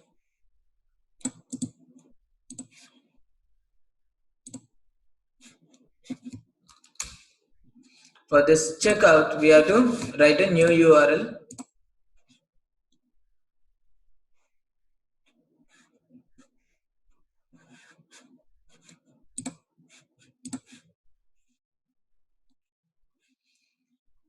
So it looks like this.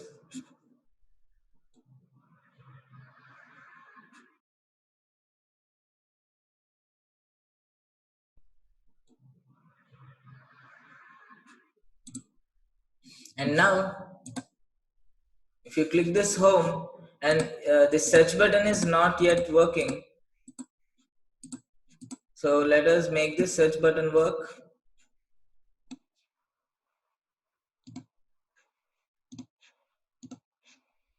We go to the base.html and see, we can see the search here. So we'll write this, we'll add type is equal to search, and we'll add some name here, and name would be, we have to make a query here whether it exists or not. So the name is equal to q. So now its value would be, we'll add the value attribute. The value would be request dot get dot get dot q. So this would be its value. Now this is a form inline, right? So this form should, and here and this queue should be, queue is a get request. So let us save this and see what happens.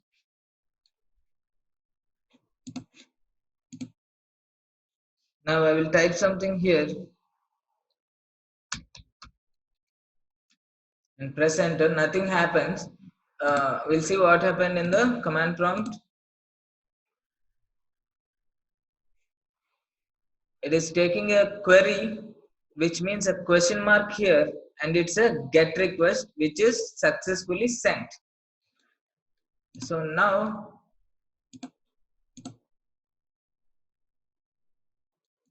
we have to render this to index, just like if the request dot method is queue,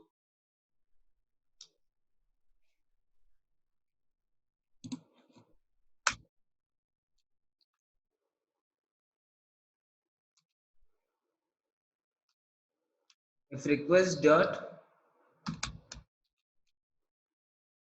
method is equal to I'm sorry, request dot method is equal to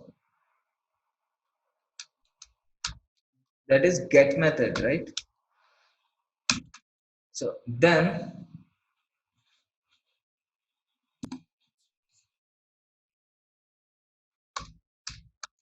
our query would be request dot get. Okay. We have given the name as queue there, so the query would be this.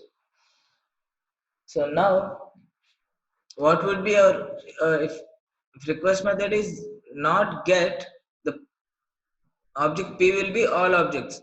If the request method is get, then the p would be p is equal to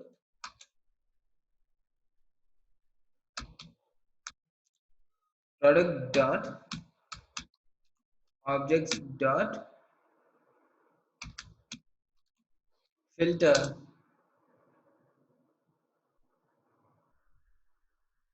What is this queue here? This is title. So it searches using the title or whatever. We will search generally, we'll search the products using title, right? So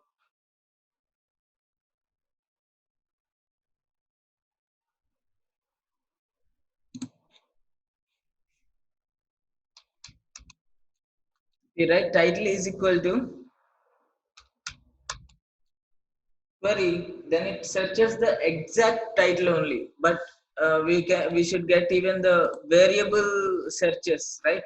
So for that, this filter has another method called title double underscore contains. So let us see that in the API.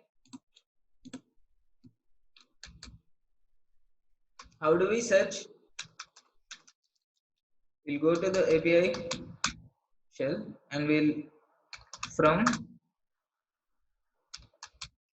ecom.models import product, and then is equal to product dot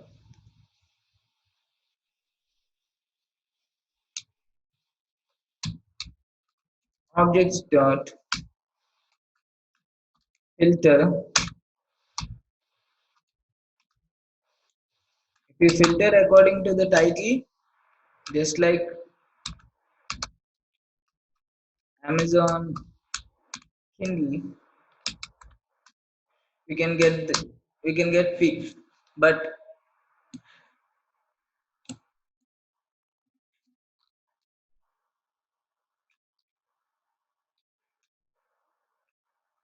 if we use this double underscore contains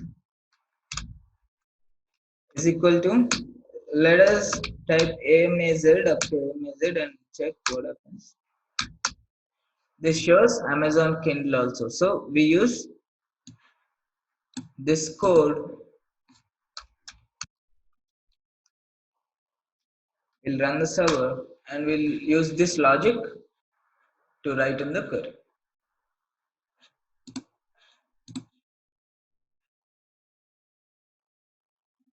So title double underscore contents.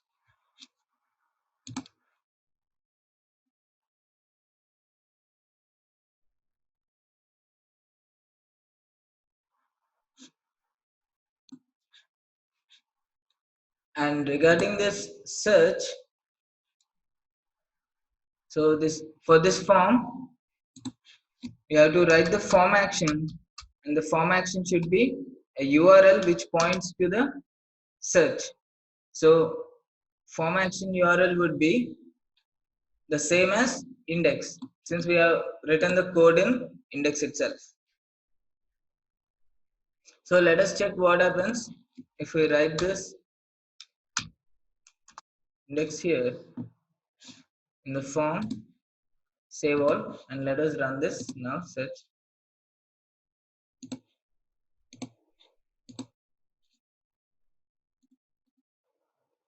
This is just question mark, right? Now we'll add the query also. WSGI request has no attribute get. So what is the traceback of the error? Query is equal request dot get. This get should be in capitals.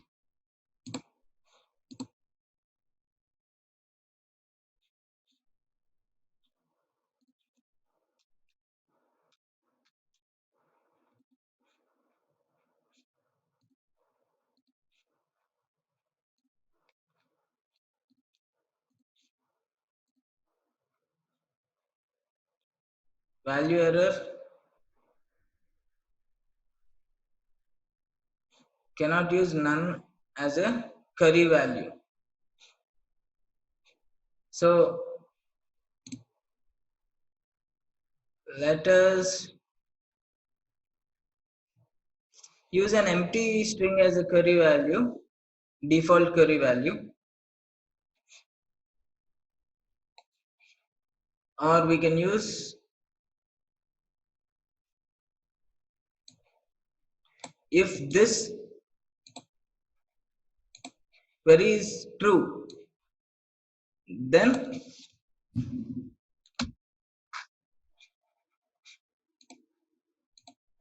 we'll check this. What happens now?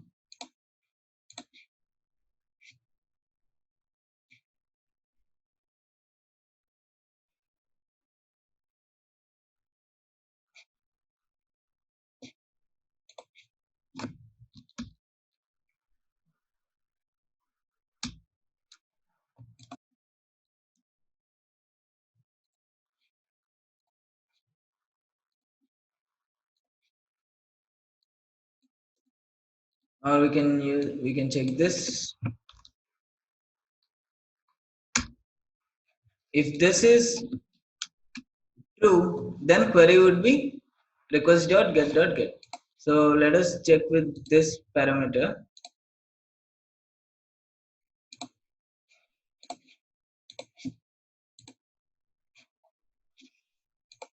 Right, so let me check it. Yes, it works.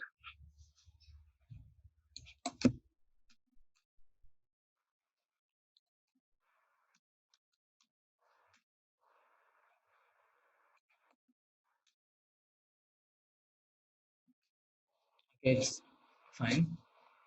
And we have 3 items in cart. If we go back, it will go back.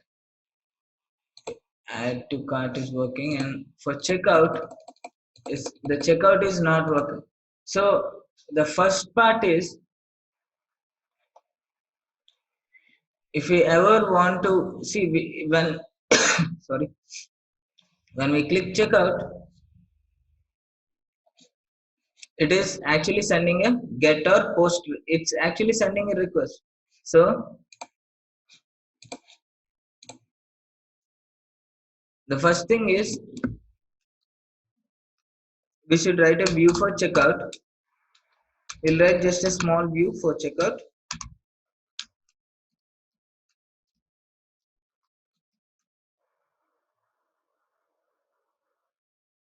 and we'll return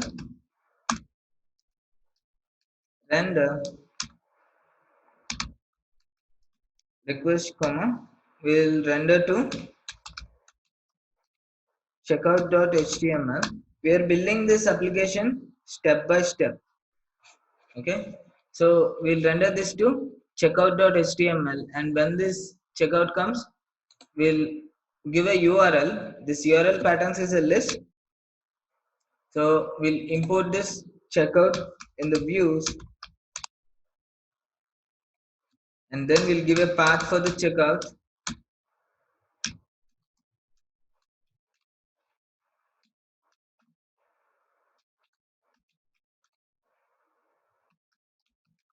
Name is equal to, I think we should come here.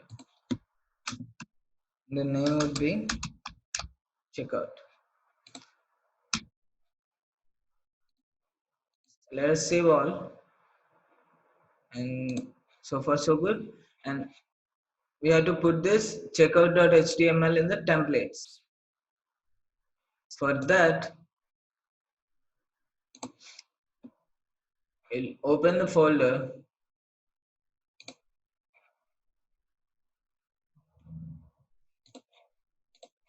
and then open command line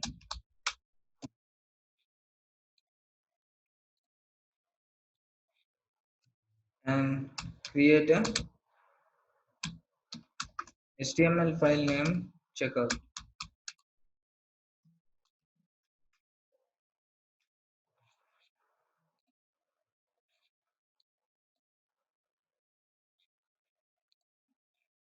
So now we go back to this and see this checkout function. We'll save all.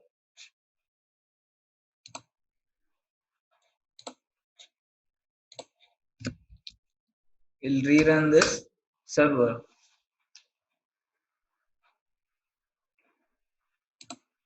But before that, we should add a URL at checkout in the cart. Right? What would be href? Href would be, it should redirect to ecom colon checkout. What is our view? What is the URL? The name is checkout. Ecom colon checkout.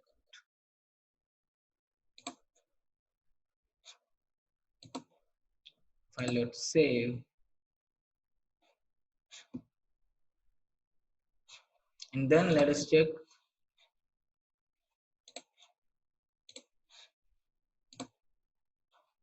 We click on checkout. Yes, it works. So here we have to add our checkout code. So we'll add checkout code and payment gateway. Before that, we'll add a footer to this site using Bootstrap.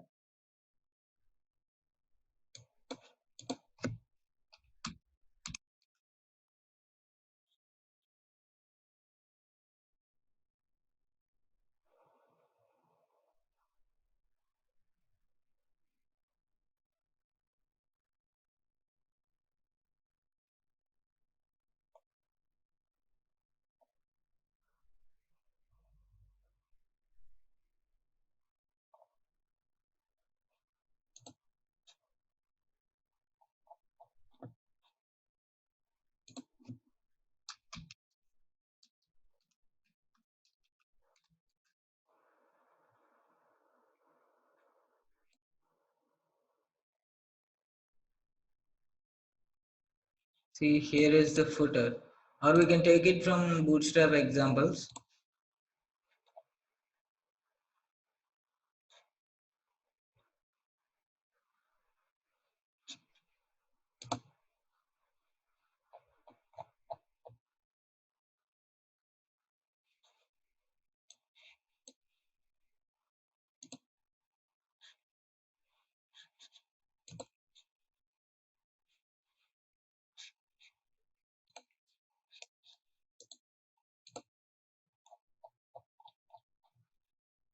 So This is the footer,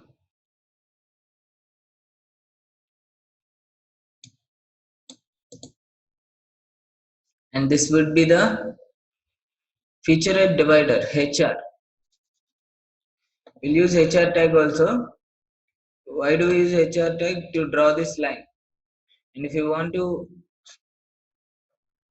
give a space, we'll use NBSP tag. If you want to go to the next line, we use break tag. If you want to draw a line, we use HR tag.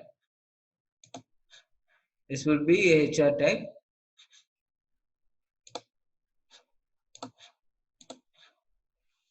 We'll use a footer and base.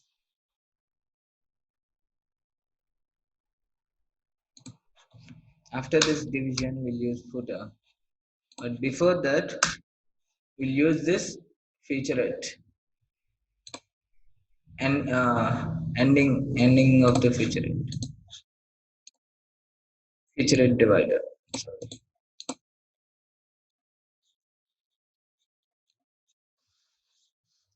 Should write this.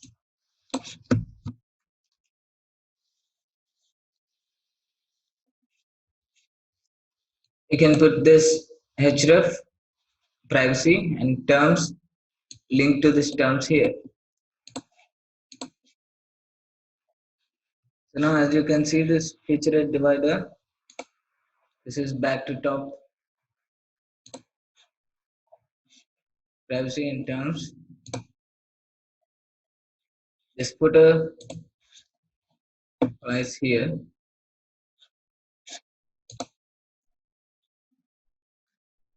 Search is working and this is our cart.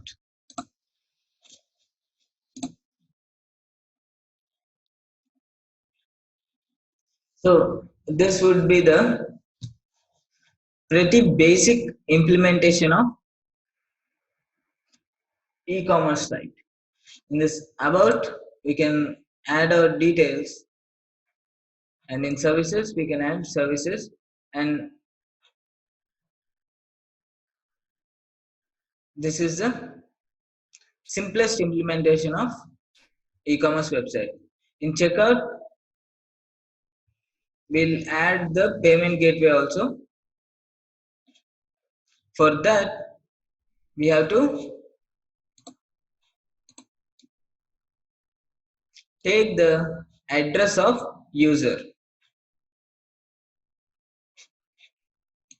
So for taking the address of user, we have to create another model class checkout, and then we need to add the fields address, or whatever it may be, pin, zip code and all, and we have to link it with the cart, and then we link it with payment gateway in turn to complete the e-commerce website.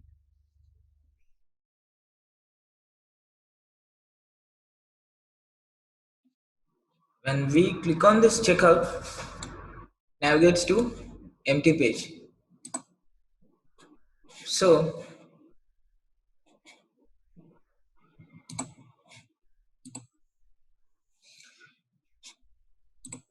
we'll now create this checkout HTML is empty, and in models we have the product model, cart model, and for checkout we need a model by model also.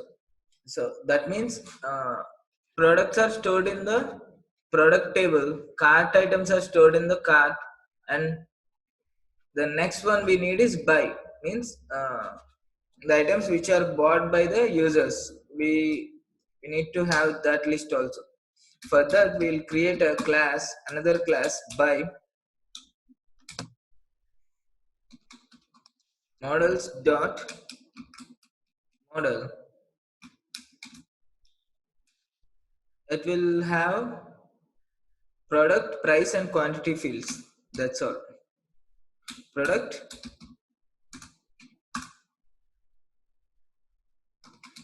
models dot product will be linked to this product foreign key. So models dot foreign key, product comma,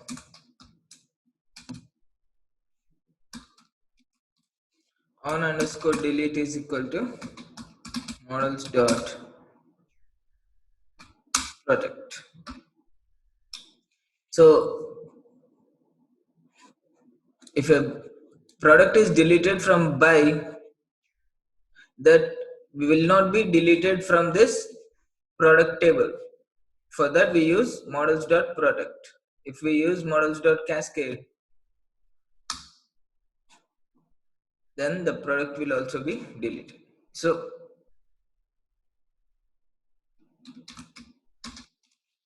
quantity is equal to the same models dot integer field, and price would be the same.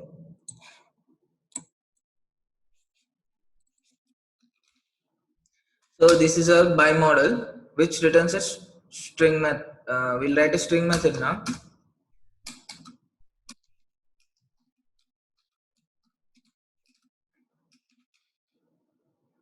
It returns the same self dot product dot title. How do we call the title of the product from the foreign key? Self dot product dot title. If you want to call description, self dot product dot description. So self dot product dot title,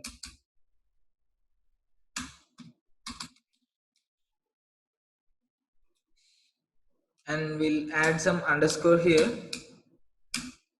or hyphen or underscore, whatever it may be, plus self dot id.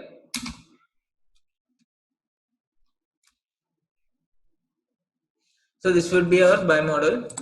We'll save all. If we change anything in the models of the application, we must run migrations. So we'll run the migrations now.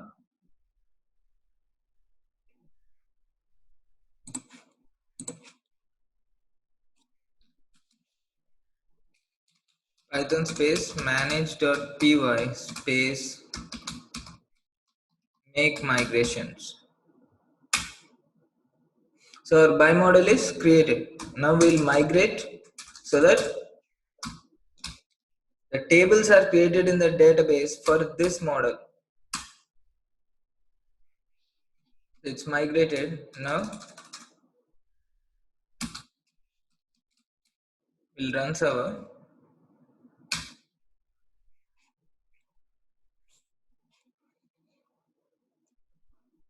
So after this, we will register in the admin, comma by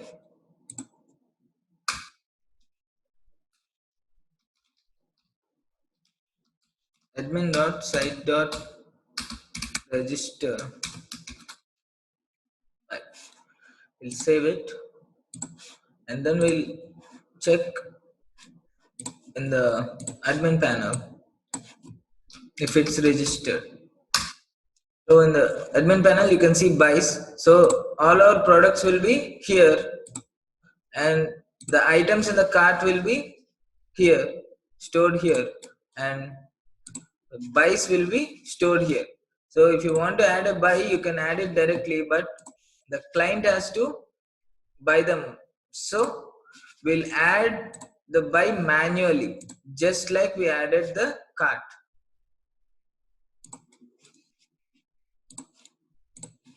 So we added the cart here.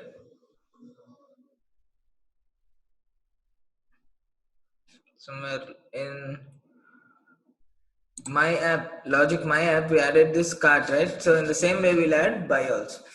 But we have to integrate this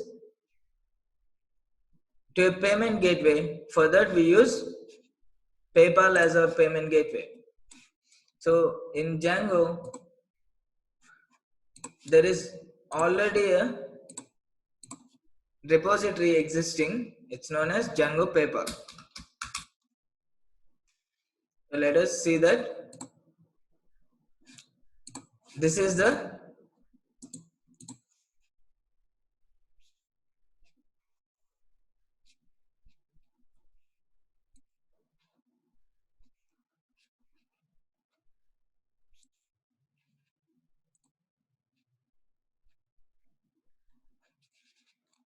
this is how we install the Django paper.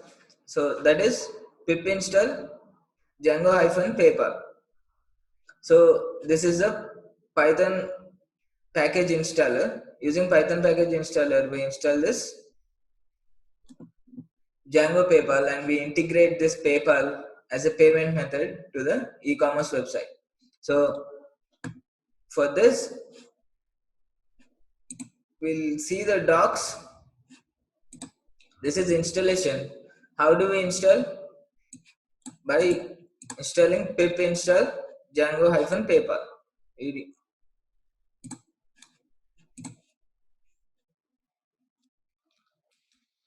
And make sure that you are installing in the environment.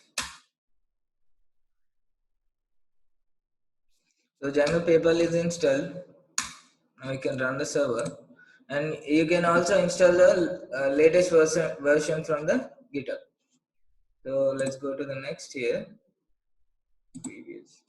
You will also need to edit your settings.py, but the specifics depends on whether you are using IPN, PDT or Pro.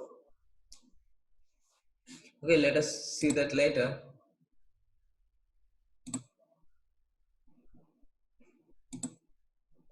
So we start by doing this.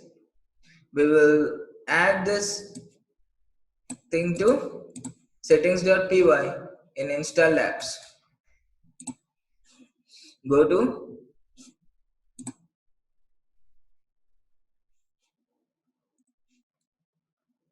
settings.py and in install apps we can add this.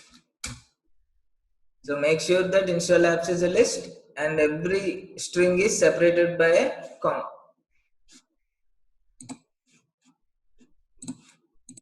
So the next step is we are integrating it just for testing. So the PayPal test will be true. If you are deploying it and we are using it for real e-commerce website, then that would be false. We'll add it at the end of our settings file.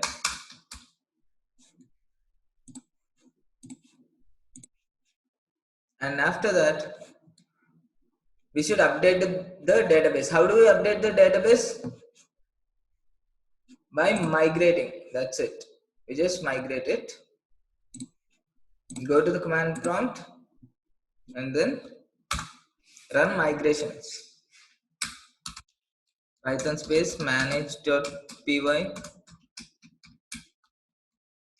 make migrations and migrate.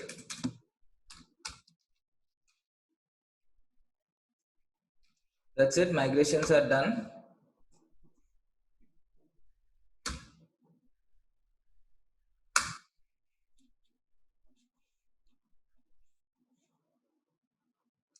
So create an instance of the PayPal payments form in the view where you would like to collect money. So we'll create the instance of this form in the checkout view. You must fill a dictionary with the information required to complete the payment and pass it through the initial parameter when creating the PayPal payments form.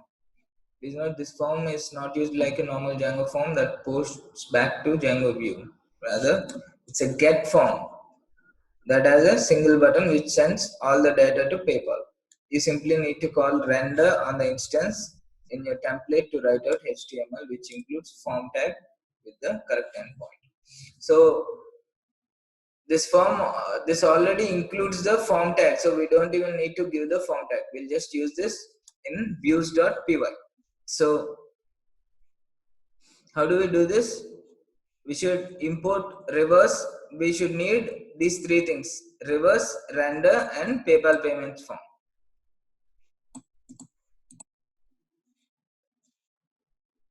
We'll write these in our views.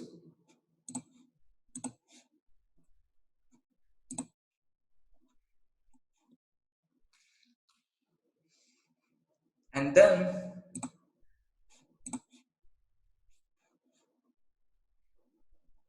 we'll take this view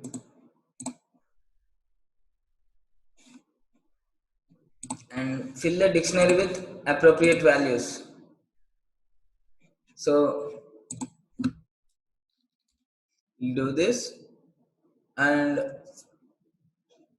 payment.html and so on here. View that asks for money.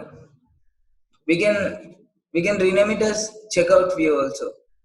We can use this as a checkout view.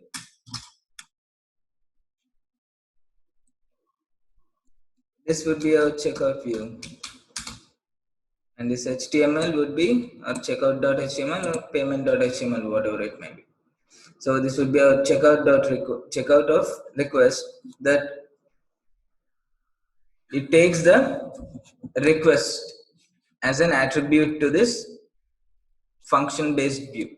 So here we should write our business email. Here amount, item name, invoice ID, notify URL, return. Return means if the payment is success, it will return to success view. Cancel return means if the payment, we cancel the payment, it will return here. Custom premium plan, this is optional. So for getting the business email, we need a PayPal account, PayPal business account. Since we are just doing the testing, we'll just create a sandbox account. So we'll use sandbox accounts for testing the payment gateways. It's not live. If we use live accounts, if we deploy it, then if we are using the real payments, then we should use the real accounts. Otherwise, for development purposes, we can always use sandbox accounts. So let's go ahead and create a sandbox account for PayPal.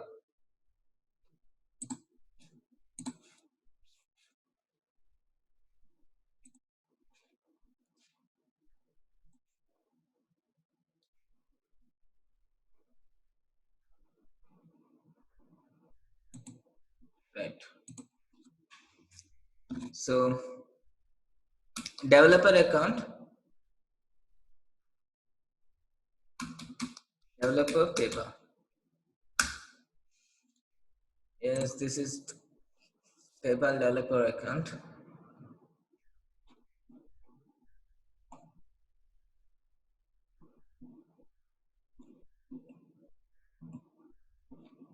So we can access the sandbox from here. We can create a sandbox account from here, or else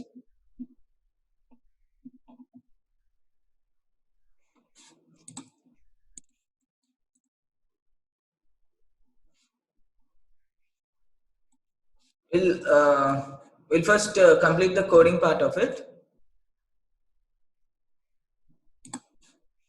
and after this, for a full list of variables that can be used in PayPal, see this variables documentation. In that we can, if you want to use more variables, you can use this documentation and design it. The names of these variables are not same as values returned on the IPN object. So here in the payment.html, we should writes out the form tag automatically as it this which includes the form tag, right? So it writes out the form tag automatically. So in the checkout.html, we can put that payment.html, right? So we have checkout.html here. So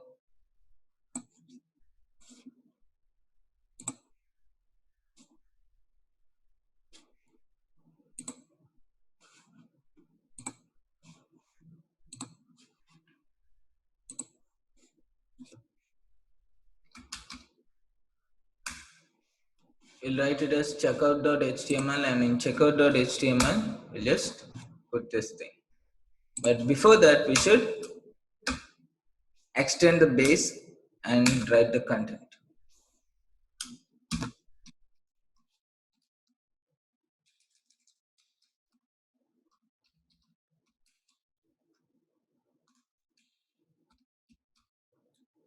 extends base.html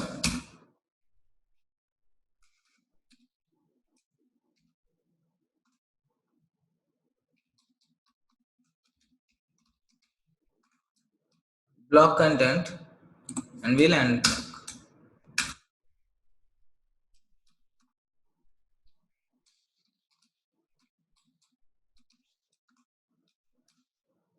So this would be the checkout.html.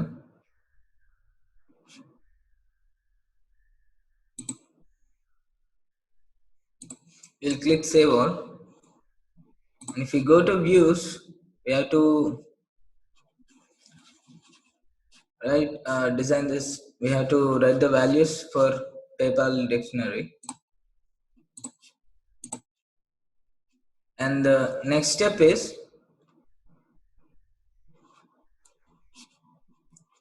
the image button can be customized. We'll use the same image button. So in the URLs, we should use this URL patterns. So copy.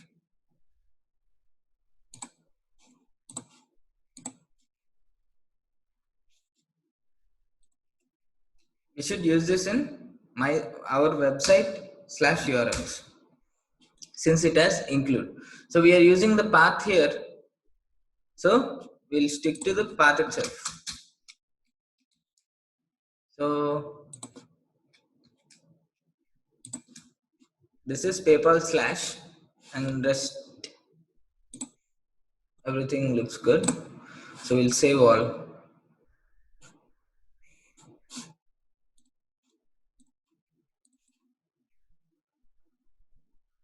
So this is hooking it to IPN. It sends a signal if the valid IPN is received or not. We'll see it later. So actually for testing purposes, I think it's sufficient till here. So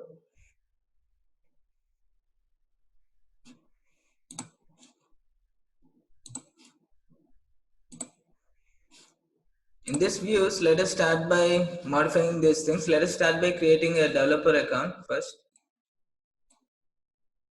To create a sandbox, we need a developer account in PayPal. So we'll create a PayPal developer account.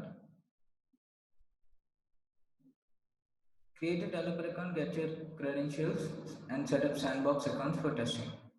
So click on get started. You can see the steps. Create a PayPal account, create a REST API, get your API credentials, create sandbox account for testing. So we're already having this app. We need to create a PayPal account and get our API credentials. So for that, we'll click on login to dashboard. I'm already having this, so we'll use that later. So to sign up,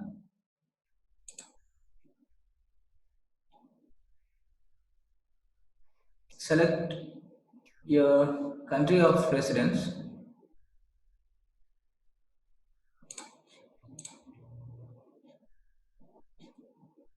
You'll create a business account.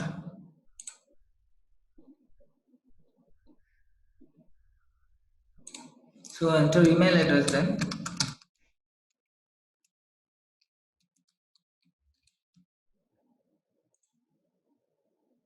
Password.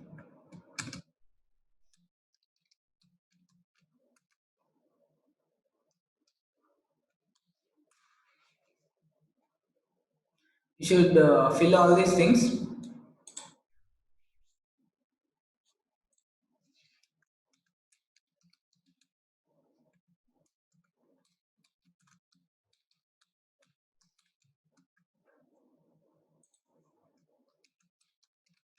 Legal business name and business phone number.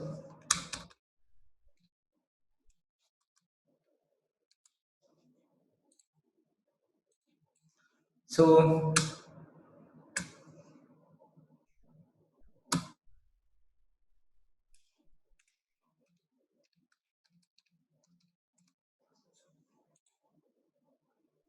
We'll write some street address.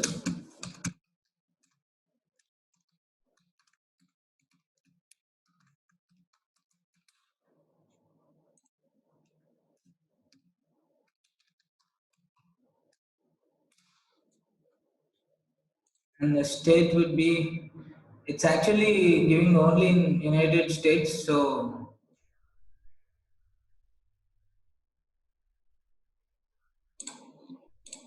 zip code here.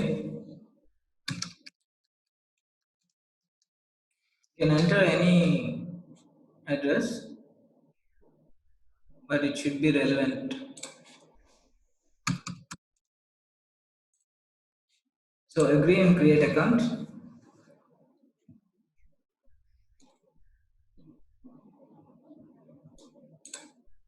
Now your account will be created. We have to give some more details.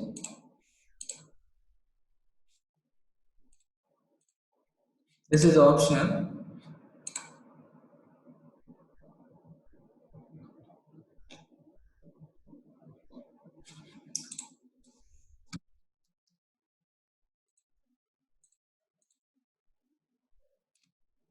Yes, you can give anything here.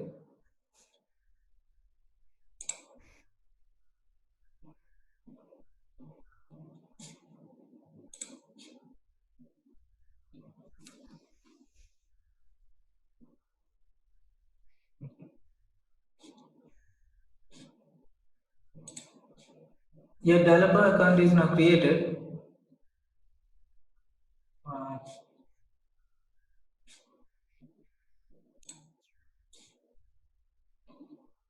After creating this, you can log on to our developer account, developer.paypal.com.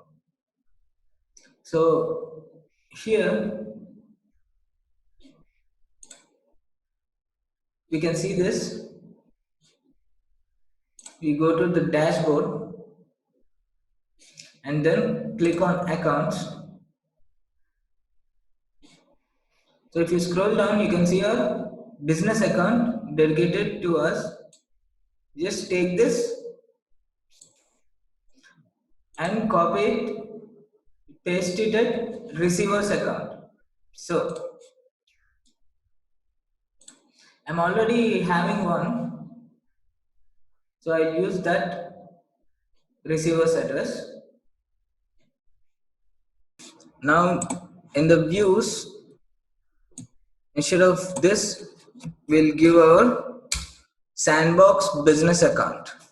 So for this amount, what we give is we already have the amount from our my app, right? This app logic.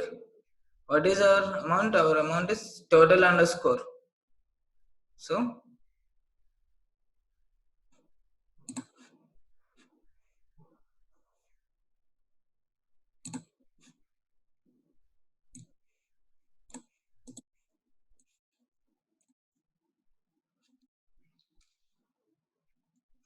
item name, we'll give the cart ID itself.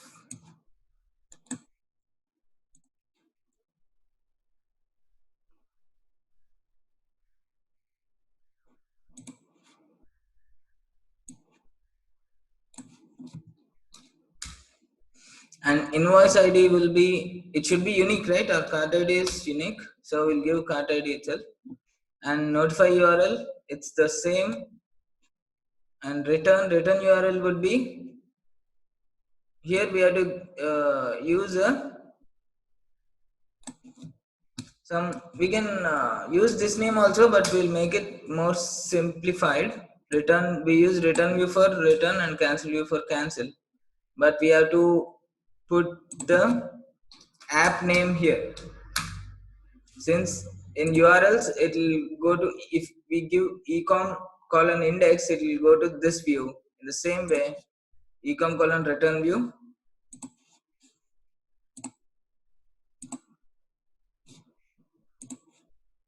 and ecom colon cancel view. So at the checkout, what we essentially have to do is we should fill the items in this buy model, whatever we are buying. For that, we should import this buy model also with product, and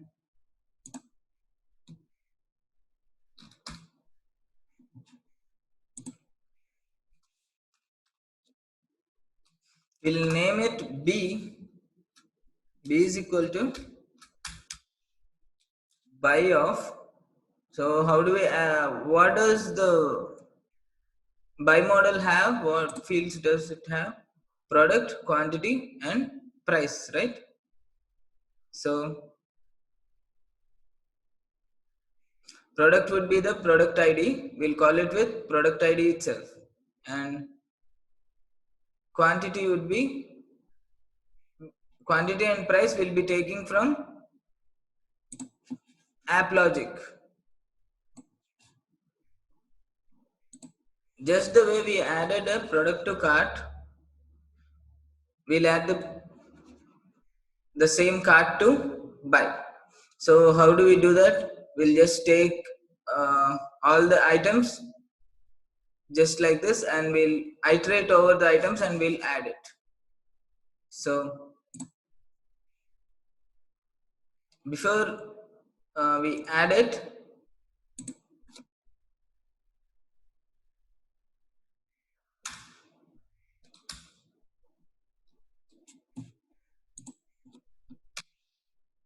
since see, we copy pasted it, right? So that's why here we can see dots, and here we can see the lines. It should be the dotted path, not dotted path, it should be dotted.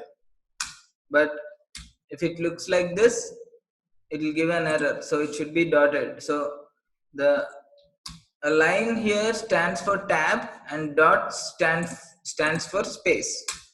This should be either everything should be spaces, or everything should be tabs. So before that, we'll just take all the cart items to here. Let us name it as items. Items is equal to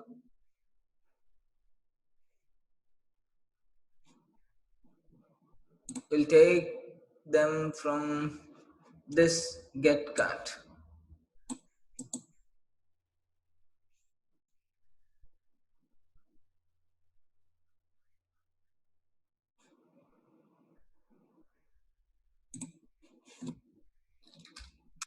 And we'll iterate it for I in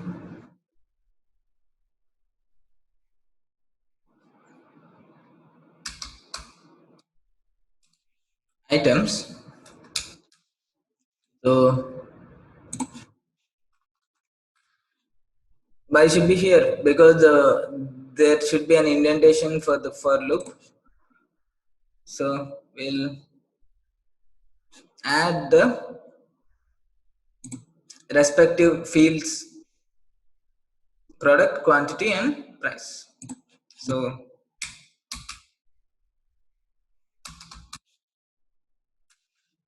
we'll call the product with ID itself. So product ID is equal to I dot product ID, comma, quantity is equal to I dot quantity. Here this is value and this is key. You can see the difference in colors for both of them. Quantity and price. Price is equal to I dot price. These are the buy items. So, and we should, after adding it, we should save them. And that's all. So let us check what happens. We'll save all and then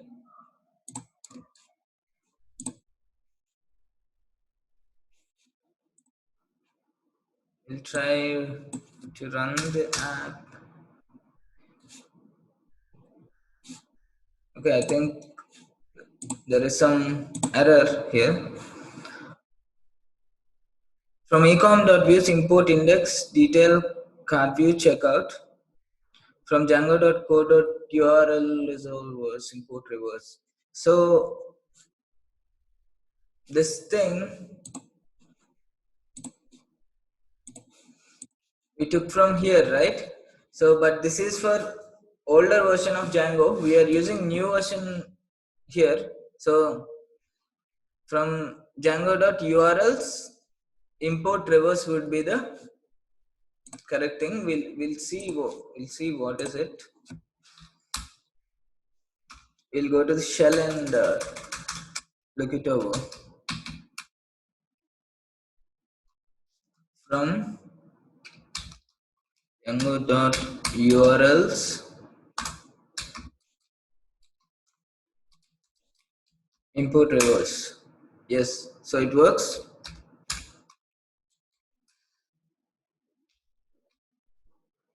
We'll run the server and we'll use this code for reverse.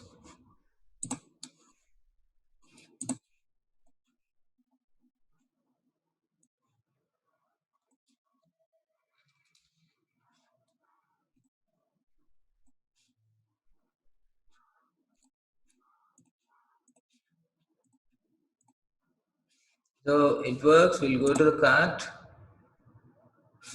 Uh, Let us see what happens if we click on this checkout. Return view not found. So we didn't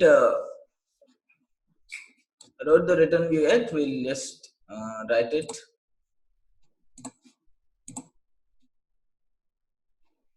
We should have to write this return view and cancel it. So for this, copy.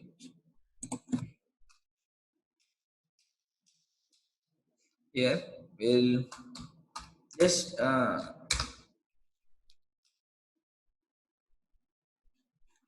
return view.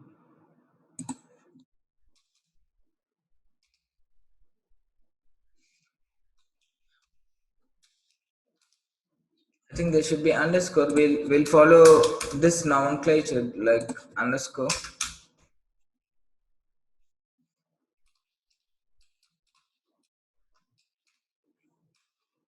And we'll return. We can return even we can render to HTML also the success function that it is paid successfully. This is success function and this is canceling, right? So we'll return a HTTP response instead of it to make it simpler.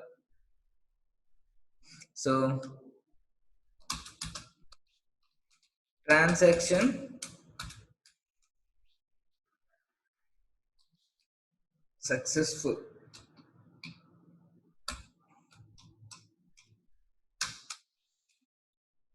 And for this cancel view,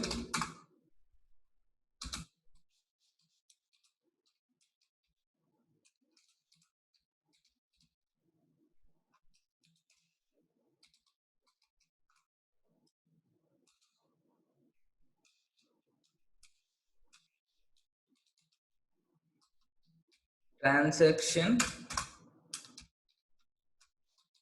cancel. So we should give these things URLs.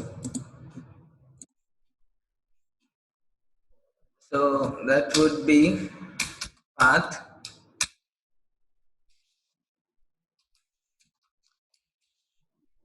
This is for transaction success. This is a view and name would be the same, comma. Make sure you give comma because URL patterns is a list path.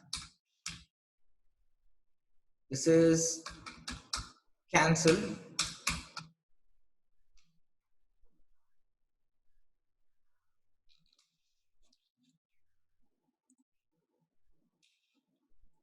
This is cancel view, and the name would be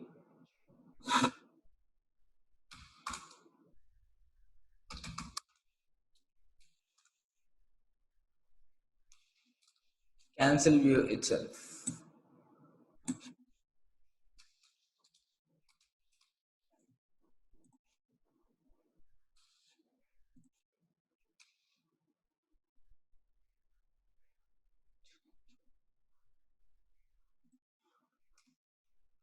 Right.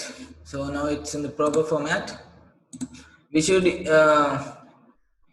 imported this index detail cart view checkout from views, index detail cart view checkout, and we should import even return view and cancel views.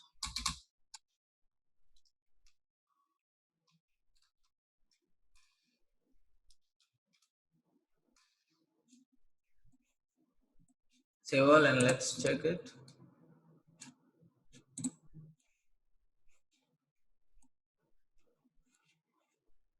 So you can see the PayPal button, checkout button, show me the money. It says show me the money.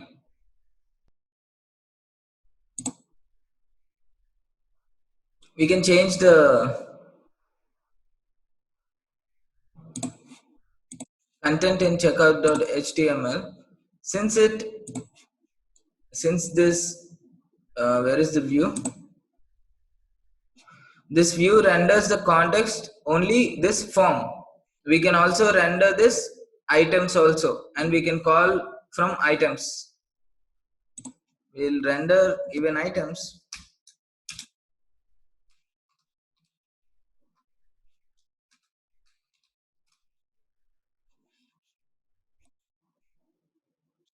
We'll save it and then checkout.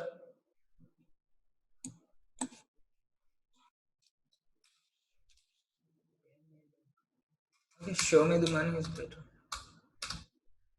So before that, we'll make the heading a little bit smaller.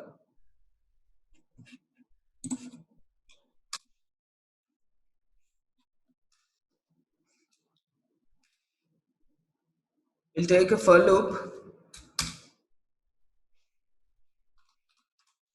For I in, we render items also, right? For I in items,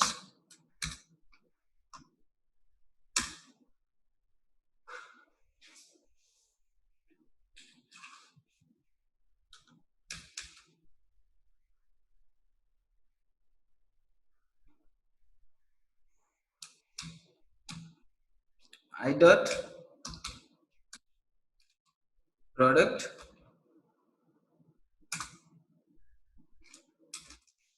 So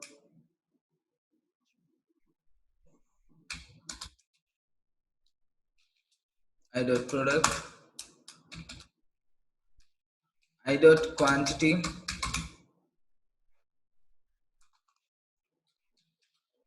and I dot price. We can put these things in table by using bootstrap table.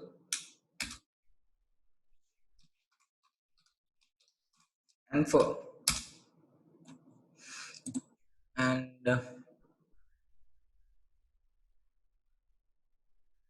so what now we'll see what will be the output here.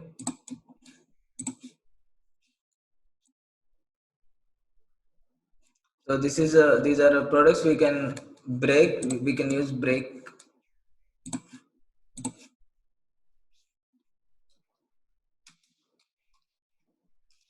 tag here, and after this we can use two more break tags.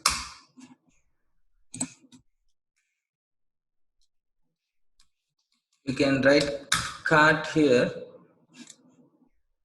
in some block letters.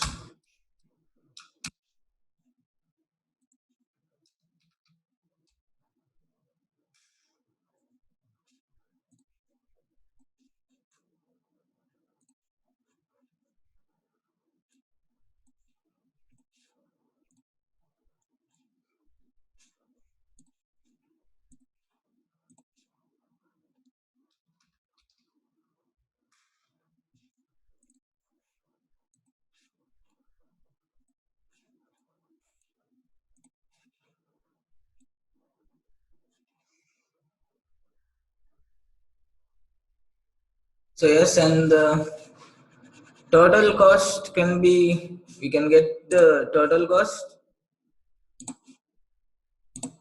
How can you get the total cost from these items? I dot, where is it? In the, this is get cut function, right? So we can also render the total also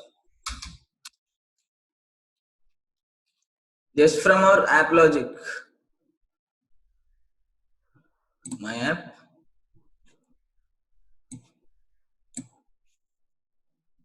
copy.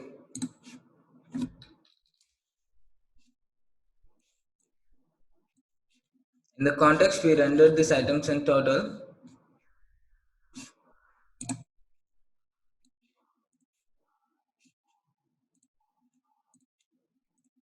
So let's go to this checkout. We rendered this as total. So I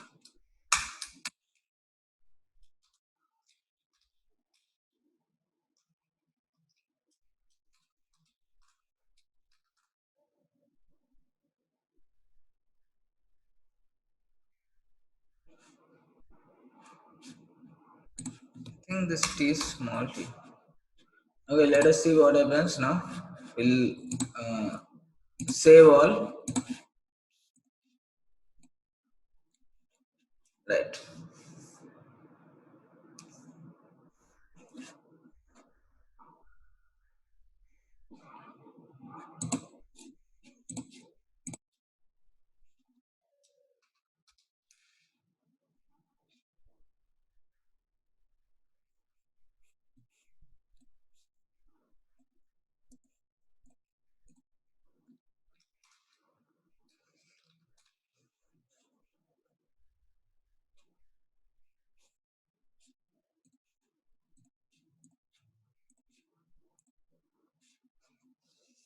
Yes. So now what happens? There are three items in the cart. We can always get the number of items here just by passing the count variable here. We can get any variable by just using the app logic.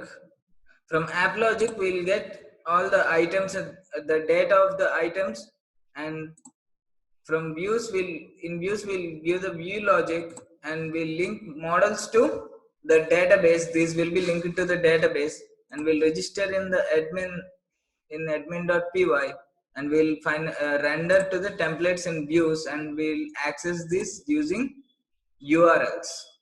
So we'll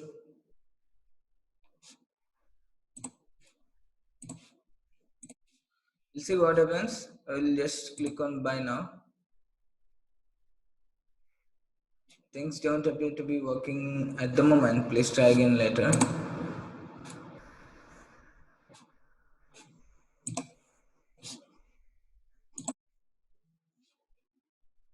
Click on this checkout. Okay, there might be some error. We'll see that.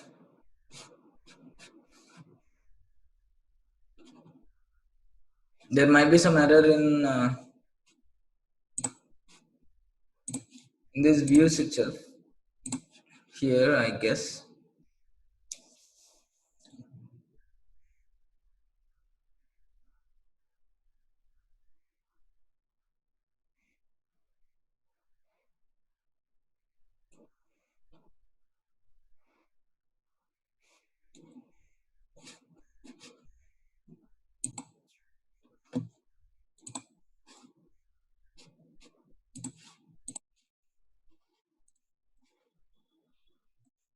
We'll try changing these business URLs.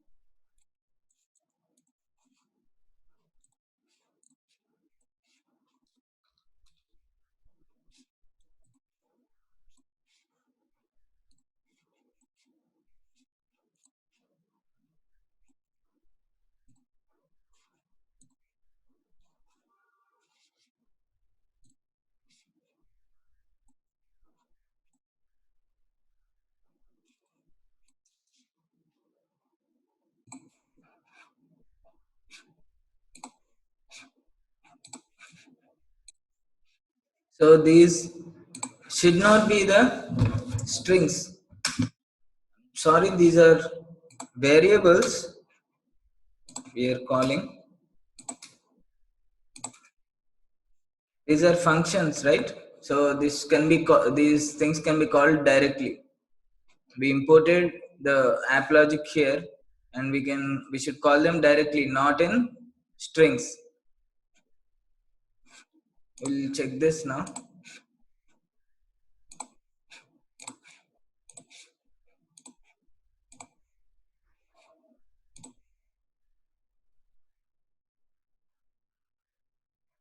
And yes, it works. So we'll log in using this personal ID.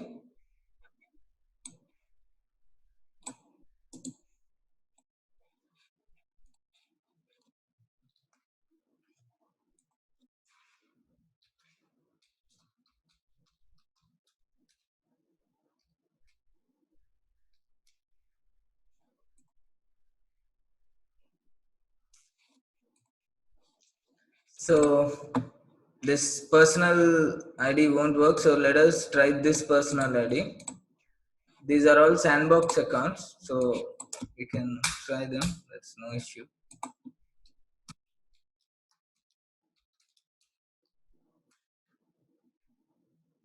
I think there is no cache in them.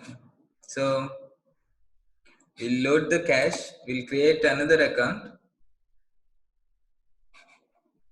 Personal sandbox account. We'll create a buyer account from the country. Since it is showing dollars, we'll leave it dollars itself. So create.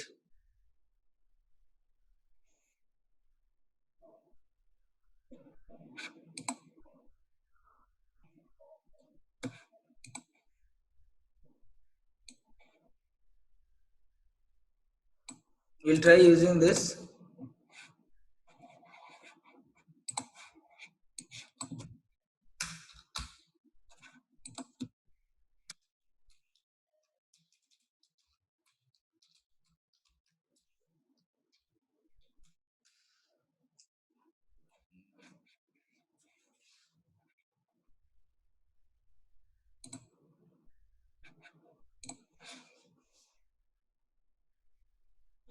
My account.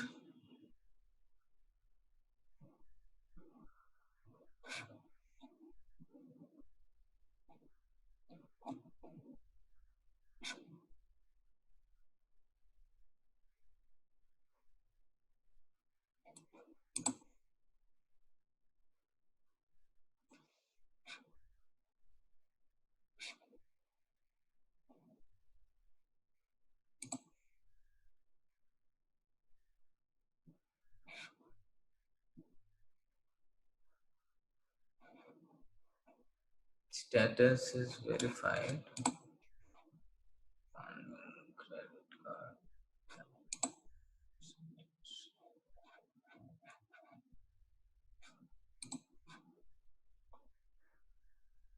Okay, and the password would be this.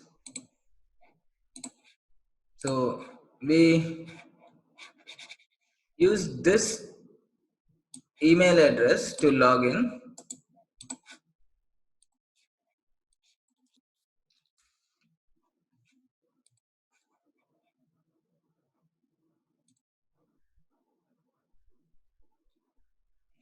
So this is the system generated password.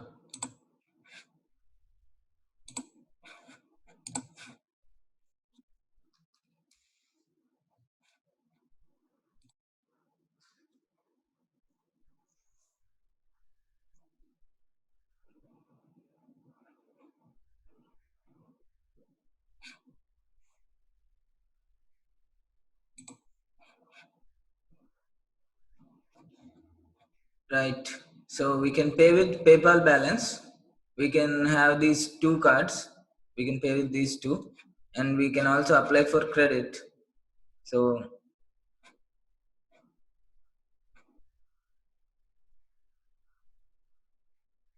I'll try to pay with this Visa card.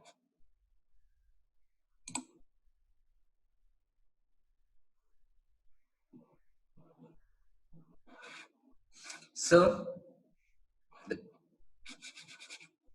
payment is succeeded, and this is our recipient number, and our confirmation is sent to this email. So if we click on return to merchant, we can see that transaction is successful. So, and we are redirected to this success URL. If you want, we can check the notifications here. We use this. No, we didn't use this, right? Just a minute. We used this default thing.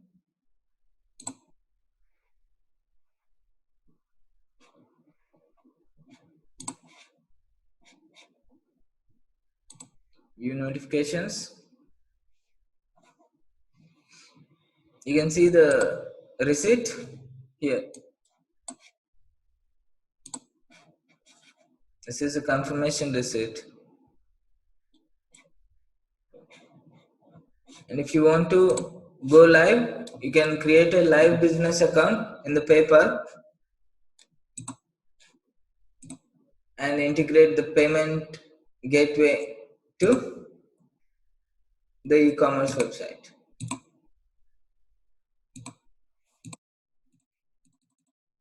So this is our, you can see the total is 500. So if you click on buy now,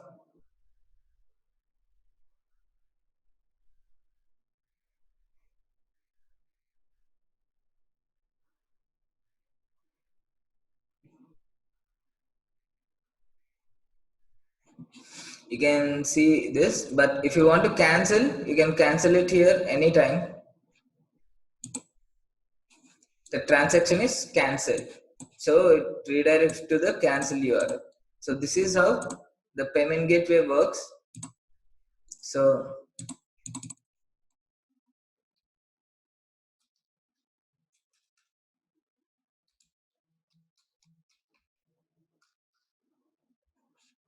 let us see what happened with the admin.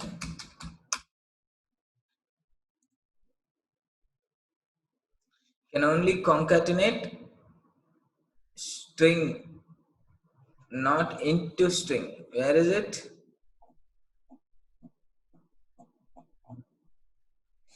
This is self.product.title. This ID is integer and this title is string. So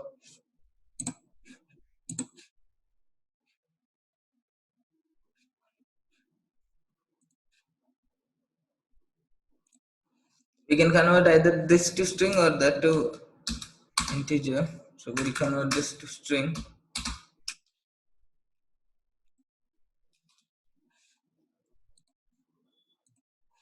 So let us see what happens now.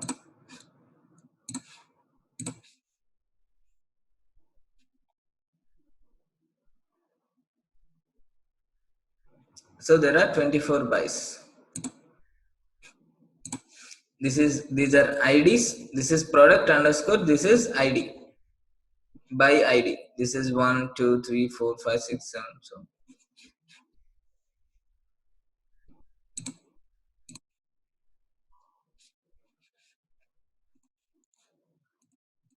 these are items in the cart.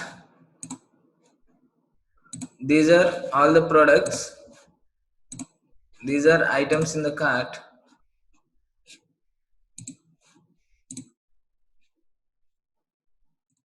And these are items bought. So for this PayPal IPNs and all, you can see there is no such table PayPal IPN. Whenever you see this no such table, that means the database is not updated. We should update the database. So we'll update the database. You'll update the database by migrating them. Python space manage.py space make migrations.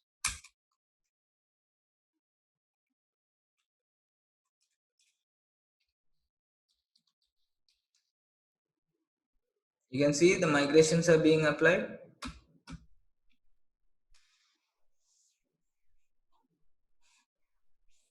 So we'll run the server and run it again.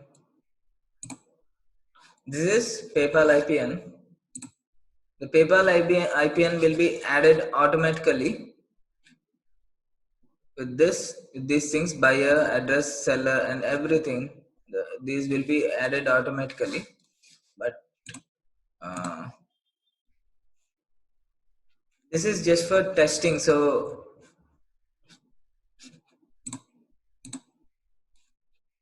and when we use the live payment gateway, you can add all these settings. For IPN, you have to use signals to get these IPNs in real time.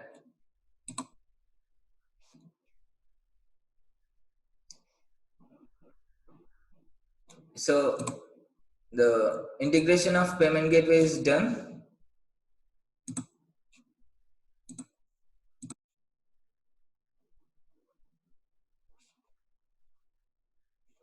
We'll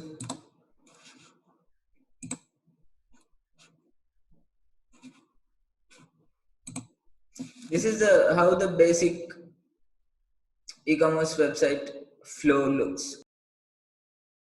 So we'll add a form here using Bootstrap, address form.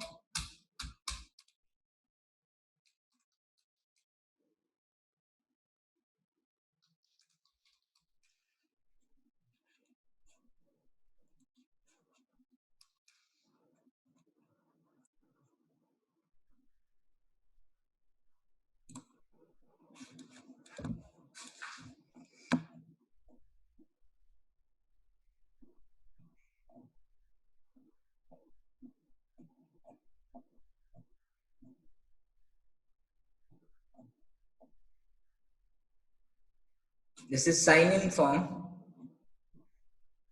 We can use anything from this Bootstrap and design it accordingly. This just by creating models and views and templates.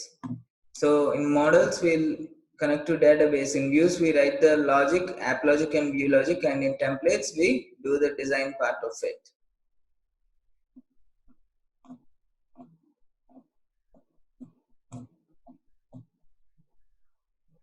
So this would be the address form.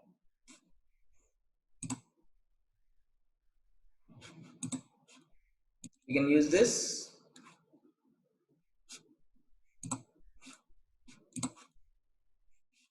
So in this card.html, this table will put in the rows and columns. So we'll take the div tag and we'll give the class attribute as row, and we'll end the div tag at the end.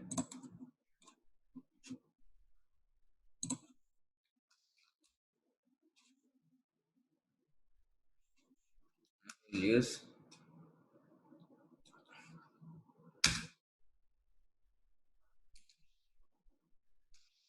a div tag for column.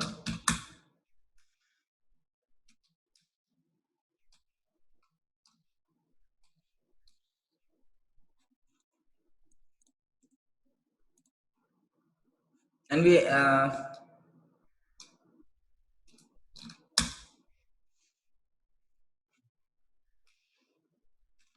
paste the form here. Bootstrap form.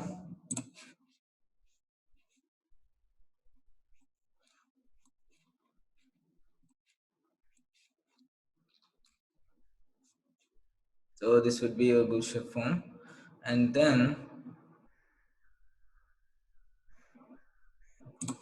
this is div, right?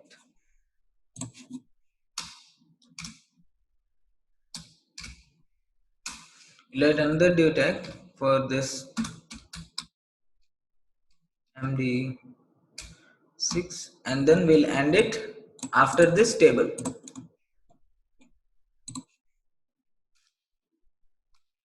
Let us see how it looks.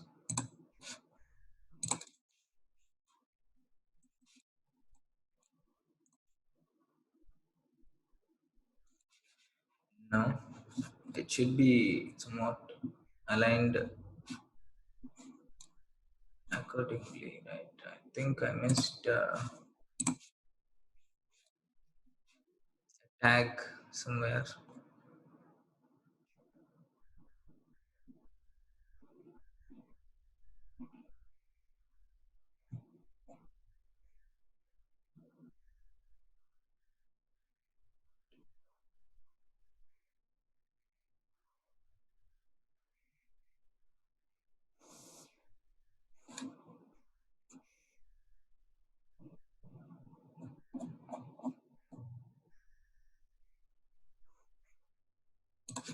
Right.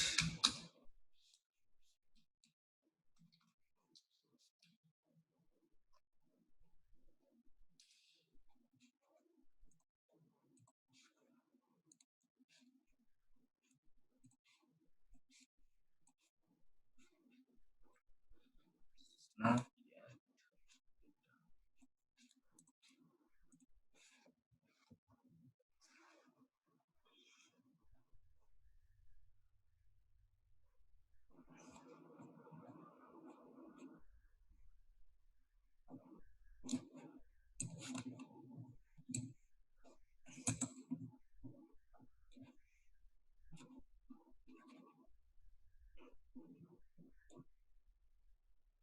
this is the div, right? We'll see removing the complete div.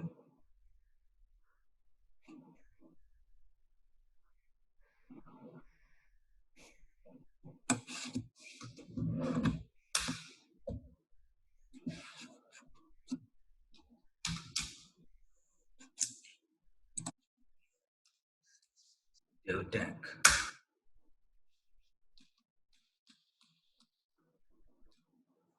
It's it will be another. I'll change this into div. I just wrote a spelling mistake. Now let us see.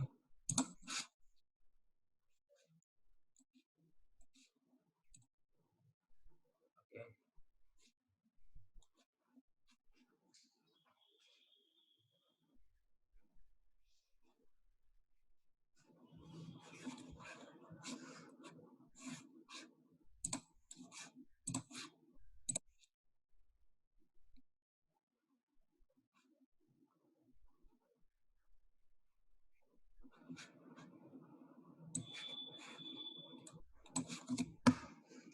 We actually don't need this thing. And this checkout button would be here.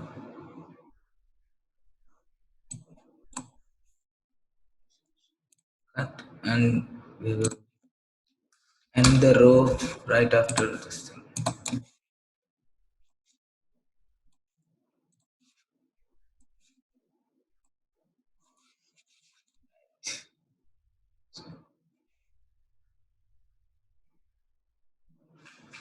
You can change this first name and last name. Placeholders also.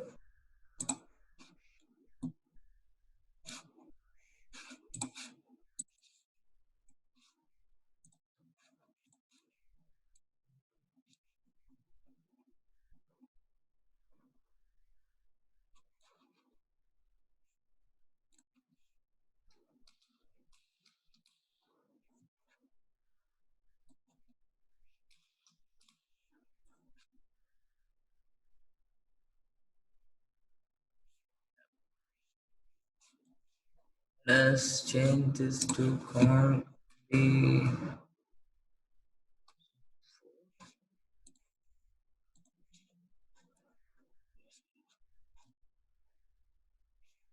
This would be 6. So this should be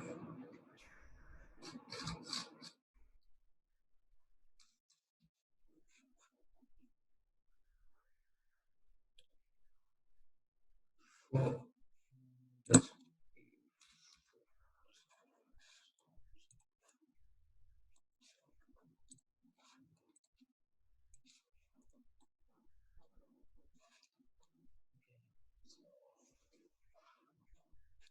will move this.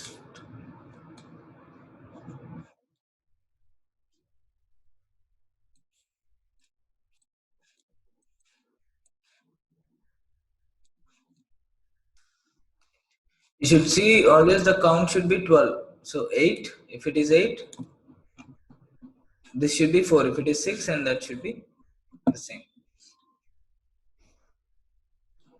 The placeholder, we don't need any placeholder here for using.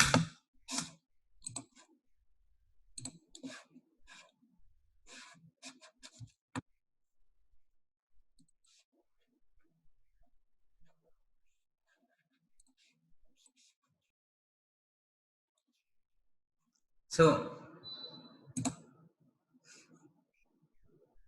if you try to buy another time,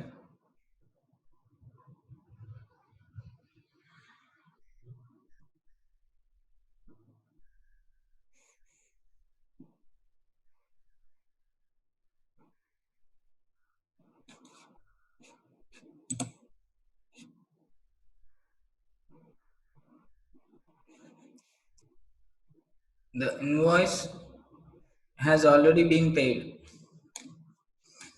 For more information, contact the merchant. Transaction is cancelled. So that means our invoice is already paid.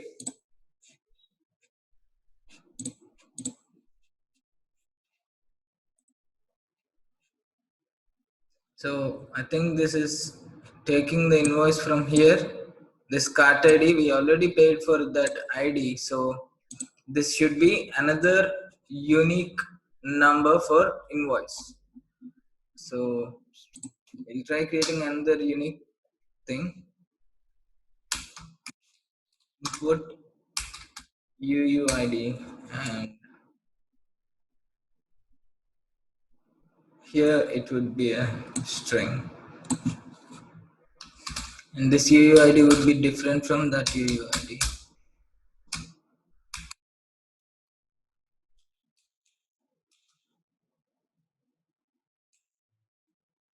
String of UUID.UUID. Okay, let's check this.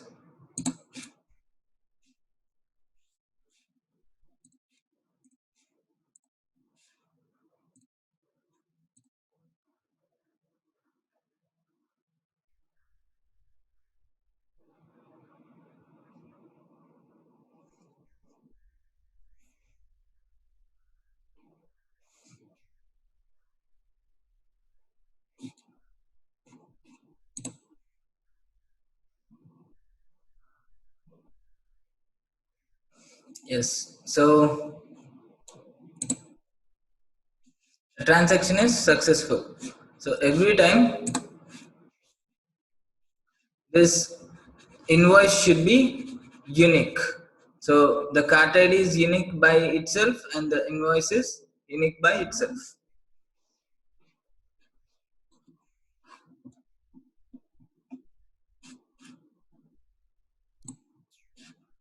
So this would be the simple e-commerce website.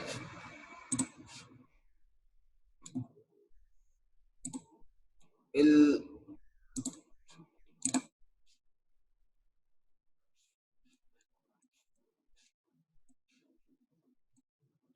you see these are the folders inside our project, my site, our website. These are the folders. So this is the database and this is the website, and these are the pictures, media pictures, and this is the application, basic application, and these are the templates inside it. This is base template, and these other templates will inherit from the base. And let us see the size of this. The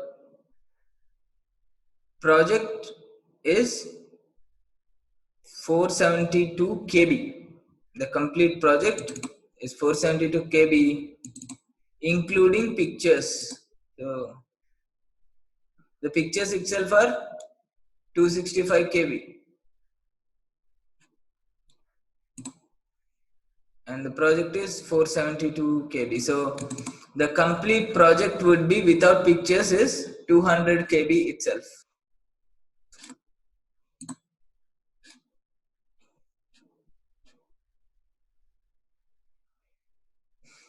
and the code would be much less.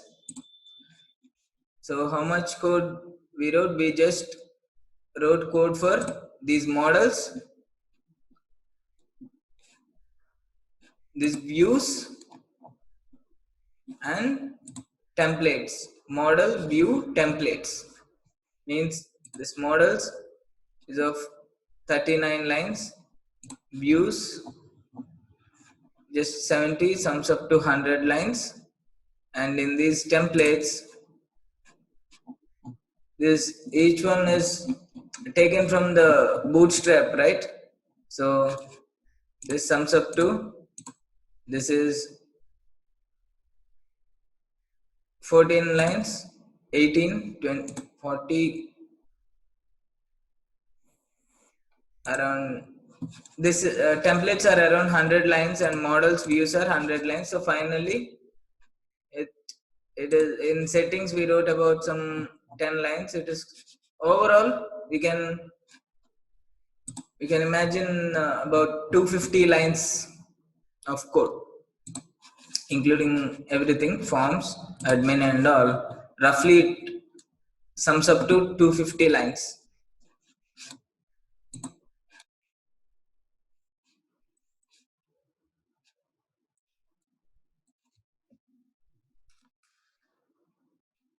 As of now, this website is running in localhost. So to deploy this website on cloud, we should upload this to GitHub and then we'll deploy it to cloud. So we can use herokuapp.com or Python anywhere to deploy it. You can deploy it in AWS, Google Cloud, and whatever it may be, or any VPS or whatever. So we'll deploy this using pythonanywhere.com, and before that we need a GitHub account. So for that we'll start that by creating a GitHub account.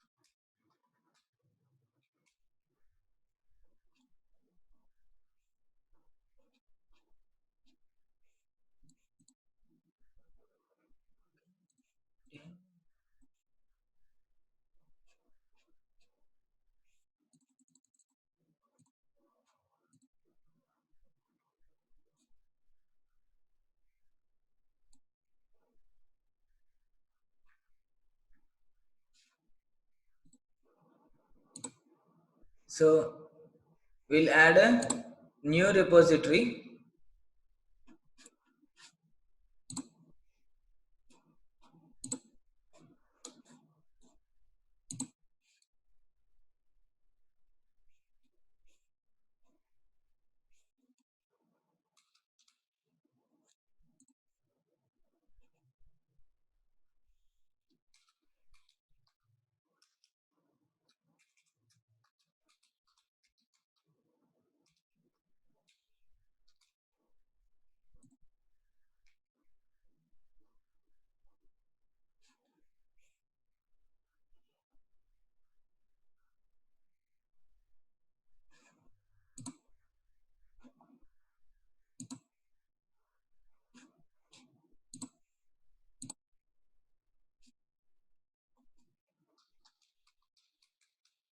E-commerce, and then click on create repository.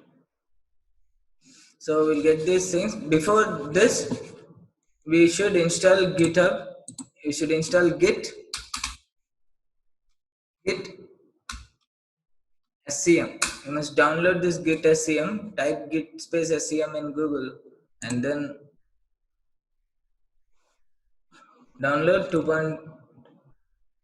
2.26.2 for Windows.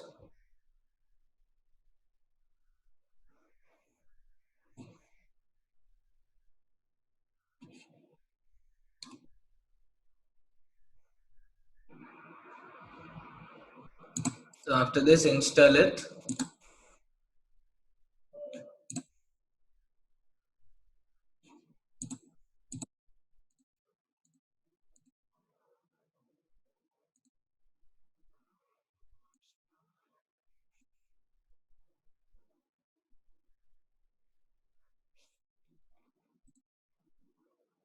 It will use the default console of Windows. We'll use the default console.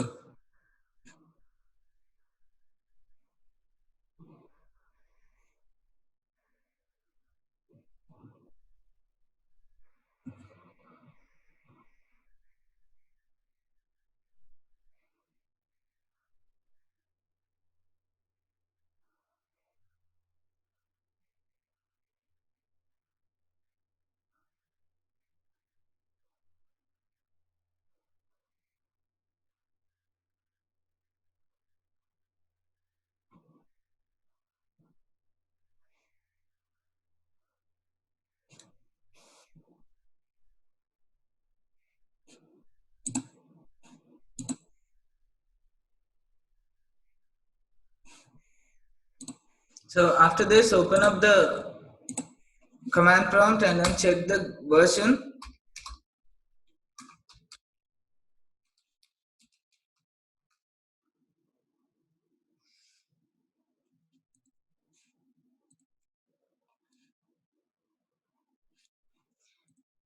So we must open the new command prompt.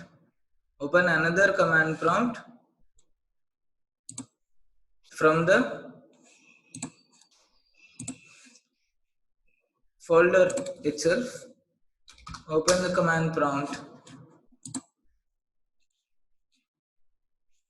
and then check git version. Git version is 2.26.2. But before deploying this,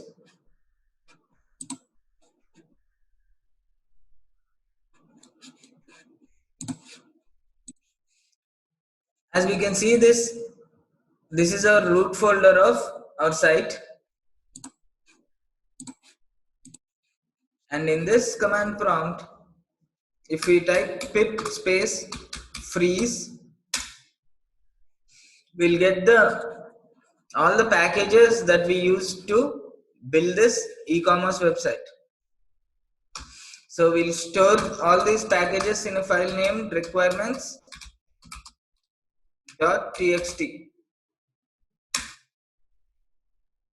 So this requirements.txt is now automatically created in our folder here, and it contains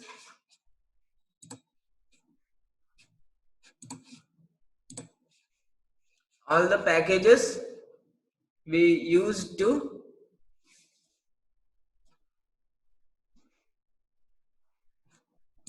build the e-commerce website. So with versions, so we use Django 3.0.6 version, Pillow 7.1.2 version, and so on.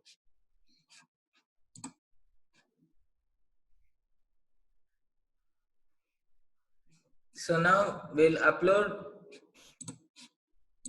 this to GitHub. So how do we do that?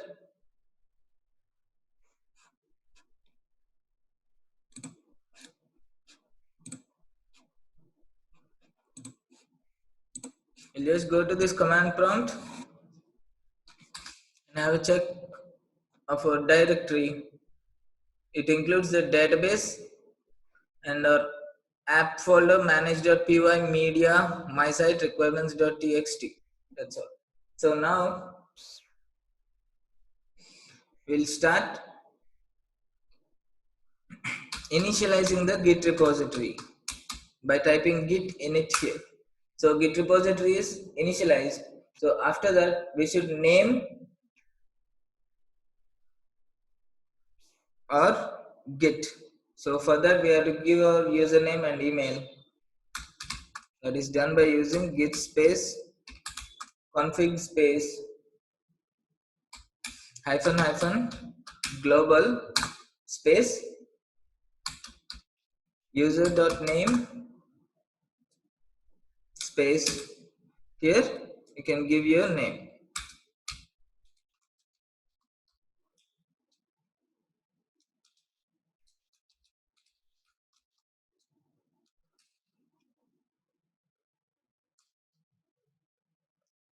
And in the next line,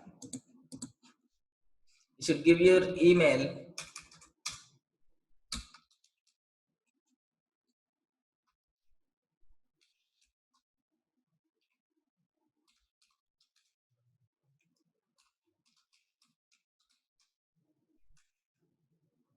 So this is how we configure username and email. So now we'll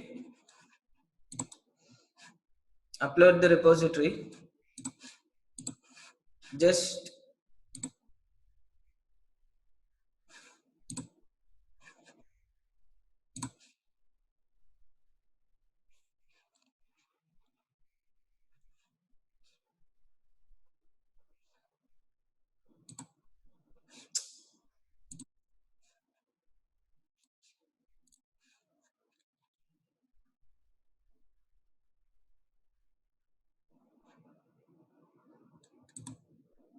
by using these commands.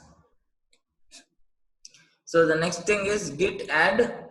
This file name would add only one file, so we'll use git space add space dot to add all the files.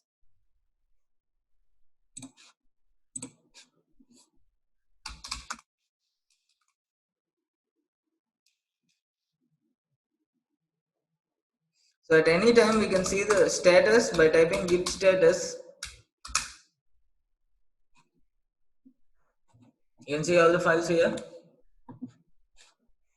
and after that we'll commit this thing.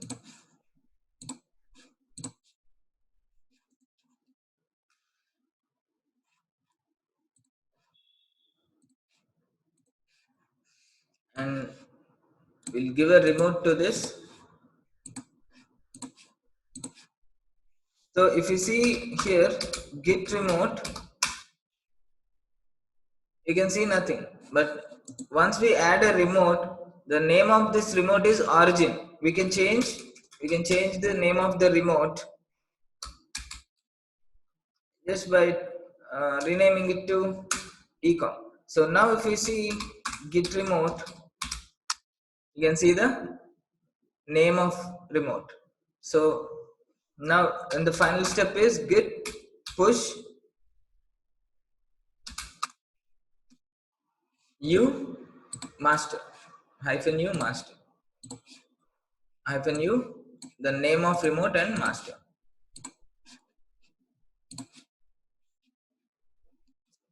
So what is the name of remote here? This is ecom. We can name it, we can leave it origin itself.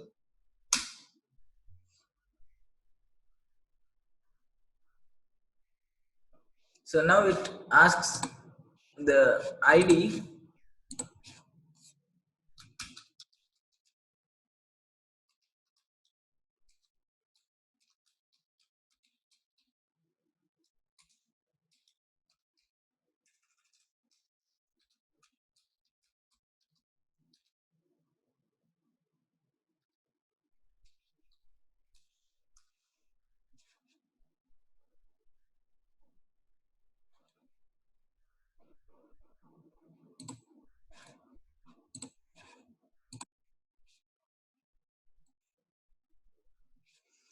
So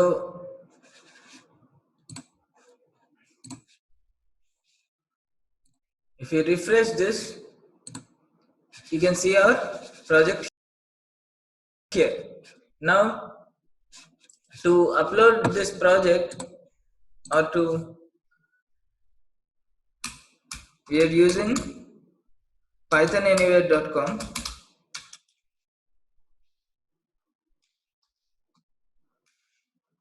After uploading to the project, we'll deploy it in. We can host this using pythonanywhere.com. As you can see, we can host, run and code Python in the cloud using this Python Anywhere. So we can sign up here.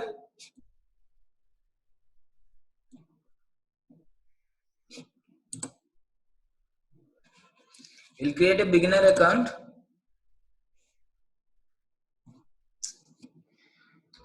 We'll give the username as ECOMM. So that means our website will be named as ecomm.pythonanywhere.com.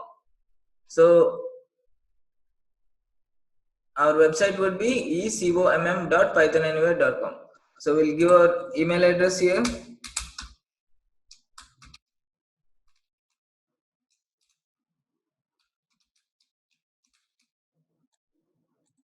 And password here.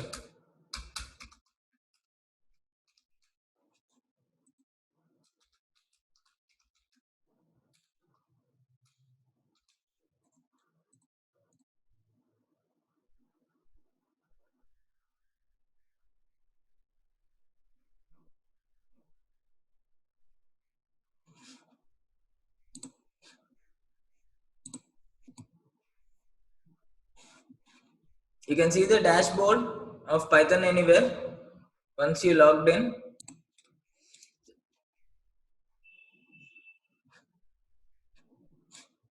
So this email ID is there. So this user ID is there. So we'll access our website using ecomm.pythonanywhere.com. But before that, you should go to this account on left top, click on account on left top, and then create a API token. And after creating this API token, go to the dashboard again, and then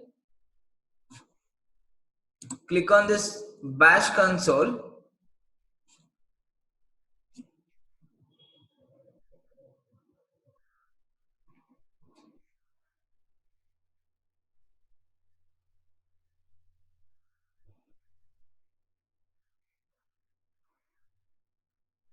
So after this bash console is opened, you can install your environment here with 3.7 space, install space, double hyphen, user space, Python Anywhere, and press enter.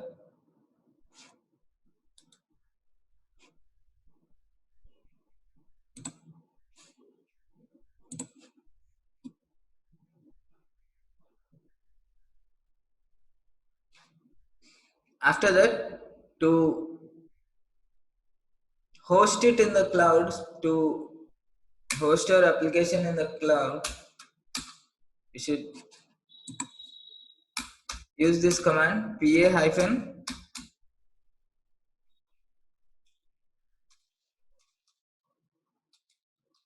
auto configure. So it automatically configures environment and everything for us. Django.py space hyphen hyphen Python is equal to, we should give a version here 3.7 space our GitHub repository. This is our GitHub repository.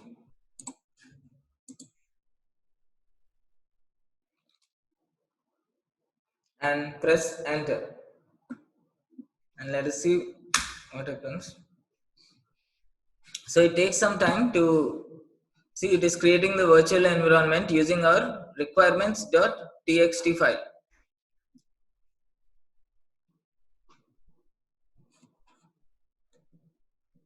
It is installing all the modules from requirements.txt file, and our website would be ecomm.pythonanywhere.com.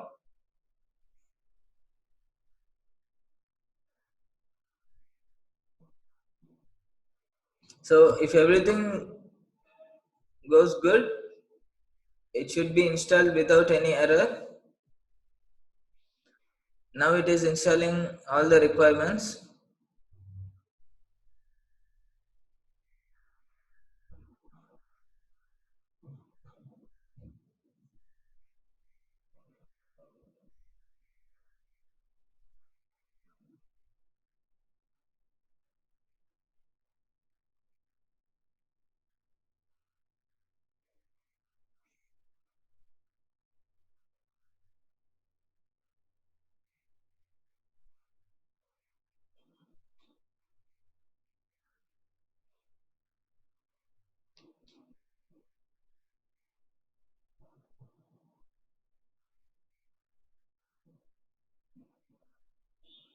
Django PayPal, IDNA, Pillow.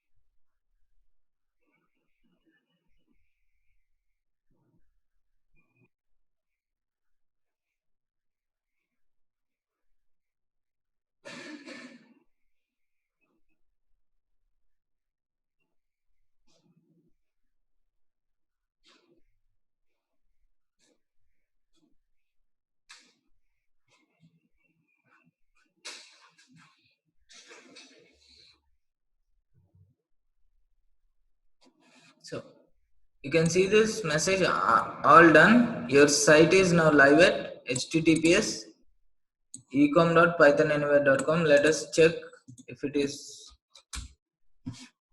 really live.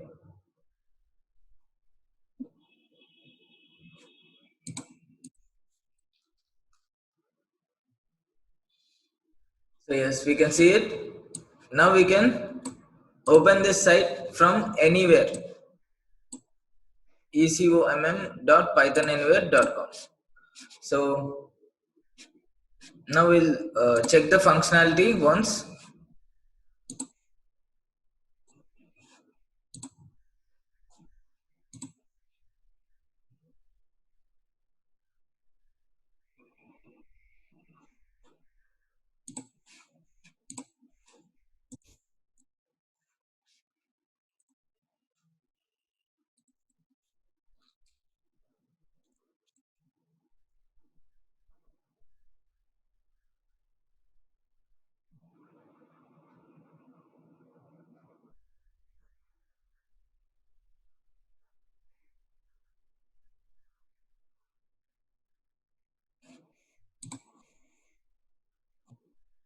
Pay with Visa card.